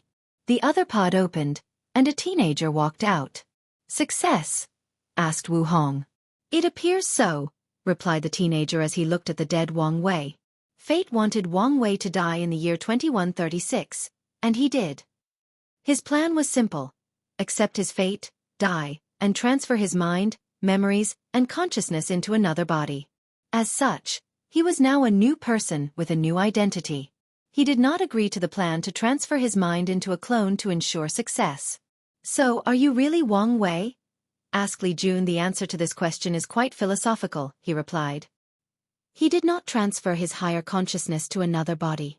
Instead, he transferred his memories and thought patterns to a prepared body with its mind wiped. On a physical level, he was different. On a conceptual level, he had a different soul, if such a thing existed. But on an existential level, he had the same memories, ideologies, likes, dislikes, fears, aspirations, and everything that made him Wang Wei. After thinking about this, Wang Wei suddenly smiled as his eyes and hair turned gray and his face changed. Meanwhile, his family dispersed since they were only projections. This was an interesting experience. The game. The discordance of fate, thought Wang Wei, which is one of the most important things he learned from this experience. Fate is all about determinism. It deals with the absolute. Yet, it yearned for the people under its control to have unlimited possibilities and escape its shackles. Wang Wei raised his head to condense a silver-gray star and looked deeply at it. Cultivation is a process of slowly escaping the control of fate. The higher the strength, the more choice an individual has, the more capable they have of becoming responsible for their actions. Then there are the fateless, people born outside the control of fate. They are the blessed few. A better way to describe them is that the river of fate does not register them. Finally, there is another group of people that he just learned of. People who have condensed their fate star. When a mortal break free from their fate without outside influence. The influence includes finding a cultivation technique and becoming powerful. To condense a fate star, they have to be similar to the mortal dust Wang Wei, using their intelligence, resourcefulness, and willpower to fundamentally alter the course of their life or a specific event. This is not as easy as it appears, thought Wang Wei as he looked at the planet he created in a corner of the science and technology world for this mortal dust. I can control the fate of everyone present to a scary level, he thought before looking at 2 couples walking in the street. If he wanted, he could determine the very genetic components of this couple's descendants 100 million years from now. He could control the air particle their descendant 234,987 years from this exact moment would breathe. Wang Wei could determine the precise molecular composition of every mortal that will exist on this planet for up to a few billion years. He can determine their personality, choices, trauma, success, failures, and so many more. The river of fate should be more even horrifying than I am. So, how difficult is it for a mortal to condense their fate star? Wang Wei could not fathom the difficulty of achieving such a thing. Even he only defeated fate because he had unlimited time. There should be some people who succeeded. And if these individuals walked the cultivation journey, they would be scary. He shook his head before dispersing the fate star since it was not real. Anyway, he was still a fateless, and to his knowledge, the star granted similar capabilities. Wang Wei then teleported to the beach, where he had his epiphany. He looked at the sand, deep in thought. In the grand scheme of things, it does not make sense for fate to allow any being possibilities to become free. It undermines its core concept of absolute control, unless someone needs it to do so. Grand Tao, he muttered out loud before writing its character on the sand. The entire chaos universe is like a game, and cultivation is a way to level up. Based on the player's location, they can choose different classes: Emperor, Tao, and Immortal. In some locations, the Emperor class is not available. Wang Wei felt his understanding of fate, especially order-disorder laws, increase at an alarming rate. In this game, there are technically 12 levels. There are many rules and regulations reinforced by Game Masters, Heavenly Tao. Once a player does something outside the game's cognition or becomes too broken, the Game Master will place limitations on them.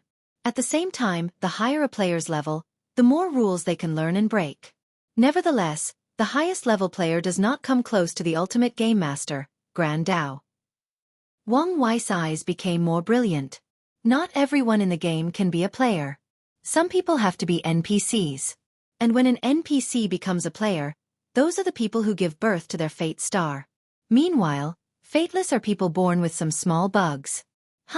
Maybe there is a better analogy for them. Wang Wei placed a pin on the fateless analogy before continuing with his train of thought. After level 12, there is no way to move forward. No, some players have gone beyond that level. And in that realm, they seem to be able to compete with the ultimate Game Master. Wang Wei remembered when Han Jun protected him from Grand Tao and allowed him to break one of the game's rules. A taboo. From level 12 to 13, there is no path. Players have to create their own method. And upon success, the players will acquire some of the powers of Game Masters to bend the rules of the game or even establish them themselves. His mind became clearer as he understood his next step after becoming a peak paragon. The ultimate Game Master wants players to level up and maybe even challenge it. But why? Did someone program it that way? Or does it benefit in some ways as a result? For more chapters, please visit Pan, DN0vel. OM Heavenly Tao's goal is to make their world stronger. Then the same could apply on a large scale. Maybe, Grand Tao desires the infinite chaos worlds floating in primordial chaos to evolve, strengthen, and give birth to even more powerful cultivators. Or it could be something more sinister. We are stuck in a cage, raised like pigs to be slaughtered. And of course, the pig has to fatten up first. Wang Wei squinted his eyes and took note of this possibility. However, if that was true, he was only level 8 and could do nothing about such a thing now. The ultimate Game Master has many modules to help him in the game, and the most powerful is the River of Fate. But what are the others? His innate paragon soul began to function rapidly. Every one of his spirit particles acted as one Wang Wei, boosting his comprehension speed. Grand Tao Source, River of Time, Source Chi Space. Wang Wei frowned as he felt there were more critical modules. For example, the True Power Tao Realm, but he was not sure. It seemed his comprehension was not enough. It's fine. I have time to figure things out. One of the ways to win this game is to figure out its rules and essence. Most level 12 players do not even know the game's existence, let alone have such a deep comprehension of it. The majority of them cannot even reach level 12. And those who do give in to the despair of not having a path forward. Meanwhile, exceptional players like his ancestor, Qiyuan, knew to create a path forward. After all, he created a way from level 0 to 9. 5. If the ultimate Game Master did not place severe restrictions on level 10 and above, players like Qiyuan would have continued to find a way to level 12. I now understand why he created the Second Origin War and the purpose of the ultimate taboo, to find a way to level 13. Of course, I'm guessing things were not that simple. He looked at the writing in the sand about the game. If someone from Earth saw them, they could immediately enter a deep state of enlightenment and understand order-disorder law and even a tiny portion of fate. No, as long as a cultivator was the gaming terminology he used, they would also become enlightened. He waved his hand to remove these writings. Some secrets of the world cannot be written down. Play the game to win the game, he muttered. Wang Wei then flew to the atmosphere, looking at the planet from above, reviewing his final mortal dust for a second time. He learned many lessons that he feels would be vital to his future cultivation path, especially when he tries to reach level 13. Furthermore, his comprehension of existence increased slightly after the method he used to cheat death. He understood that Eternal Emperor's eternal attribute is also a form of mimetic power. They exist in the form of memories, words, and even historical events. Additionally, not all Eternal Emperors are the same. For example, Qiyuan and the Absolute Beginning Emperor. However, because of all the events that Qiyuan has accomplished, it is at least 1,000 times more difficult to kill him than the Absolute Beginning Emperor. Qiyuan has created events that have affected the entire universe. And if someone wanted to kill him, they would have to erase him from the history of the entire Chaos universe, which involved near-infinite Chaos worlds. As he pondered all these things, his mind felt clearer than before. The silver law tree in his sea of consciousness bloomed to give birth to a fruit. There is only one thing I need an answer to now. Why do I want to become free and unfettered? The moment he learned about the cultivation world, he decided that this would be his primary goal. But the question is, why was this his goal? Was he a person naturally born desiring freedom? Did the environment of his past life mold this desire? Or was there another sinister reason he was obsessed with becoming free and unfettered? I just need to find the answer before proving the Tao. Wang Wei connected this planet to the rest of the science and technology world before leaving to enter the Supreme Realm. Supreme Realm. Wang Wei sat cross-legged in a mountain, deep in cultivation. The law tree inside his body shone brightly as a fruit rapidly condensed. The fruit was silver with 9 symbols, each representing an aspect of Wang Wei's fate law. Destiny, fate, karma, samsara, space-time, luck, order-disorder, yin-yang, and free will. As his comprehension reached the required level, he had no problem condensing his Tao fruit. Wang Wei could feel his laws sublimated to a higher level. They became Tao, the source of all laws. However, this was the first part of condensing the Tao fruit. The next step was to instill all his desires, goals, and ambitions similar to what occurred in the divine body realm. Not everyone can pursue the Tao, and there are differences between the people who do. Does a cultivator have their own Tao? Or are they relying on the path of the ancestor? Is their Tao heart and state of mind worthy of pursuing the Tao? All these things will determine success in entering the Supreme Realm. Wang Wei used his spiritual strength to instill his ideas and ambitions, and in the process, he felt resistance. In the process, countless doubts manifested from the deep corner of his mind. He began questioning himself, his ideas, his beliefs, and whether he would succeed. Could he prove the Tao in this generation? Everything seems to be going smoothly, but is that the case? What about his plans? What will happen to the people who are counting on him? Then there is his dream, his goal of becoming free and unfettered. Is that really possible? Can absolute freedom be achieved? Can his version of absolute freedom become a reality? Wang Wei pushed through everything and did not let these doubts stop him. Despite the many questions he had about his life, despite the worries, he never doubted his eventual success, no matter the situation, and kept pushing forward. After the process finished, his Tao fruit shone a little, indicating his success. The next step is to condense his Dharma body or the other fruits of his secondary Das. Cultivators cannot have 2 primary Das. They can cultivate as many laws as they want. But there has to be the main Tao fruit that is used to prove the Tao. Luckily, the Tao fruit can be composed of countless laws. Wang Wei proceeded to condense 2 more secondary fruits that he labeled Profession Tao Fruit and Battle Auxiliary Tao Fruit. The Profession Tao Fruit contained the laws of the 5 elements, followed by his understanding of the other 5 professions like array and alchemy. The Battle Auxiliary Tao Fruit contained soul, destruction, devour, thunder, and sealing laws. The process of condensing the second Tao fruit was simpler than the first and did not cause much trouble. So, Wang Wei watched the 2 other small fruits below the main one. Next is the Dharma body, thought Wang Wei. This part of the breakthrough involved control of laws and the domain. This part was the easiest for him because of his force control skill. An enormous version of himself appeared above the mountain. If Wang Wei did not isolate the surrounding with formation, the entire myriad emperor world would have noticed the presence of that Dharma body. After making the shape, the fruit inside his sea of consciousness shone brilliantly for a few minutes before stabilizing itself. Wang Wei stood before the enormous version of himself. Not bad. he commented to his handsome self. Last step. Well, second to last. Another enormous version of himself appeared.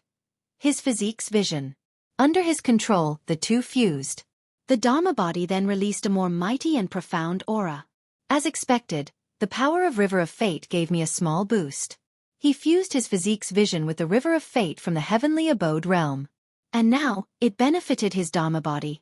Wang Wei looked at the giant and dispersed it before summoning it. Dharma body, the Tao manifesting in a physical body. It's both real and unreal. When he dispersed it, Wang Wei felt this thing did not exist. But upon wishing it, the Dharma body reappeared again. Furthermore, he felt if it were severely damaged, he would also suffer. 8-leaf strength, Wang Wei muttered as he calculated the devastation he could unleash with the Dharma body. Not as much of an increase as I hoped for. He understood that he was rapidly approaching a plateau that his main body could reach. He then focused on how he will cultivate this realm. There are 2 stages in the Supreme Realm, and they are cultivated at the same time. Technically speaking, there are 2 stages for some people. The first stage and only stage is the fruit ripening stage. As the name implies, it is to continue ripening the Tao fruit until perfection and reaching the peak of the Supreme Realm. The second stage is the Tao Tribulation Realm, where cultivators without their own Tao will undergo numerous tribulations to prove they are worthy of keeping their power. An example would be someone like Yan Chen, Wang Wei's previous Tao protector, whose Tao is partly himself and partly the Sword Empress. He has to pass Tao tribulations in the Supreme Realm. Of course, some geniuses use secret techniques to call upon artificial Tao tribulation to help temper their Tao fruit. The Supreme Realm is too easy for these heaven-chosens, muttered Wang Wei. This is probably one of the reasons there have been so many pseudo-emperors. In this realm, it should be mandatory for them to undergo Tao heart tribulations at the very least. He felt the heart road was not enough. A cultivator should never stop tempering their Tao heart. For more chapters, please visit Pan, DN0 Vel. I'll change the order of heaven and earth after I prove the Tao. I'll also add a Tao heart tempering stage.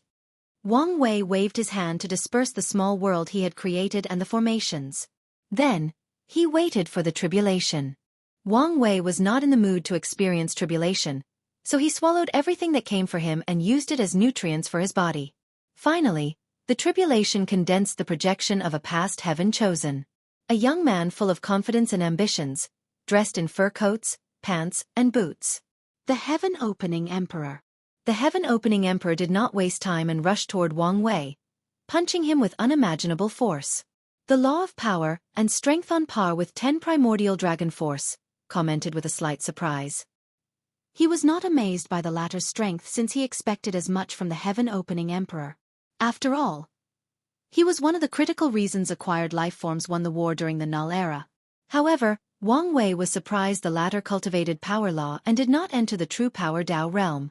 The heaven-opening emperor seems like an ambitious person to me. So, I assume he would try to open that gate. He shook his head before deciding to end this charade. He wanted to prepare for the cleanup and did not want to waste any more time.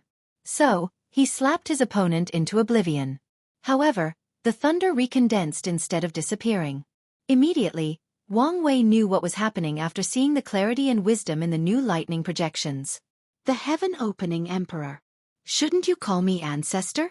Qi Yuan is my ancestor. I see that young lad has tarnished my name, the heaven-opening emperor commented.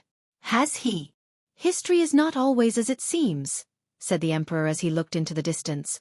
They say the primordial god fell in love with me, and I used this opportunity to study her body and create the ancient cultivation. But is that what happened? No. That bitch treated me like a toy, torturing me for her sick pleasure. I had to have a strong body to survive.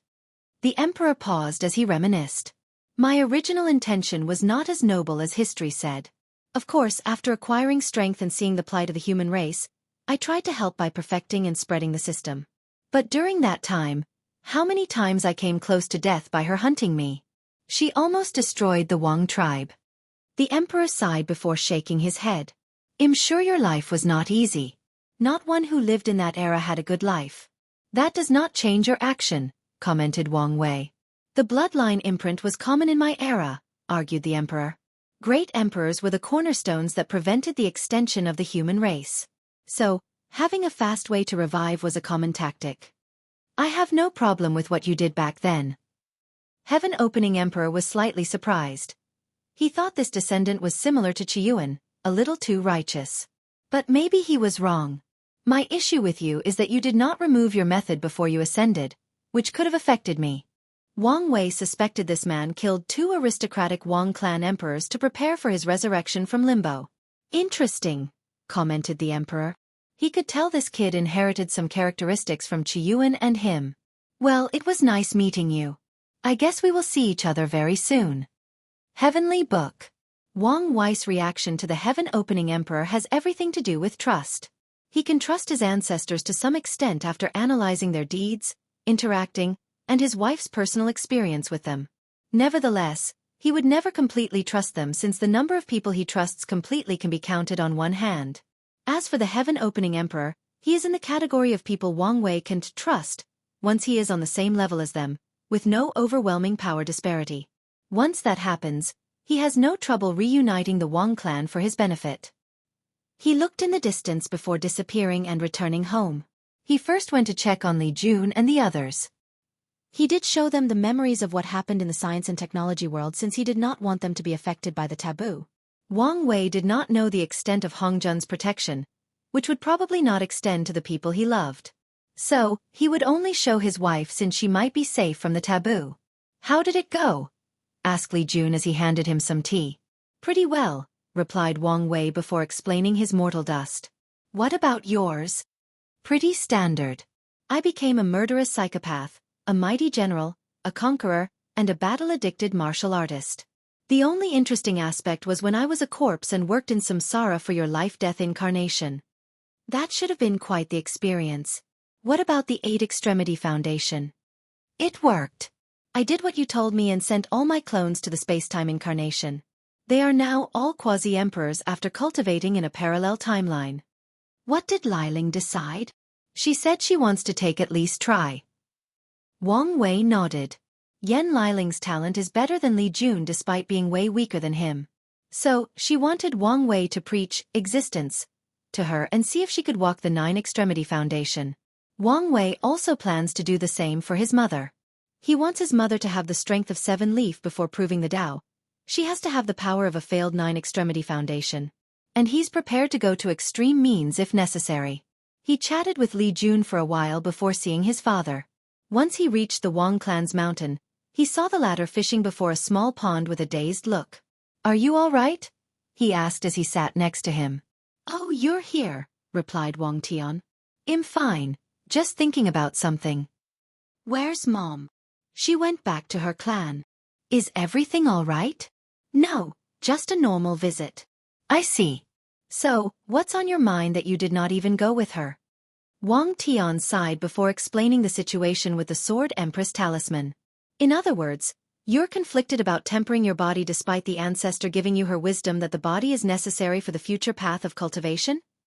Wang Wei wanted to curse. These swordsmen were too stubborn. I know you think him inflexible, but things are not simple. I am now over 900,000 years and for all my life, I've held the belief that swordsmanship is all about giving up everything for offensive capabilities.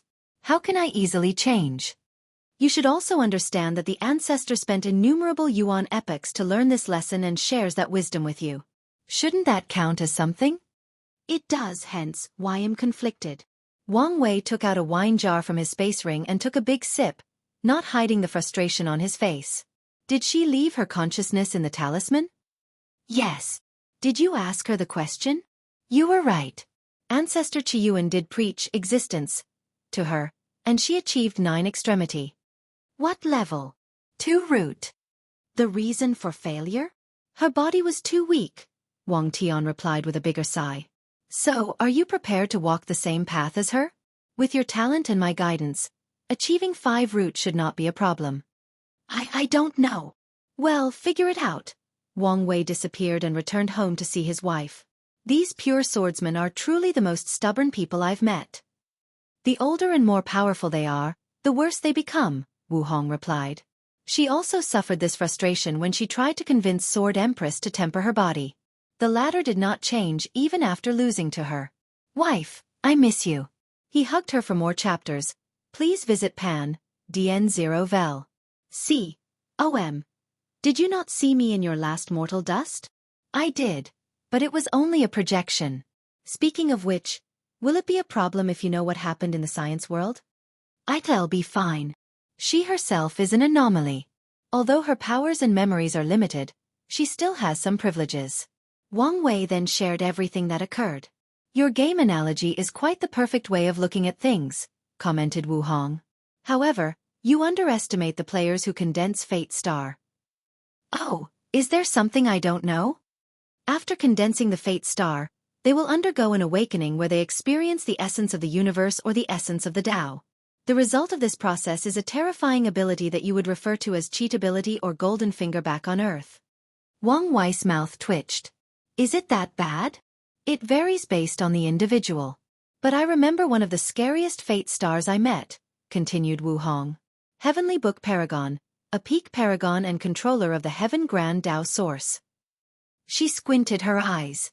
He is one of the few people I've never defeated in my life. And honestly, during our fight, I don't think he fought me with all his strength during our fight, yet we tied. He's that good? Do you know what his ability was? It was a novel. You have to give me more than this. Let me finish, replied Wu Hong before pinching him. Imagine your life was a story written from birth until you become a paragon and beyond. Then, the author of that novel reincarnated in his own book. What would it be like? The author would know all the secrets of the universe. All the best scriptures, talents, fortunate encounters, etc. He could use them to rise to the top in a quick, efficient and terrifying manner. That's what his ability was. He had a novel that contained all the knowledge of his chaos world, and he used it to his advantage. Wang Wei wanted to curse. People are often jealous of his talent and background. But compared to someone like that, he was nothing but dirt. Don't be jealous. He earned his ability. Even so, replied Wang Wei with gritted teeth. Is it too late for me to become a Fate Star? It's impossible for you. Why? You were never immortal. What does that mean? Think about it for a moment. The moment you were born, you had many great destinies, including becoming a cultivator. That means the moment I was born, I was destined to slowly lose the tethers of fate. Yes.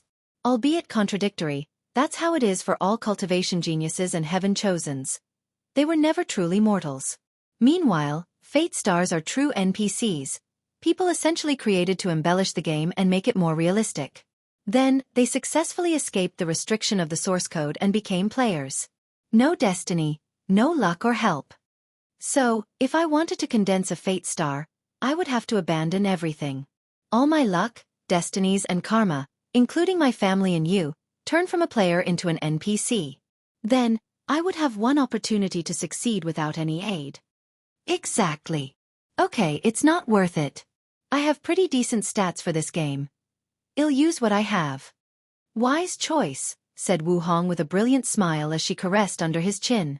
By the way, what happened to Heavenly Book Paragon? Is he also in limbo? Probably not, since he refused to participate at the last minute. Wang Wei squinted his eyes. What are you going to do next? The cleanup should start soon, replied Wang Wei. He guessed most Heaven Chosens were now using time acceleration to the limit to catch up and be prepared for the cleanup. You should prepare that things will not be as simple as it seems. Indeed. Are you coming with me? No. My presence might make things more complicated. She had an inkling of the reason for the cleanup, but she was unsure of the detail, nor did she care to inquire. And she also felt things might become more complicated if she appeared. Wang Wei checked on Wang Ju to prepare for the upcoming events. He then checked the alliance with the demon race and ensured no problems. He did his duty as sect master. A little over 200 years later, Heavenly Tao announced the beginning of the clean-up. So, he flew to the lifeless domain along with everyone else. The lifeless domain. Wang Wei was in the midst of teleporting outside of the lifeless domain when he sensed something. So he told the team to go ahead and that he will be late. More than half an hour later, he arrived. Did something happen? Asked Li Jun. No. I sensed an opportunity that would accelerate the rate I condensed my black holes, so I went to get it, replied Wang Wei as he looked around. The clouds were red, and the soil was a death gray. He could sense a terrifying baleful aura in the surroundings that could easily corrode the body and soul. The laws of heaven and earth were chaotic, making void-shattering realm and saints almost useless in this place. The space was chaotic, thus preventing teleportation through normal means. "What a terrible place," commented Wang Wei as he looked at a humongous red door not far, and all the Heaven Chosens gathered around. Really? "I like it," commented Li Jun. "Of course you do. This place is like a small haven for you," commented Yan Liling. "These baleful auras are a booster for someone who cultivates slaughter Dao." "I wouldn't say it's a haven." Wang Wei ignored the couple as he observed everyone present. All the Heaven Chosens in this generation were here, many of which he had never seen or interacted with, but he had a file about their information. Xueqi is not here. Is she late? Wang Wei continued to look around before his gaze on Mo Xingyun, and he suddenly appeared before her, catching everyone's attention. After all, who does not know the man who is said to have the highest chance of proving the Dao in this generation? "A puppet," said Wang Wei after observing for a while.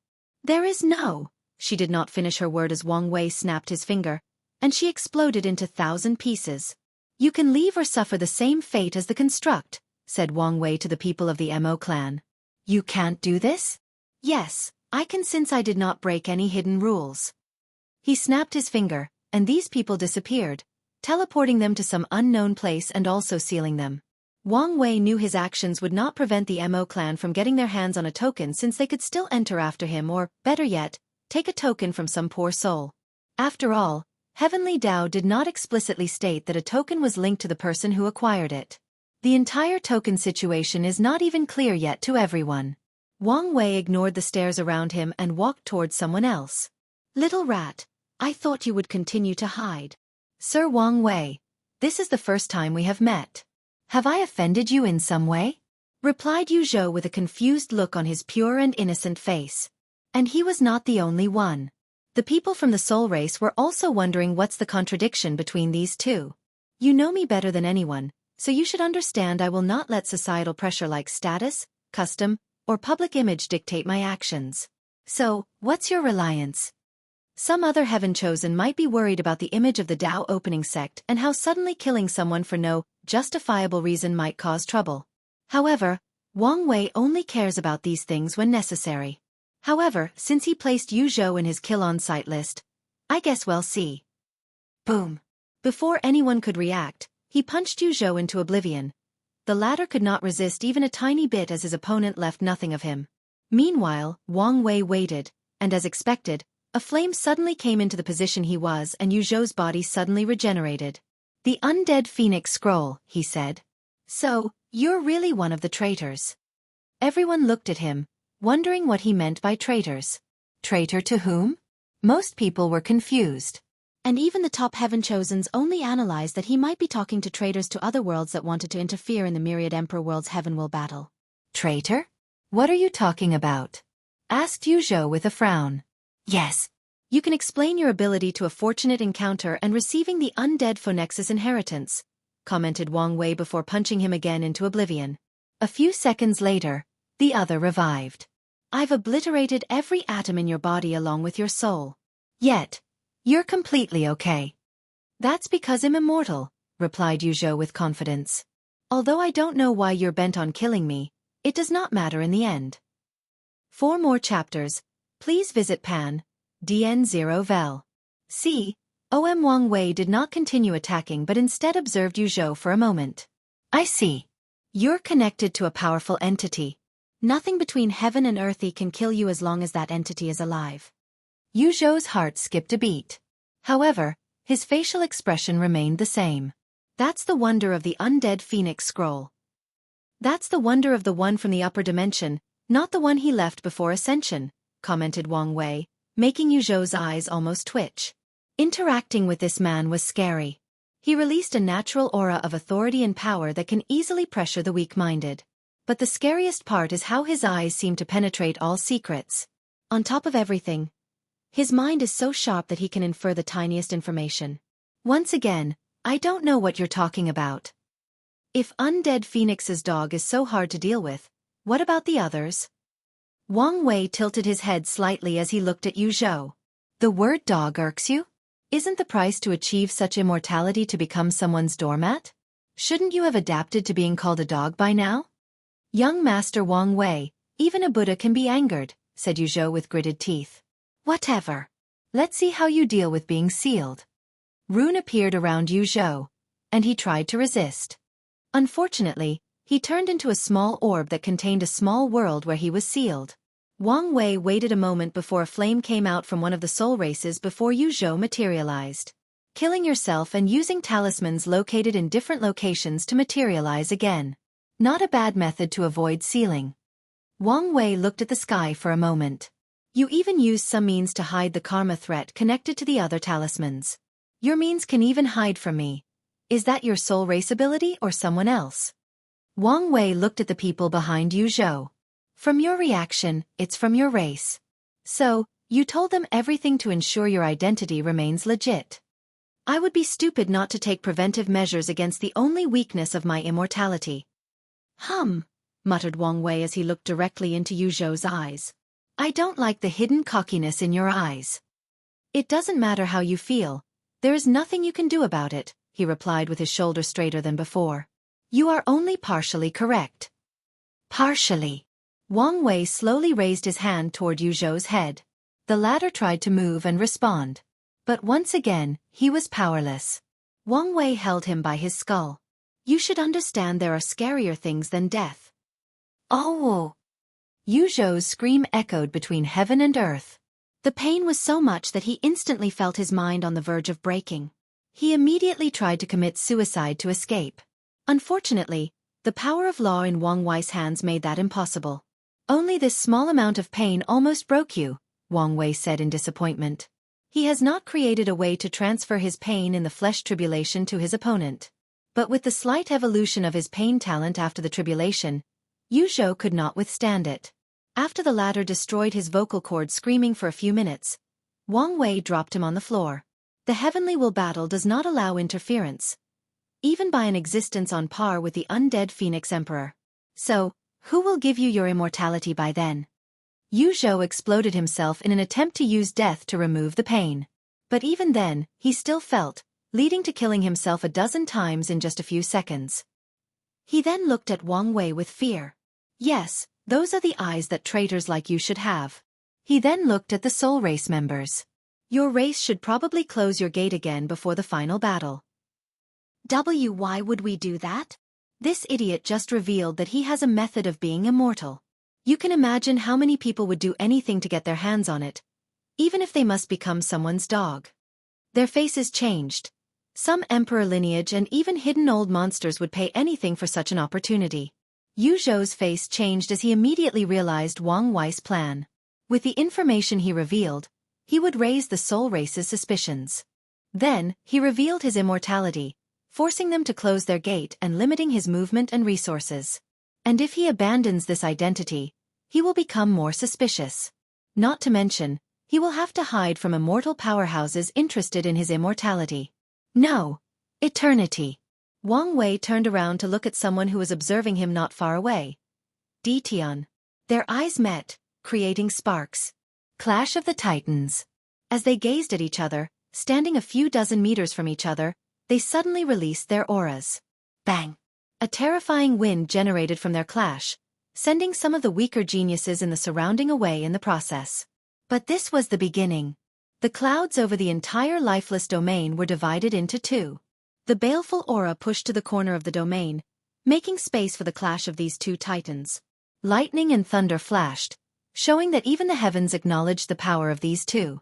At this point in the clash, only heaven-chosens like Feng Lijuan, Zhen Biyu, Huang Yuan, and people on that level could remain to watch this clash. Then on Wang Wei's side, a projection of the River of Fate manifested, making the spectators instantly feel despair because someone controlled every second of their life. On Tian's side, the Wheel of Samsara manifested, allowing everyone to have visions of their life from birth to path and even experience some memories from their past lives. During this clash of aura, only a few people remained close to those two. Tong Ruobing, Hua Fenghuang, Feng Heng, Li Jun, Ao Shen, Jingwu Hua, and two others, one man and one woman. The clash lasted for a few more seconds before another vision occurred of a golden throne situated between the two. As a result, the intensity of their aura suddenly increased. Boom! The standing top Heaven Chosens were pushed away by the clash. At this point, they could not resist the confrontation with only their aura and would need to use their powers. However, doing so would imply they lost or cheated, so they just flew away. How could they be so strong? Thought Tong Ruobing, biting her lower lip as she flew away. Should I accept these people's invitation? A while ago, a group of geniuses invited her to an allowance against Di Tian and Wang Wei. She rejected them but is now considering this as an option. Feng Heng squinted his eyes as he flew away. Typically, he would have laid low-key as it was his normal mode of operation. However, he also needed to show his fangs once in a while. After all, the battle is one of the best ways to temper the mind. Of course, the main reason for his actions was because his situation was not the best in the Tai Profound Gate since the deception trial. Many of the upper echelons were suspicious of him. If it were not for another secret group inside the gate and his own power, he would have been discovered and forced to run away. As for that secret group, he could guess who it belonged to. He looked at Wang Wei's display of his might with countless thoughts flashing in his mind. The other also flew away from the center of the clash. And each had their own thoughts regarding this battle. Meanwhile, Wang Wei and Di Tian continued their conflict. The Golden Throne moved back and forth between them, with one having the advantage only momentarily. Then, they suddenly stopped simultaneously, and everything returned to normal. They looked at each other for a moment before walking away. As expected, thought Di Tian as he regrouped with the D clan. He found a way to make up the gap between us. Most likely with the unorthodox way of 9 extremity. Now the question is, will he break the limit? By all odds, there should be no way for this to be possible. After all, 9 Pillars was someone above the Emperor realm and spent countless epochs before discovering a unique treasure that would allow someone to reach 10 extremity.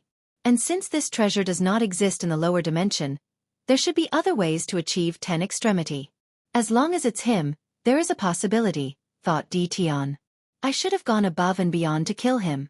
His aura is different, thought Wang Wei. It's more ethereal and noble. Did he find a way to reach 10 extremity? If that's the case, I cannot be as relaxed as I used to be. He reunited with his group before using his divine sense to communicate. He's acting outside of my expectation. Who? Yu Zhou? Asked Tai Gang. Not him. Yu Zhou was a disappointment. He first acted calm and collected but lost his bearing after being called a dog. Wang Wei did not know why that word was triggering for him, or whether the latter's pride as someone from the upper dimension made it so easy to play with. I thought Di Tian would have allied with these traitors, added Wang Wei.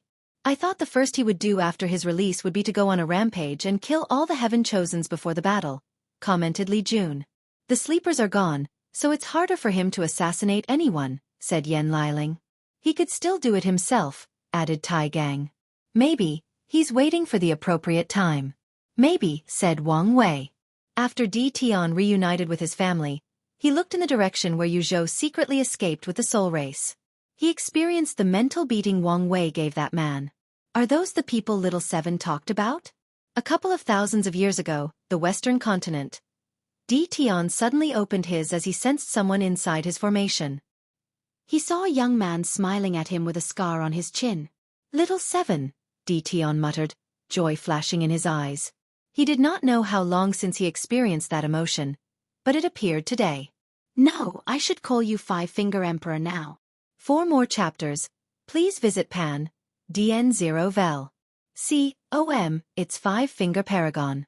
However, you can call me Little Seven. So you've reached such height. Di Tian reminisced about where he created Little Seven. He used the best 5-element materials to create someone perfectly in harmony with heaven and earth. Later, he learned from history that he became the Five-Finger Emperor, a pseudo-eternal emperor on par with Eternals who used 5-element sealing Tao. His trademark sealing method was a mountain with 5 peaks that resembled fingers, hence his emperor title. Now that young body has reached heights he cannot imagine, making Di Tian feel a little complicated. It was great to see remnants of his past and his creation that he considered like his children. Simultaneously, too much time passed, and none of them were the same. Why are you here? Can you free me? Unfortunately, I'm dead and have little power left, replied Five-Finger, who did not want to deal with a seal that had the power of Empress Wu. I'm here to give you a few warnings. Warnings. A few people might come to ask you for an alliance against Wang Wei. Don't do it. Oh, and why not? These people are traitors and spies from the upper dimension. Five Fingers explained some basic knowledge about the 2 suns and 7 moons, the closing of the lower dimension, and the meaning of the upcoming era of the Myriad Emperor world. Now I understand why Heavenly Tao gave him a complete Son of Era position. So, you still haven't explained why I should not ally with them? He would work the devil itself if it could assure his victory. Five Fingers sighed, a little frustrated on the inside despite expecting this outcome. There are factions amongst the people who participated in the ultimate taboo. And their factions, composed mainly of people from the Null Era, wanted their people to lead the new era instead of Qiyuan's faction. However, this was very unlikely, given Di Tian's personality and obsession. The era of the 7 moons is coming to an end, and anyone associated with them will be eliminated once that happens. If you work with these people, when that day arrives, we will not be able to protect you or the Revive Madam. Di Tian frowned. He did not want to do anything to would affect his life after reviving Ninger. If working with these people placed a target on his back, then he might be forced to hide in the lower dimension for the rest of his life. And even then they might not be safe. All right, I'll listen to you. Lastly, be wary of Heavenly Tao. If you go on a killing spree of this era's Heaven Chosen, it won't ignore you anymore. I know. Di Tian knew that if Wang Wei did not rise, Heavenly Tao would accept him taking the throne because of his overwhelming strength. However, with the current situation, if he began to affect this golden age, the latter would again scheme his downfall. Is there anything else? No, replied Five Fingers. I wanted to help you more, but my situation is not good. Are you and the others all right? Di Tian created 12 humans that he considered his children before creating Ninger. Of the 12, 5 became great emperors, 3 became primarchs, and the other 4 became insurgent Tao monarchs. Little 3, Little 4, and Little 9 all died, said Five Finger with some sadness. As in complete death? Yes. Di Tian sighed as he remembered these kids. Little 3 was a great emperor, and Little 4 and 9 were primarchs. Did they die in the war? Although he had some knowledge before the Null Era, they were incomplete. Little 3 and 9 died in the war. Little 4 died in the upper dimension. Although I'm used to life and death, it saddens me to hear of their departure. I'll make a grave for them that I can worship. They would be pleased, replied Five Fingers as he began to fade. He looked at his body before cupping his hand and bowed politely. Father, it was nice to see you again. Di Tian smiled before nodding his head. As he watched his son disappear, he looked dazed for a few minutes before sitting down and continuing his cultivation. Defamation. After this intense battle, many people could not help but look at these two with horror, especially Di Tian. Most people thought he had ceased to be a viable candidate for the throne. But after disappearing for more than 100,000 years, he showed up to declare the throne was his, and only one other person may stop him. At this point, they all have the same thoughts. Do whatever is necessary to get rid of the two. It could be poison, alliance, formation, or assassination. Some daring one even thought about breaking the Immortal Avenue Pact and asking their faction to send some of their immortal ancestors to get rid of these people. Di Tian calmly looked at everyone's reaction and guessed their thoughts and planning for the future. I need a powerful general. He foresaw the possibility that the battle between him and Wang Wei might be very close. And such a battle, anything could tilt the result. He did not care for these people's alliance and used cannon fodder to try to kill him. However, if he has to spend time dealing with them, it would mean his origin essence, spiritual power and stamina are not at their peak. And in a battle of such magnitude, the slightest difference could mean losing.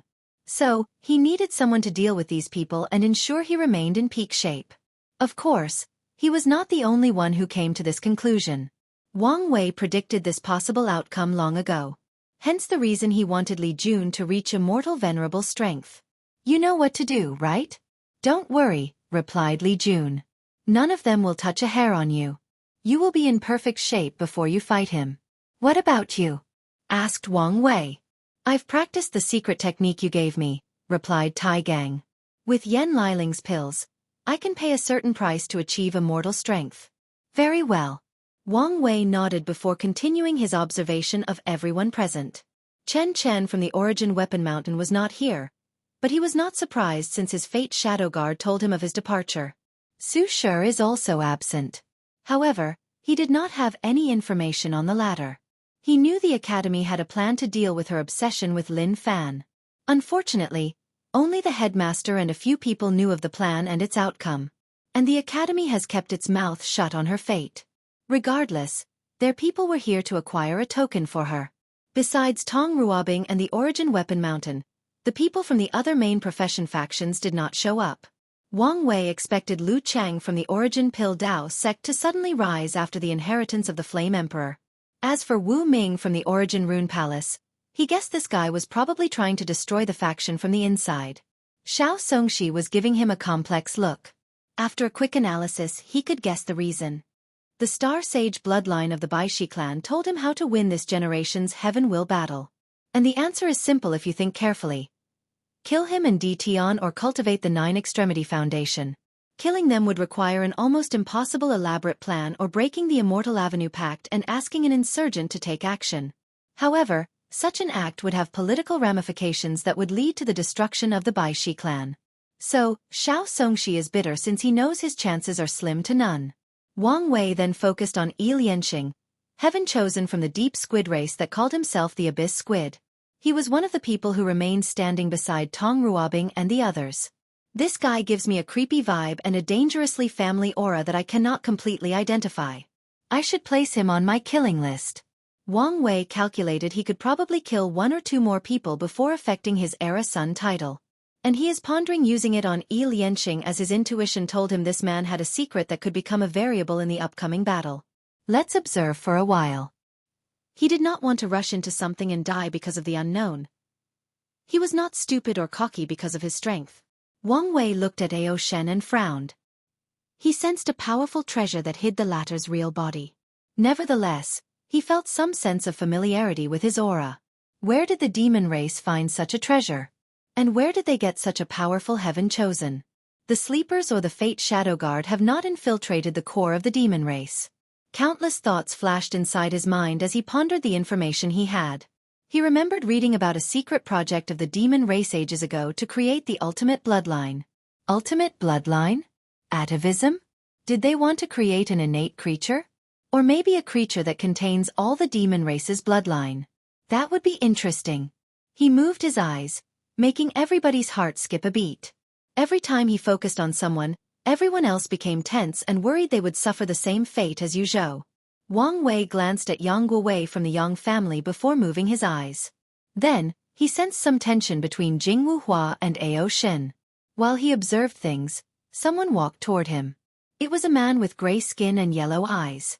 Wang Wei recognized him since he was one of the few who stood next to Li Jun and the other top heaven chosens.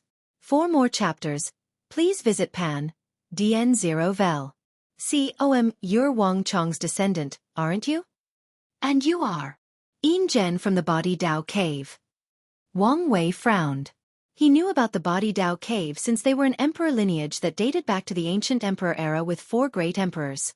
The founder of that lineage was a body refining fanatic and was the first pure body refiner who proved the Dao in that era. He called himself the Body Ancestor and wanted to spread a complementary body refining technique to the origin system. Unfortunately, body refining was too painful, arduous, and required too many resources. Most cultivators were satisfied with the minimum tempering they had to do for the origin system, resulting in his dream being crushed. Over time, the Body Dao Cave became the place with the best body refining techniques. Well, maybe not the best, but they have the most extensive collection and the most variety. Yin Zhen? Where have I heard this name?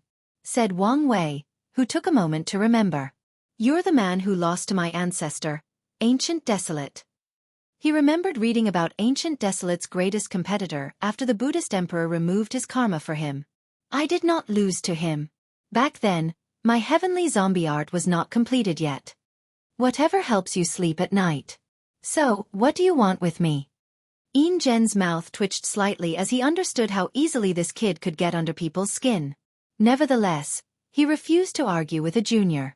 I have some conflict with your family. I can guess as much. What a rude brat, he muttered. I have accepted my loss to Wang Chong.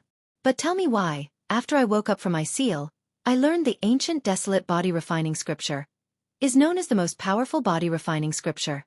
And the reason for such a title is that it grants the cultivator the ability to fight great emperors in the quasi-emperor realm.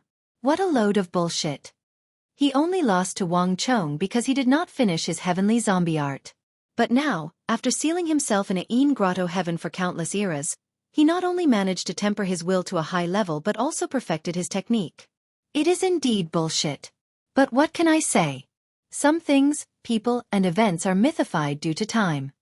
Brat, are you saying Wang Chong did not spread these lies? Quite the accusations, Lord Een Gen, said Wang Wei with squinted eyes. Does your body Dao cave have proof? Otherwise, you're defaming one of our ancestors.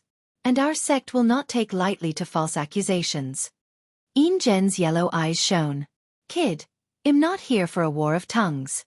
I only care about proving him the best with body refining. All right. Let's settle this. Wang Wei raised his hand, and Een Gen followed.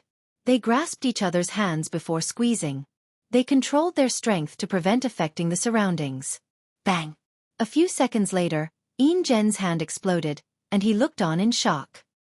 He did not say anything and walked away. There is still a chance, he thought. How is it? Asked Li Jun. 54 Primordial Dragon Force, Peak 5 Leaf, and Room for Growth? Li Jun squinted his eyes.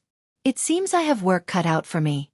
Before everyone could process the situation, a vision occurred above the red gate in the middle of the domain. Heavenly Dao finally appeared. Oddity. Numerous lights flew from the heavens before floating before all the participants. They were all a token with the characters Heaven Will inscribed on them. Wang Wei held his token and observed it. As expected, it's not linked exclusively to anyone. If someone lost the token, they would lose their position to fight for the Heaven Will. And as everyone figured out this truth, this thing immediately became the most valuable thing to everyone present. Wang Wei instilled his divine sense and received a message on how it functioned. The current token is inactive and requires sacrifices of the devil race's blood to become active. After Heavenly Dao distributed the tokens, the door to the 9 devil gods began slowly opening, and the process took a few minutes. Hey, what happened to the 2 talents the sect got? Kai Song is doing excellent. She's been absorbing some of the miscellaneous emperor's inheritance and developing her talent for puppetry and constructs. She is now preparing to create her own scripture, replied Yen Liling. PA-NDNOV, 1. What about that arrogant little guy? He's suffering from heart devil, said Li Jun. Oh, what happened? In just a short 20,000 years, he reached the primordial spirit realm, showing his talent. However, the first thing he did afterward was challenging your projection in the battle tower. And as you can expect, he was abused. Wang Wei left his projection in the battle tower and often used it to fight himself to learn and grow. How come the elders let him do this? Especially in the primordial spirit realm? I guess they wanted to give him a wake-up call and quell his arrogance. But no one expected him to become obsessed with defeating you and creating Heart Demon. They need to fix it as soon as possible. These 2 are the future of the sect. Wang Wei wanted the sect to have more talent and be more prosperous. So, he is prepared to chat with the young lad if necessary to help him deal with his heart devil. The gate finally opened, and he and Tion were the first to enter. Wang Wei felt like he had passed through a resistant film, and when he opened his eyes, he was alone and in a different place. Were all scattered? He did not mind as he scanned the surroundings and located the nearest habitat with living creatures. He teleported to a small village full of flame devils. They were a species with a head made of fire with a human body. Wang Wei snapped his finger and killed the nearest devil before checking his token. Then, he frowned since nothing had happened. He snapped his finger again, killing all hundreds of people in this village. Nothing happened to his token. What's going on? He looked thousands of meters in the distance to the nearest city. He saw one of the Heaven Chosen waving his hand to instantly massacre a city of billions. However, the latter also frowned as he looked at his token since nothing had changed. There was no indication he had completed a kill or that his token was activating. Wang Wei checked the other place, and it was the same. Things are not simple as expected. He prepared to leave when someone flew from the distance and floated before him, looking at him with intense hatred. People from the myriad emperor world. Have you not enough? Have we not suffered enough for the actions of our ancestors? If you devils had conquered the endless void, you would do worse than this, replied Wang Wei. But we did not. We lost and paid the price for 2 eras. Shouldn't be enough? Maybe it is. Unfortunately, no one wants to test whether you have truly changed or would revert to your former self after recuperating. This is not about preventing our rise. No, this is plain cruelty, replied the devil. If you guys truly care about that, you should have wiped out our race and taken us out of our misery. The devil looked at the destroyed village, tears falling down his eyes in the shape of lava. His father, mother, younger brother, and sister lived in that village. He knew the cleanup was coming and left to find a way for them to survive. And when he returned, it was too late. The devil did say anything. He looked at Wang Wei with piercing hatred before falling to the ground. He destroyed his soul. For more chapters, please visit Pand, N0vel. I agree with you on that, muttered Wang Wei before leaving. He did not create a tombstone for this unknown devil or the village. That would be too hypocritical even for him. He came here as a conqueror and destroyer and accepted that his hands would be full of blood before he came here. He teleported far away to where he sensed Li Jun and the others. What's going on? Asked Li Jun, confused like everyone. I don't know, but am prepared to find the answer. Wang Wei floated in the air in a cross-legged position, closing his eyes as the power of fate and yin-yang manifested in him. The others protected him and waited. Find something, he said a few minutes later. There is a subcontinent of this world that seemed its own world. Maybe it has something to do with this. Wang Wei waved his hand to create a passage to that continent, but he did not enter himself since he did not know the danger. A gigantic hand appeared above most of the 9 devil gods' world and instantly caught 90% of the heaven chosens before pushing them into that tunnel. Wang Wei and the group waited. They could not see beyond the tunnel, but they could sense the life signs of these people. While waiting, everybody else's Wang Wei did not catch soon arrive around them, looking at the channel and figuring out what had happened. After 15 minutes, the group decided it was worth trying but took out their life-saving talismans, just in case. Wang Wei found himself in a regular place. The only anomaly was a protective film that rose to the heavens. He walked to it and touched it. What is it? Asked Li Jun. We can't enter the 9 devil god until we fulfill some condition. Wang Wei could feel the power of this film was terrifying. It reminded him of the time he asked Wu Hong to show him the power of an eternal emperor. But, how is that possible? Heavenly Tao of any world will only reach 2nd-class emperor and barely 1st class. It seems that an anomaly did occur in this world, said Yen Liling as she tried to no avail to look beyond this veil. The situation is worse than you think. Whoever laid this film should have the power to hide this small world completely, said Wang Wei with a frown. But they did not. Is it the surviving devil gods? But they should be in a weakened state. Even if they sacrificed all their powers, could they do something like this? Added Tai Gang. Could they have revived? But that would mean they removed Empress Wu's seal and all the other emperors who reinforced it, said Li Jun. Could it be the people from the upper dimension? The revival of the devil race does not benefit them since they would need a long time to recuperate and pose a threat to anyone. Plus, even if they did return to the peak, no plane would let them achieve the same thing again, analyzed Yen Liling. Time Eater, Undead Phoenix, and Disaster Paragons should have lived in the upper dimension during the true devil's catastrophe. They should know the terror of a revived devil race. Furthermore, if they remove the seal, they might offend Wu Hong, who should be quite the deterrent even in her weakened state. However, her state can also make them bolder and do things they normally would not. Wang Wei realized he did not have enough information to analyze the entire situation since there were too many variables and possibilities to consider. Although the 7 moons appeared on the surface as greedy, selfish, and power-hungry people, each individual has their own goals, ambitions, desires, and schemes. They can only be considered a loose alliance, which was good for Wang Wei once he tried to dismantle their rule. However, it also makes it more difficult to calculate some of their thought patterns and motives for doing anything. And if he considers that some of them usually act individually outside of the group's interest, it becomes even more complicated. While everyone was walking around to determine their next step, a sudden change occurred. Everyone became on guard since they sense a power similar to Heavenly Tao. Wang Wei frowned since he knew Wu Hong sealed the Heavenly Tao of the 9 devil god world. Above the sky in their isolated area, characters began to appear. The first made a phrase that seemed to be a title, followed by 4 floating characters hanging above everyone's head. The game of king. The game of king. King. Advisor. General. Soldier. Everyone looked at the character and the message to choose a position. These heaven-chosen quickly analyzed they had to participate in some chess game to enter the 9-devil god world. But what was the point of this? And why would they need to choose which pieces they are? Wang Wei had similar thoughts as these people, but he saw more than them. He detected an absolutely terrifying and brilliant use of order Dao from these characters. Order is about balance and cannot exist without disorder, said Wang Wei out loud to the heavens. Since we must participate in the game, we also must know the rules.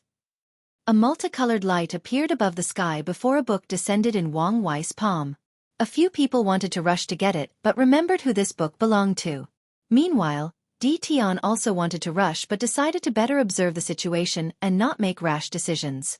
Heavens, please grant this lowly one a rule book, quickly screamed a fast-minded individual. Unfortunately, nothing happened. So, he and many others tried saying the same thing differently. Suddenly, someone rushed toward Wang Wei to grab the book. He did not even look at who it was. Before the person could react, Li Jun kicked the man's head, popping it like a balloon, killing this man's ambitions of achieving immortality and sitting on the throne. Li Jun looked at everyone with bloodlust in his eyes. With his flowing red hair, he looked like a god of slaughter who reveled in the act of killing. And when he licked the blood on his face, he was genuinely menacing.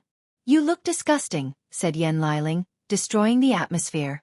She took out a silk cloth to wipe his face. Common, honey, I'm trying to be intimidating, said Li Jun with a smile. The atmosphere was not destroyed. Seeing Li Jun instantly kill such a genius and smiling casually like it was nothing was scarier as it indicated this man's unhinged mind. Some people did not care about what occurred and were only concerned with getting a rulebook. Di Tian took out an artifact in the shape of a chessboard and activated it. The artifact exuded the power of order, and after a few minutes, he took out a peak quasi-emperor or and said to heaven, "This is my offering." As soon as he finished, another book descended from the sky and landed on him. However, he squinted his eyes when he noticed the book in Wang Wei's hand was different than his. However, he did not say anything. He was not stupid and guessed this was intentional to sow conflict. Other people tried Di Tian's method, which worked, so more took their treasure to exchange. Pan, DN0VE1, C, M. Excuse me, ladies and gentlemen, you can also buy the rules from me, said Wang Wei. And I only need a supernatural tier as exchange. People then gave him a look that said we would never believe in your integrity. Especially after how you treated Yin Zhen and Yu Zhou. A cruel and cunning person like you is the least trusted person here. I am offended by the looks on your faces. But I promise to sign the most restrictive contract that I will not change anything from the rules. This statement did increase his credibility. But people were still on guard. Think of it that way. Would you prefer to fund me or the devil race? This was indeed something worth thinking about. If they exchange with this world's heavenly Tao, the one who will benefit is the devil race. On the other hand, they also did not want to increase the foundation of the Tao opening sect. We don't have to buy from you. True. But it's obvious my book is the original and probably has some hidden secrets not found in the others, countered Wang Wei. Many people debated, and in the end, many decided to buy from him. The others continued to buy from Heavenly Tao, and Wang Wei shamelessly called them traitors. As for the others, they bought from the few people who exchanged after Di Tian. As for Di Tian himself, he had an unapproachable vibe, so everyone left him alone. Wang Wei made a decent profit, and he kept his word. Of course, the contract he signed also stated these people could not sell it to another person. Then, everybody collectively after reading the rulebook because of how strange they were. The first sentence was about how anyone who entered the continent needed a role. King, advisor, general, and soldier. The book indicated the rules and restrictions of each role. King can only fight another king. Kings cannot kill generals, advisors, soldiers, or others. Kings can have up to 5 generals. Only kings can fly. Advisors are responsible for logistics, transportation, and other miscellaneous responsibilities. General leads the soldiers. Only generals can use summoning techniques with a limit on the number. Soldiers can only kill soldiers. Everyone wondered about the meaning of these rules, to be precise, the deeper meanings and implications.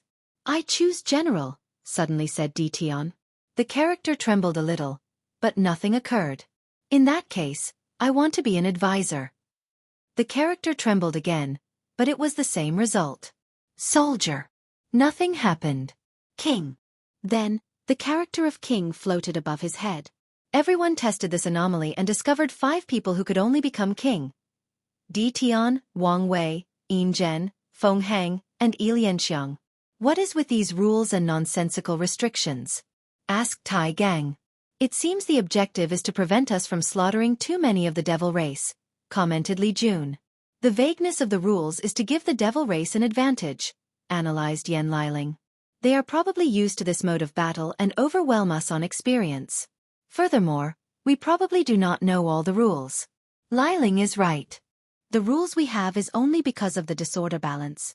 However, there are probably hidden rules we have to discover ourselves. So what do we do now? Return to prepare for this game? Asked Tai Gang. I don't think we have a choice. Agreed Li Jun. No. We will use the barbaric method first, said Wang Wei. 4 more chapters. Please visit Pand, N0 Vel. C. You want to use brute force to break the film? Yes. Let's gather the entire world and see what happens. The group left through the space channel before returning to the Myriad Emperor world. However, the moment they landed, their entrance token changed. The characters for King and General appeared with a message asking for a choice. A. King can enter the battle and bring people with a number based on the activation level of the token. A. General is connected to a king, and killing devil races will contribute to activating the king's token. Things just got more complicated, stated Tai Gang, and he was correct. Yes. Heavenly Dao seems to accept this game of king as part of the heavenly will battle. So now, trying to use brute force equals intervening in the final battle, said Li Jun with a frown. Why would it accept such a nonsensical game? Asked Yan Liling. A new and prosperous era is coming.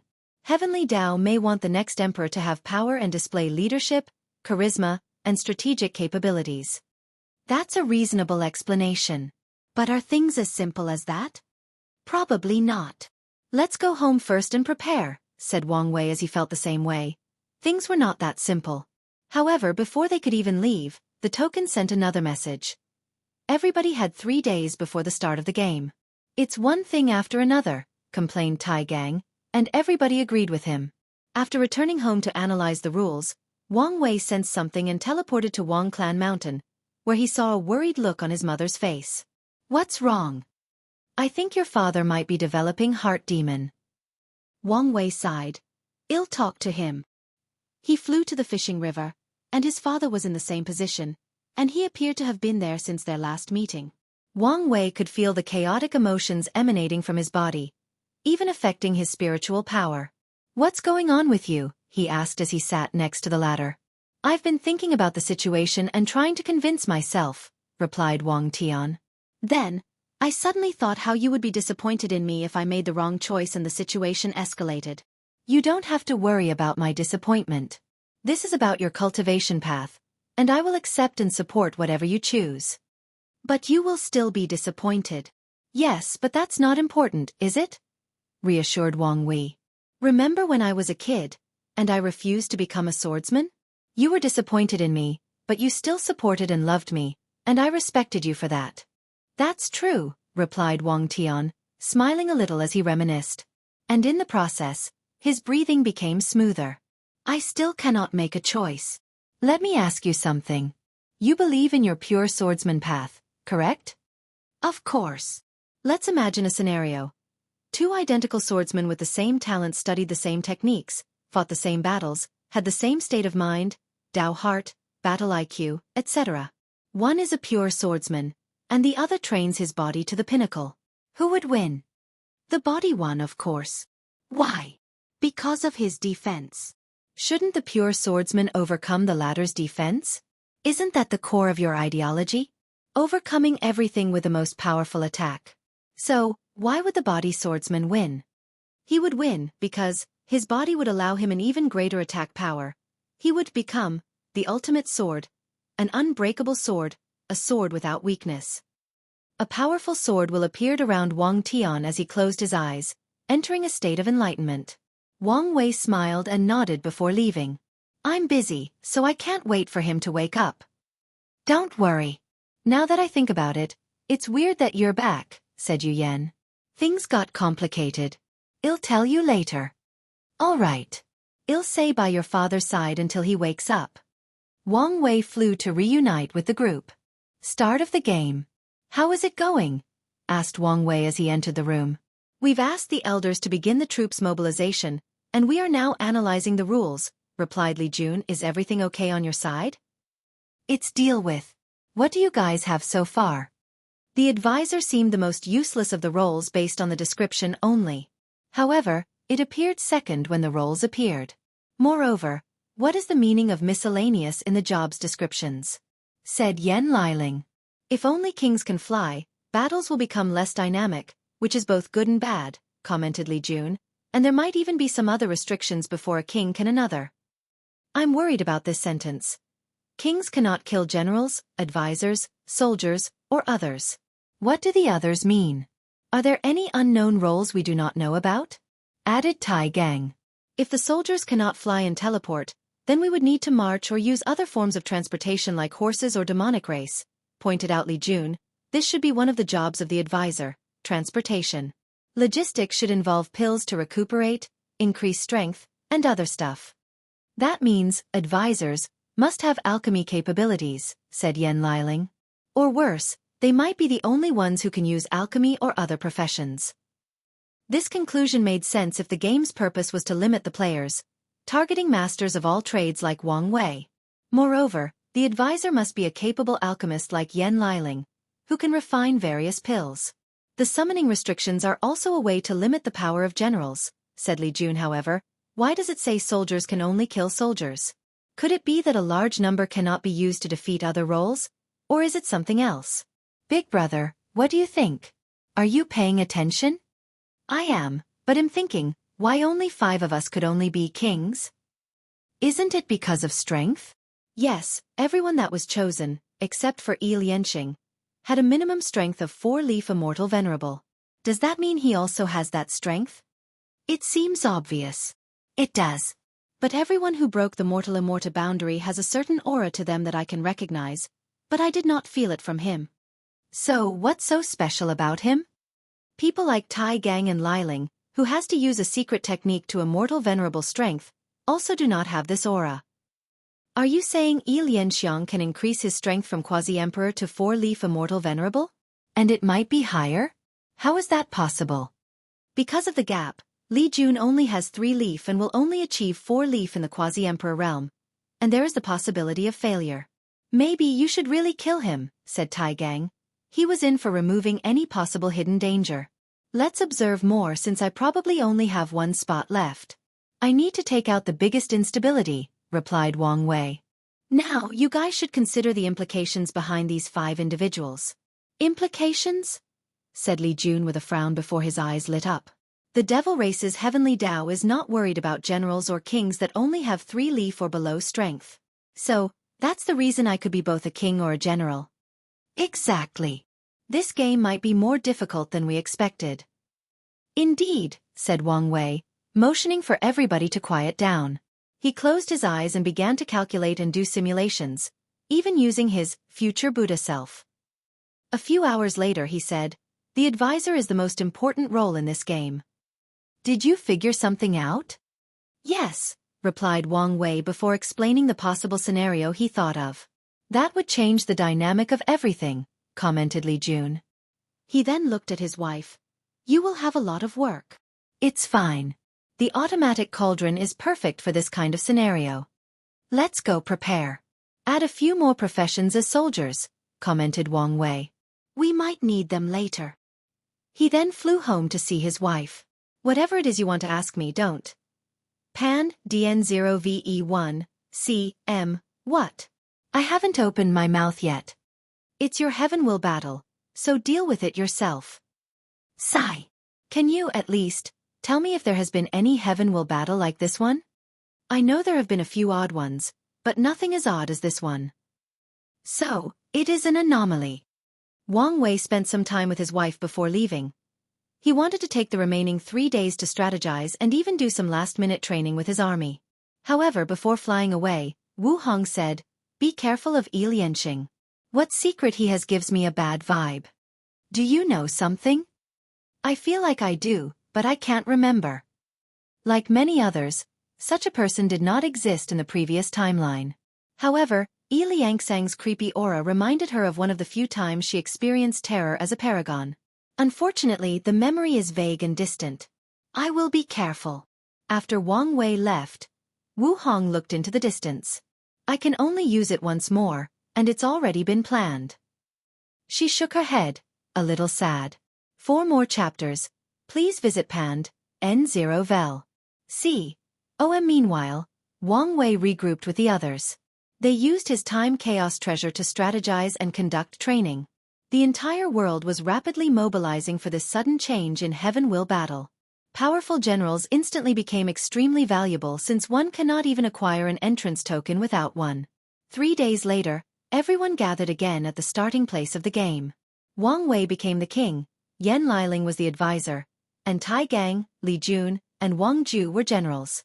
Although they could choose 2 more generals from the sect, the group's strategy considered this. Tong Ruobing looked at Wang Wei's group and frowned. Why does he only have 3 generals? More generals meant a bigger army and a higher chance of survival. Is he too confident, or does he know something? She looked in Di Tian's direction and saw that he also only brought 3 generals. And like Wang Wei's formation, one of the generals seemed more focused on information gathering. Something is definitely off. Little did she know these people discovered some hidden rules to this game. Wang Wei used his intellect, while Di Tian used his wealth. One of the treasures he has was refined from the body of a Star Stage Bash clan. In his attempt to revive his wife, he consulted a member with a 5-star bloodline, and when the latter could not give the answer he wanted, he was not pleased. And because of his action, he had this treasure and became the sworn enemy of the Baishi clan. Wang Wei chose King for his entrance token, and the others chose General linked to his. "I'm counting on you guys. Big brother, don't worry. We have your back." Wang Wei smiled before heading to the protective film. However, before passing through it, something occurred. Heavenly Dao suddenly showed up and said Wang Ju and another person wearing a hood beside Di Tian were banished from entering. "What is wrong now?"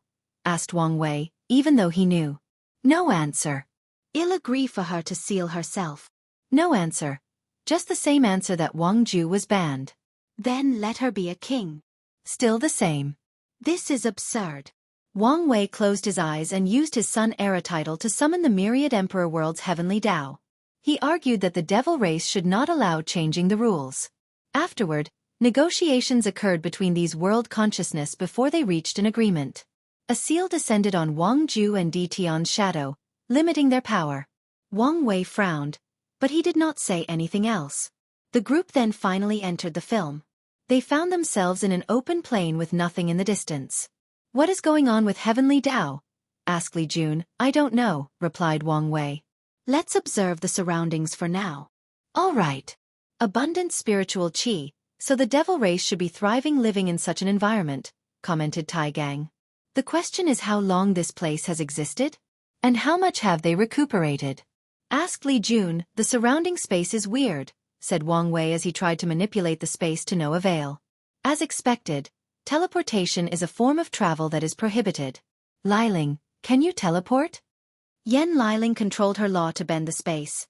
"No. I don't think it's what it meant with transportation. Maybe through teleportation? However, this might also be forbidden if your guess is correct."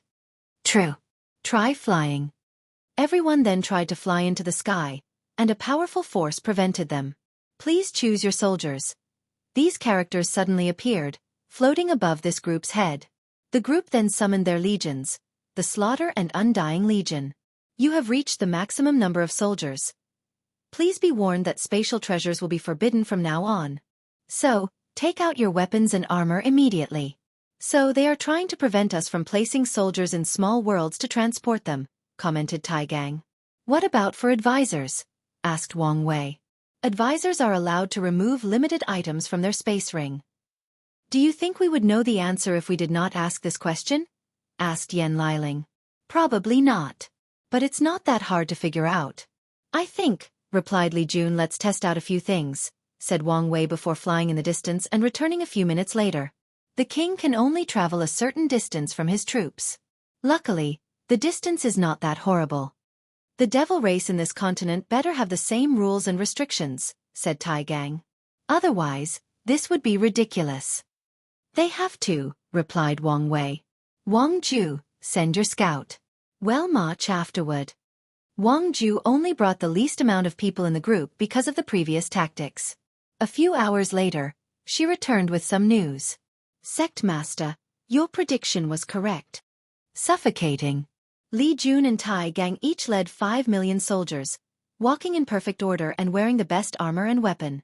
Anyone who watched these groups could feel the intense aura they emanated, immediately realizing they were soldiers who had seen blood and slaughter. Halt, roared Li Jun, and everyone stopped simultaneously.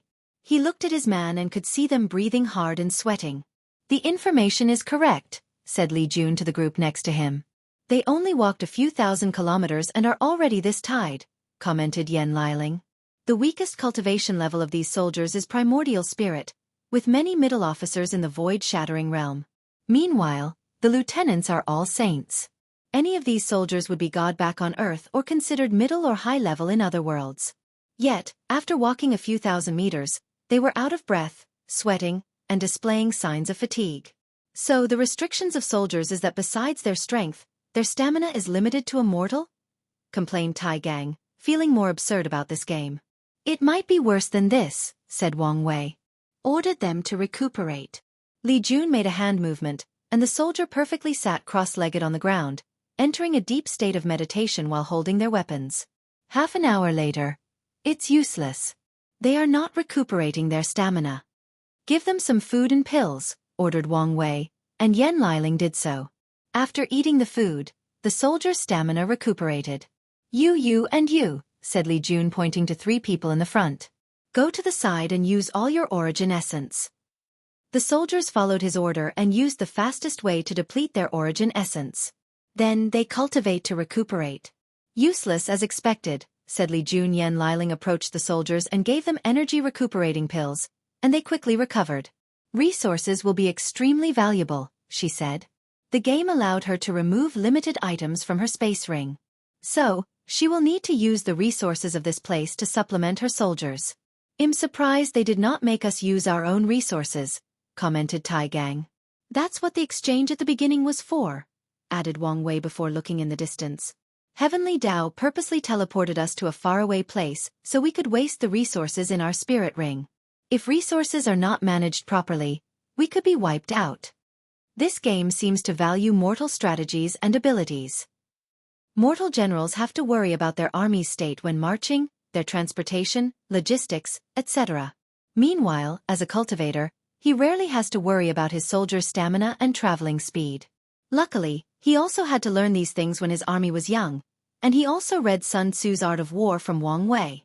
Personal ability should play a role in this game as well, said Wang Wei as he closed his eyes and expanded his divine sense of the surrounding. Nope, they restricted that too. Tai Gang is right. This is bullshit. That's what I've been saying. Let's go in that direction. I've detected life. The armies continue their march, with the group focusing on managing their pace and keeping tabs on the soldiers. After 5 days of marching, numerous breaks, and hunting food for the soldiers, the group arrived at a small devil race village and immediately noticed a few anomalies. What race is this? Asked Tai Gang. He learned of the subspecies of the devil race, but he had never seen such a creature, so he thought it was a lack of knowledge and experience. They looked like humans with horns, said Li Jun. There is no devil species like this. The closest is the horn devil, but they have claws, fangs and wings. Only a few devil races externally looked like humans, added Yan Liling. Is this a new species? Their bloodline has some human mixed on it, said Wang Wei as he scanned them with his divine sense. More importantly, have you guys noticed something even more abnormal? Yes, they are not afraid of us, she replied. I cannot see the slightest fears in any of their eyes. The group did not act rashly and observed. These devils only glanced at their large army and continued to live their lives as if nothing had occurred. Some of the children even looked at them with curious eyes.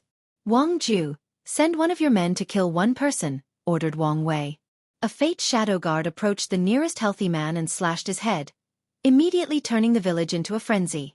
Children hurtled with their mothers, and the man stood in front, protecting everybody. Wang Wei and the group did not continue to kill and waited. They checked the entrance token to see if this kill made any change. It did not. Half an hour later, a new message suddenly appeared in the sky. Soldier has violated the rules. According to the stipulations, preparing for annihilation. A terrifying power brewed from the sky and ready to annihilate that guard. And he knew that nothing he could do could save him. There was no fear or other emotions on the shadow guard's face. He was trained to die for the leader, and when the moment arrived, he accepted his fate. This is his infraction, yelled Wang Wei. Annihilation cancel. First infraction punishment. Weakened state. 4 more chapters. Please visit Pand, N0 Vel. COM, for how long? Countered Wang Wei. 3 days. A light sphere from the sky entered the Fate Shadow Guard's body. His aura suddenly drastically decreased, and his expression became pale. Wang Wei walked next to him. Thank you, Lord. Don't mention it. I won't let my man die if I can help it, replied Wang Wei as he observed the latter's weakened state. We now understand the rule. Soldiers can only kill soldiers.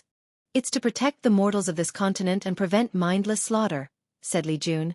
The question is, why does our heavenly Tao suddenly care about mortals?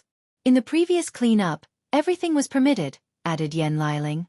No one could answer her, so the crew focused on Wang Wei. Did you find something? Not really. It's the power of order, beyond my ability to deal with. The best I can do is quickly figure out the hidden rules, replied Wang Wei. He tried to study and deal with Wang Just Seal, but it was useless. Luckily, she could still use Immortal Venerable 3-leaf strength. Wang Wei looked in the sky as he mobilized his Tao of Fate and Yin Yang, trying to divine and calculate any information about this continent. For example, the history and evolution of this place. He then tried the power of time to see if he could see the past before proceeding to read the fate line of the villagers. So, all conceptual abilities not used in battle are limited? Does this game want to turn us into mortals with only powerful destructive power? Or am I missing something? PA and NOV. Wang Wei looked in the distance, his gaze landing on an elderly man who seemed to have a high position in this village, most likely the elder. He waved his hand, and the elder flew before him.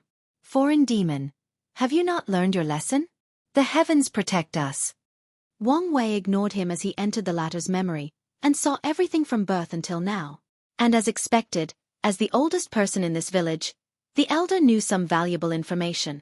There is a big city about 5 kilometers northeast, said Wang Wei. Take all their food and burn their farms. Li Jun frowned before ordering his man to do as he said. The troop marched forward, leaving a devastated village. After walking for a few hours, he approached Wang Wei and asked, Are you all right? I'm fine.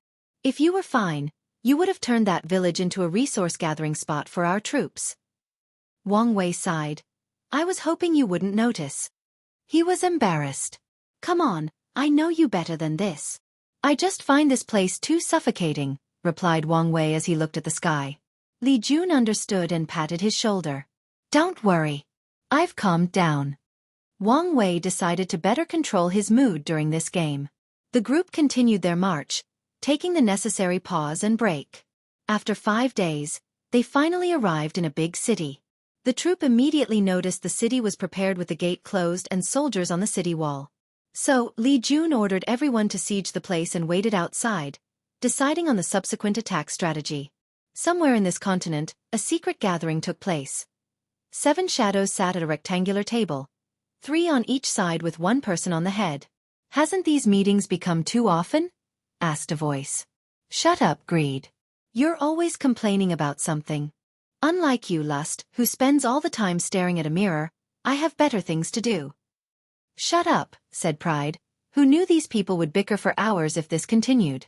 We have these meetings often because of the clean-up. I'm assuming this is the reason we are here, Wrath? Everybody looked at the head position. That's correct. 7 sins. Our race has been hiding, planning, and preparing for this moment for countless generations, said Wrath. So, make sure everything proceeds smoothly. Everyone listened as they were used to Wrath's grand speech. Whose territory did Di Tian and Wang Wei land on? Di Tian is in my territory, replied Lust. I have Wang Wei, added Sloth. You guys know the plan. Avoid them at all costs. So we will just let them slaughter our people? Countered Envy. Unless you have a way to deal with a 9-extremity foundation, what choice do you have? Asked Greed with a sneer. We are not letting them wantonly slaughter, explained Wrath. We will use the practice tactics to make things difficult for them and limit their accomplishment. Our objective is for them to leave after accomplishing their goal with the minimum requirement. If any of you directly confront any of these two, the result will only be your pointless death. That's fair, acknowledged Envy. What about the other ultimate kings? What do we do with them? Asked Pride. With enough planning, we can deal with them, but be extremely cautious, replied Wrath. However, stay away from Yi Lianxing. Give him the same treatment as the two supreme kings. Him? Our information did not indicate anything special about him. Even his strength seemed ordinary. Just know his secret is enough to warrant this level of caution. The others gave Wrath a look and agreed. What about Mo Xingyun? According to our predictions, as an anomaly, she was supposed to be an ultimate king? The recent information is that she has some conflict with Wang Wei and has to use a puppet to attend to the clean-up, explained Pride. She's in my territory. How do I deal with her? Asked Gluttony. Use your troops to eliminate her puppet body and her troops, ordered Wrath. As you wish. We will regroup if something unexpected changes, declared Wrath before dismissing everybody. Hopefully, the plan goes smoothly. Lust Territory, a magnificent palace. A beautiful woman dressed in a black hanfu with braided hair suddenly opened her eyes.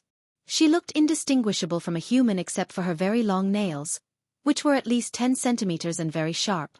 She gently picked 2 pictures. Di Tian and Wang Wei. I finally have a chance to surpass Wrath. How can I give up so easily? Many things flashed in her mind before putting Di Tian's picture away and holding Wang Wei. He seems the easiest target of the two, so let's begin with him. An overlord? 9-extremity foundation? A Sun era? Lust sneered. Every man has a weakness, and yours happen to be your family. She then left the palace to prepare. Sloth Territory. The group sat in a tent with a table and a map in the middle, looking at a rendition of the city. What's the best method to attack the city? Asked Wang Wei. A direct attack would result in too many casualties since our enemy is ready, commented Tai Gang before pointing to a spot. And it does not help there is only one gate for the entire city. Although that's bad, it will become our advantage if we can take down the city, commented Li Jun. Another problem is the city formation, making things even harder. I worry the people will burn the food and destroy the resources once it appears we're about to conquer the city, added Yen Liling. Can we siege the city and starve the people inside? Suggested Tai Gang. Our logistics won't last for that long, Yen Liling shook his head. We don't have a cavalry yet, so this limit our options, said Li Jun. He then looked at Wang Ju. Have your scouts found a group of demonic beasts yet? Please visit P and 0VE1. No, we only find a few beasts, but they are not suitable for war. Li Jun touched his forehead. The best option might be to use the advantage of the Undying Army to break the city gate forcefully. The city is protected by a powerful formation that can block the 3 generals for a relatively long time. Even if they use their immortal strength, limiting the use of brute force in this scenario. Use the array virus, said Wang Wei. Array virus? Li Jun's eyes lit up. You want the Fate Shadow Guard to infiltrate the city array with the virus, deactivate it from the inside and even open the gate from the inside? Paren, Dan 0VE1. C0M yes. Many years ago, Wang Wei theorized. Arrays were similar to computer programs that worked in reality. So, he invented a prototype of a hacking virus for arrays and tested it during the Heaven-Chosen selection trial in the Academy. After so many years, this thing has been perfected. The city formation is only quasi-emperor tier, and the only reason for its power is because it's part of a bigger formation, Yen Liling explained. However, I did not bring one with me. And it would take some time to make one. The array virus is now a standard equipment of the Fate Shadow Guard, so we brought some, reported Wang Ju. Excellent, uttered Li Jun. Let's plan the attack for tomorrow night. Everyone left to prepare for the battle except Wang Wei. He was useless unless a king showed up. So he closed his eyes to cultivate. After calming down and analyzing the situation, he realized this place was an excellent opportunity for him to study Order Disorder Tao, and Heavenly Tao itself would be his teacher. By studying this game and the application of Order Tao, he can learn the hidden rules and secrets and dramatically increase his understanding of fate. Not just order, but also fate. The night, the troops gathered outside the White Fang city, alarming the wall soldiers. "How many people do we kill after breaking the gate?" asked Tai Gang, sitting on the 2 horses they could find. "We will kill 80% and leave the rest for resources farming." "All right." "Archer squad," roared Li Jun, and a group of individuals in his and Tai Gang's legion prepared their bows and arrows. Li Jun trained these squads by creating a scripture called Military Archery Art, based on the weapon law part of his slaughter Tao. The power of law manifested on all these archers, indicating they were all in the void-shattering realm. Li Jun sensed the devastating power of his man and smiled. He had to rely on time formation and the Tao Seed Pond to cultivate these men. The Tao Seed Pond is one of the foundation secret realms of the sect. Whenever a void-shattering realm cultivator or above dies, they would condense a Tao seed to leave in the pond. Even sealed individuals would do the same after. Then, future generations can use these seeds to comprehend the law. However, this feature is not why the pond is so valuable to the sect. Its value came from the fact the sect can choose people to inherit these seeds and the power of the person who condensed it. The only drawback is that a person will forever stay in the realm of whoever seed they inherited. Most, if not all, emperor lineage has something similar. And this pond is why ancient sects from the ancient emperor era have such a deep foundation. The amount of tier 7 and above cultivators they have cultivated since ancient times is astronomical. Fire. Shoo, shoo, shoo. Arrows descended on the wall, covering the sky like a plague of rats. The city formation activated and created a protective barrier over the entire city. Bang, bang, bang. The barrier trembled, and the heart of the soldiers in the wall followed it. Luckily, nothing happened, boosting their confidence. The city guardian began to yell for his archers to return fire. Unfortunately, he soon discovered his enemy outclassed him in skill since none of his arrows could reach the enemy. The archer squad would fire 2 arrows for every arrow the wall archers fired. One to counter them and the other to cause damage to the formation and city wall. The attack continued for half an hour when Li Jun received a message from Wang Ju. "All right, let's put more pressure on them and force them to focus on us." He raised his hand to condense a spear and throw it. A blood-red light cut through the night sky, eliciting deep fear in these soldiers' hearts. Luckily, the formation protected them. "The space had no change," muttered Li Jun before continuing his attack. And this time, it was a barrage instead of just one attack. Meanwhile, Tai Gang looked at him with envy of his strength. He practiced the 8 Heterogeneity Foundation. The sect gave him all the resources he needed for his clones. Unfortunately, he failed in the last process of fusion, almost dying in the process. So now, he has to use a special pill refined by Yen Liling and a secret technique to temporarily fuse and use immortal venerable strength. Suddenly, he noticed the city's protective barrier flickered before disappearing, and his eyes lit up. Li Jun did not waste time and threw a spear that blew the city gate open. "Charge!" he roared and Tai Gang followed. Bloodline mixture. Thank you to Wei for the magic castle. This gift means a lot to me because of the situation and because it's my first magic cast. I'll remember this. Once again, thank you.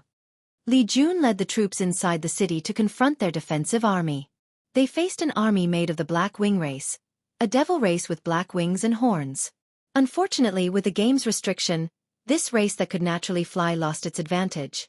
Li Jun led the troops but did not participate much in the battle after killing a few hundred people. Instead, he overlooked the situation to ensure nothing unexpected occurred and waited in case the enemy had a mighty general. He would also protect his men as much as possible to reduce the loss.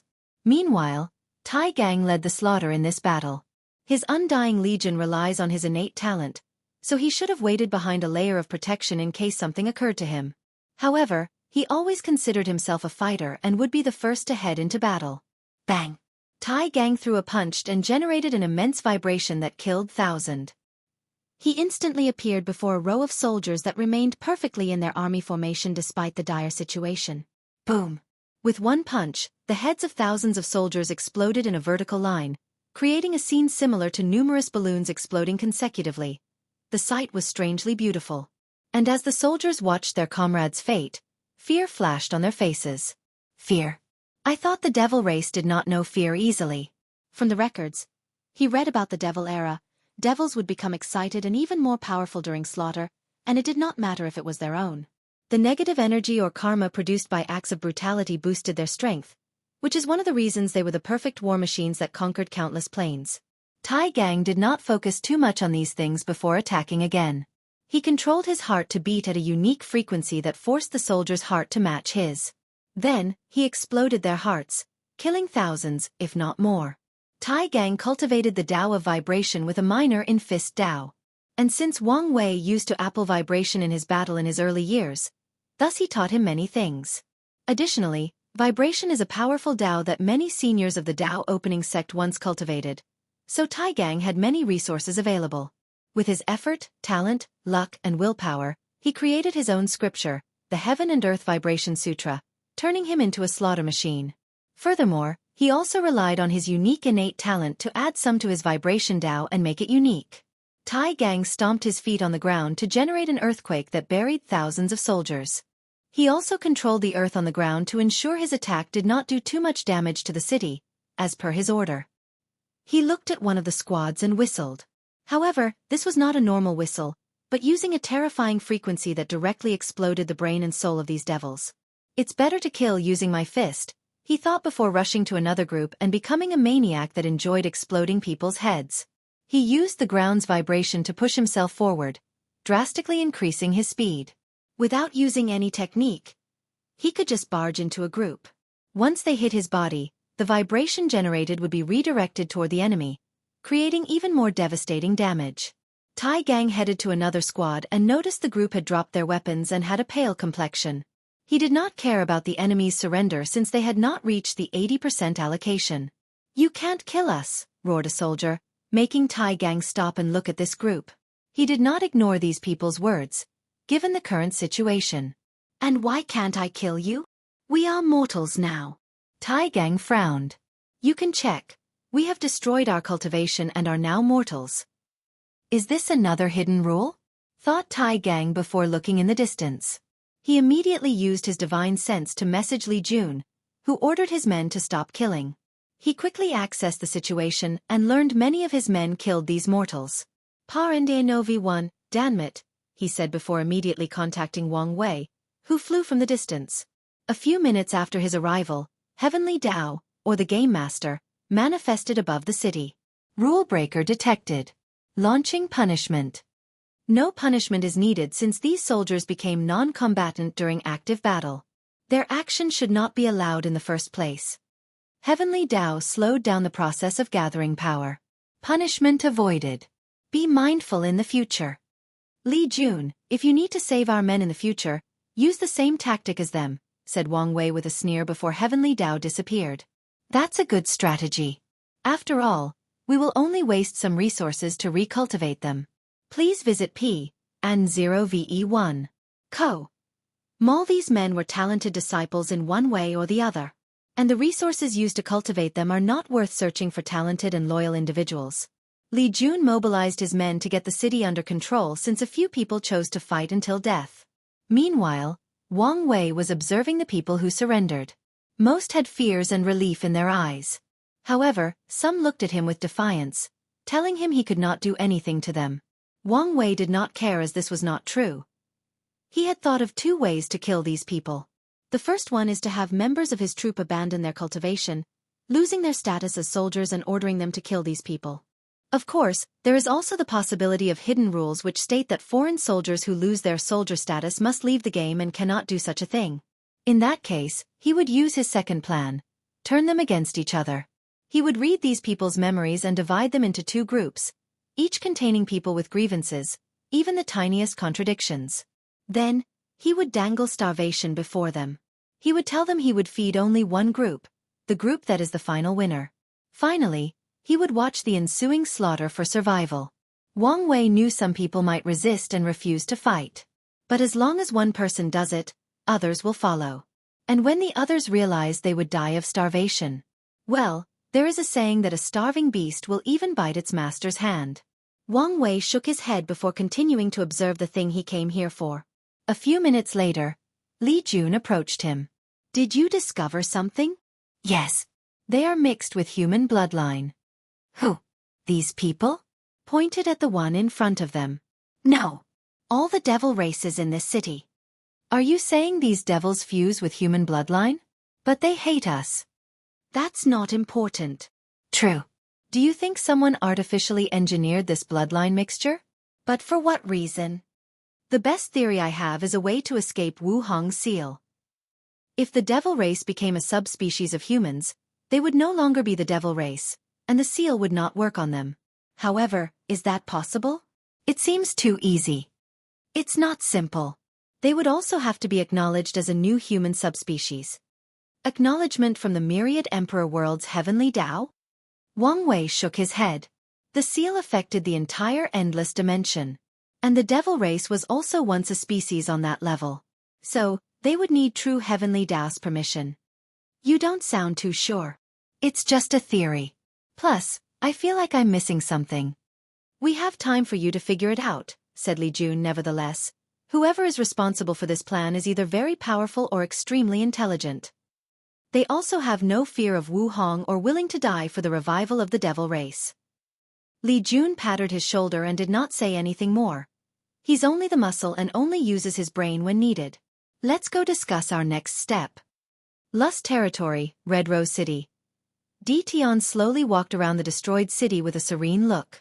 The troops lost way above the bottom line I wanted, and many of the resources were destroyed before we conquered the city. He frowned as he looked at the result of this war. I need better generals for the Heaven Will battle. He could see that his army would not survive in a confrontation against Wang Wei because of superb generals like Li Jun and Tai Gang or a supporter like Yan Liling. The only thing he has equal to Wang Wei is his shadow, who has 70% of his strength.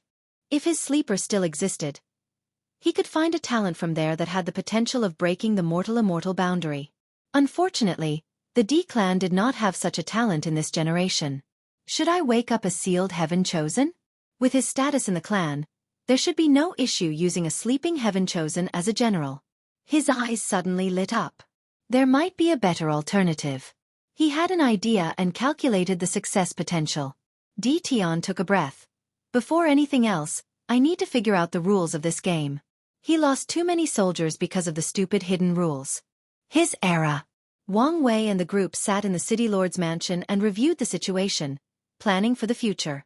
Wang Wei looked at his king token and saw it was activating, meaning killing these devil races was effective.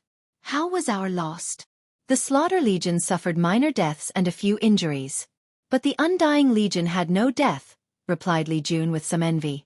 Since Tai Gang linked the lives of each soldier in the Undying Legion, it was challenging to kill one of them. Where is the scripture based on your innate talent? Do you think you guys and can easily create powerful and unique cultivation scriptures? It's still coming, complained Tai Gang. We offered you our help. I have my own pride. Plus, my intuition tells me this might be an opportunity if I created it on my own. Well, you better hurry since the Heaven Will battle is coming, and I need the scripture before him so I have enough time to train my men. Li Jun is right, said Wang Wei. After the cleanup, ask the sect for enlightenment-inducing resources to help you. Thank you. All right, what's next? The Fate Shadow Guard discovered a medicinal garden in a small world full of mortal food and spiritual herbs. Someone tried to destroy it, but we stopped them, reported Wang Ju. Normally, mortal farming is separated from spiritual gardens. But someone placed them together, commented Yan Liling. They designed the city to maximize food production and to destroy the resources when needed. And if you consider the formation the city is connected to, the devil race has been preparing this game for quite some time. The question is, are they doing this just to survive, or is there something else? Added Li Jun, don't worry about that for now, Wang Wei stated. How are the soldiers recuperating? There is enough food to deal with their stamina. I've used the spirit herbs in the garden to make energy-recuperating pills for them. Luckily I have the automated cauldron, so I don't have to slave day and night for these pills. What horses and animals for traveling? We found a few, but not enough to form a cavalry. That's not good, muttered Wang Wei. Yan Liling, I need you to try to recreate the constructs to see if we can use them for travel and battle. And it would be great if we could use the soaring phoenix for transport, commented Li Jun. However, Wang Wei and the group were not too hopeful. Heavenly Dao seemed to target them while also having detailed information about them. And anyone who enters the Dao opening sex domains would know about the constructs. So, it's almost guaranteed they would be restricted in this game. The group continued their conversation for a moment before scheduling for another day. Some plans cannot be immediately decided without knowing the situation of transportation and other things. A few days later, outside the alchemy room, everyone waited until Yan Liling walked out. She immediately shook her head. So, it's restricted? Not even that. A mysterious power suddenly appeared and prevented me from refining the constructs. So, even the heaven-hiding formation was useless, muttered Wang Wei. What about the horse construct? He suspected the constructs that replaced cars, helicopters, or even planes would be restricted. So he tasted her by refining a magical artifact or puppet in the shape of a horse and powered by spiritual energy to replace animals or demonic beasts. It was an attempt at circumventing the rules. Useless, replied Yan Liling. I have even tried establishing a teleportation array, and it did not work. So we have to rely on mortal means for everything? Sneered Li Jun. It doesn't make sense to me, commented Tai Gang. While the rules restrict us, it also restricts the development of the devil race. We destroyed the devil race civilization. So if they want a chance at survival, they must bring us to their level and play their game, analyzed Wang Wei. They would lose miserably if they tried to catch up with us in such a short time of recuperating. Everyone felt a sense of suffocation. Although these people did not have the same goal as Wang Wei, no cultivators enjoyed having restrictions on them. Most cultivate to have power so they can be lawless, doing anything they desire between heaven and earth. There is good news, said Yan Liling as she led them to the medicine garden, showing them a large farm of grown food. The good fortune seeds worked? Yes, nodded Yan Liling. In just a few days, with abundant spirit qi, we cultivated enough food to feed our 10 million troops for 3 months. The good fortune seed is a project Wang Wei thought of since his qi luck trial. He wanted to create these seeds or crops that could grow quickly by absorbing spiritual qi from the environment. His original goal was to feed his Grand Xia dynasty's citizens. Unfortunately, he did not have the capability back then. However, over the years, with his power and understanding of the good fortune flame, he finally created the seed. Please visit P&0VE1. Co. M. With this seed, the mortal in the Dao opening sect never has to worry about food. He plans to use this seed to feed the entire myriad emperor world and amass a ton of merit. Additionally, the seed has another benefit. It's beneficial for cultivators in the body tempering, divine sea, and even divine Altair realms. Cultivators can acquire the spiritual qi they need from the products grown from the good fortune seed instead of hard cultivation. It makes cultivating in these realms easier and faster. Over the years, the Dao opening sect has cultivated many low-level disciples with these seeds. And Wang Wei tasked Yan Liling to bring some into this continent to ensure the troop no longer have any problems. There is some bad news, added Yan Liling. As expected, Li Jun's mouth twitched. It's not bad. After testing, I discovered that the good fortune rice can only replenish a quarter of the soldier's origin essence. They still need to take pills to recover completely. At least your workload will decrease, comforted Li Jun, and Yan Liling nodded. The era you're about to create will truly be brilliant, suddenly said Tai Gang as he looked at the field. What brings this on? Asked Wang Wei. The idea just popped into my head, he replied. Do you have a name for it? Now that I think about it, you never told us, added Li Jun. If you think about it, the core of everything, the name is easy to guess. Everybody's eyes lit up. Indeed, commented Li Jun. But aren't you worried about some third-class emperor ruining all your hard work after inheriting such immense power? Third-class emperor? Said Wang Wei with a sneer. Only first class can continue my legacy, and I won't even accept ascendant. Plus, even first class won't be guaranteed. I will leave tests based on intelligence, tactical strategy, leadership, and charisma. I won't leave a back door for the Dao opening sect, and I might make their tests harder. I want my era to be the most prosperous but also the longest. Wang Wei knew his era couldn't last forever. Things that rise must fall, which is the balance rule of heaven and earth. However, he can take steps to ensure the new era lasts as long as possible by preventing weak and unworthy people from inheriting his legacy and power. Finally, I'll have you guys to keep them in check, added Wang Wei. No problem, replied Li Jun. Have you considered what will happen when another race proves the Tao? Panda NOV E1, that will be part of the test. They have to show that they can show some level of impartiality. I'll also leave some of my strength to punish anyone who tried to abuse the system. As long as you've thought of the possible consequences and prepared, nodded Yan Liling. Don't mention these things since it's too early, said Wang Wei. What's our next step? His king entrance token was nowhere near the activation level, so they needed to continue killing. Do we need to establish a dynasty like the Great Xia? Suggested Tai Gang. We don't have to worry about food issues. However, I feel this would make more trouble than it's worth. You're right. Governing the devil race would be a nightmare because of their hatred for us, commented Yan Liling. Such a dynasty would have too many rebellions, and with the lack of transportation, the larger our borders, the worse the situation would become. It also does not help when we cannot use death to instill fear and control the citizen. Added Li Jun, dynasty or religion is not viable, especially if we consider the time we have in this continent. So what's the best course of action? Continue with our army, sweeping one city after the other, said Li Jun. In that case, we need a map of the surrounding. A map of the continent would be ideal, but I doubt we will find that, said Wang Wei. Did we find one in the city lord's study room? No. It appeared they purposely did not leave any written records of a map, replied Wang Ju, who stood behind Wang Wei. Did you search the city lord's soul? He killed himself and erased his mind. I admire the devil race's determination, but they are just making things more annoying, commented Wang Wei. In the next city, make sure to get a map. Otherwise, Yan Liling and I will have to figure out the terrain based on the large-scale formation that each city is part of it. Everybody went to accomplish their task to prepare to march.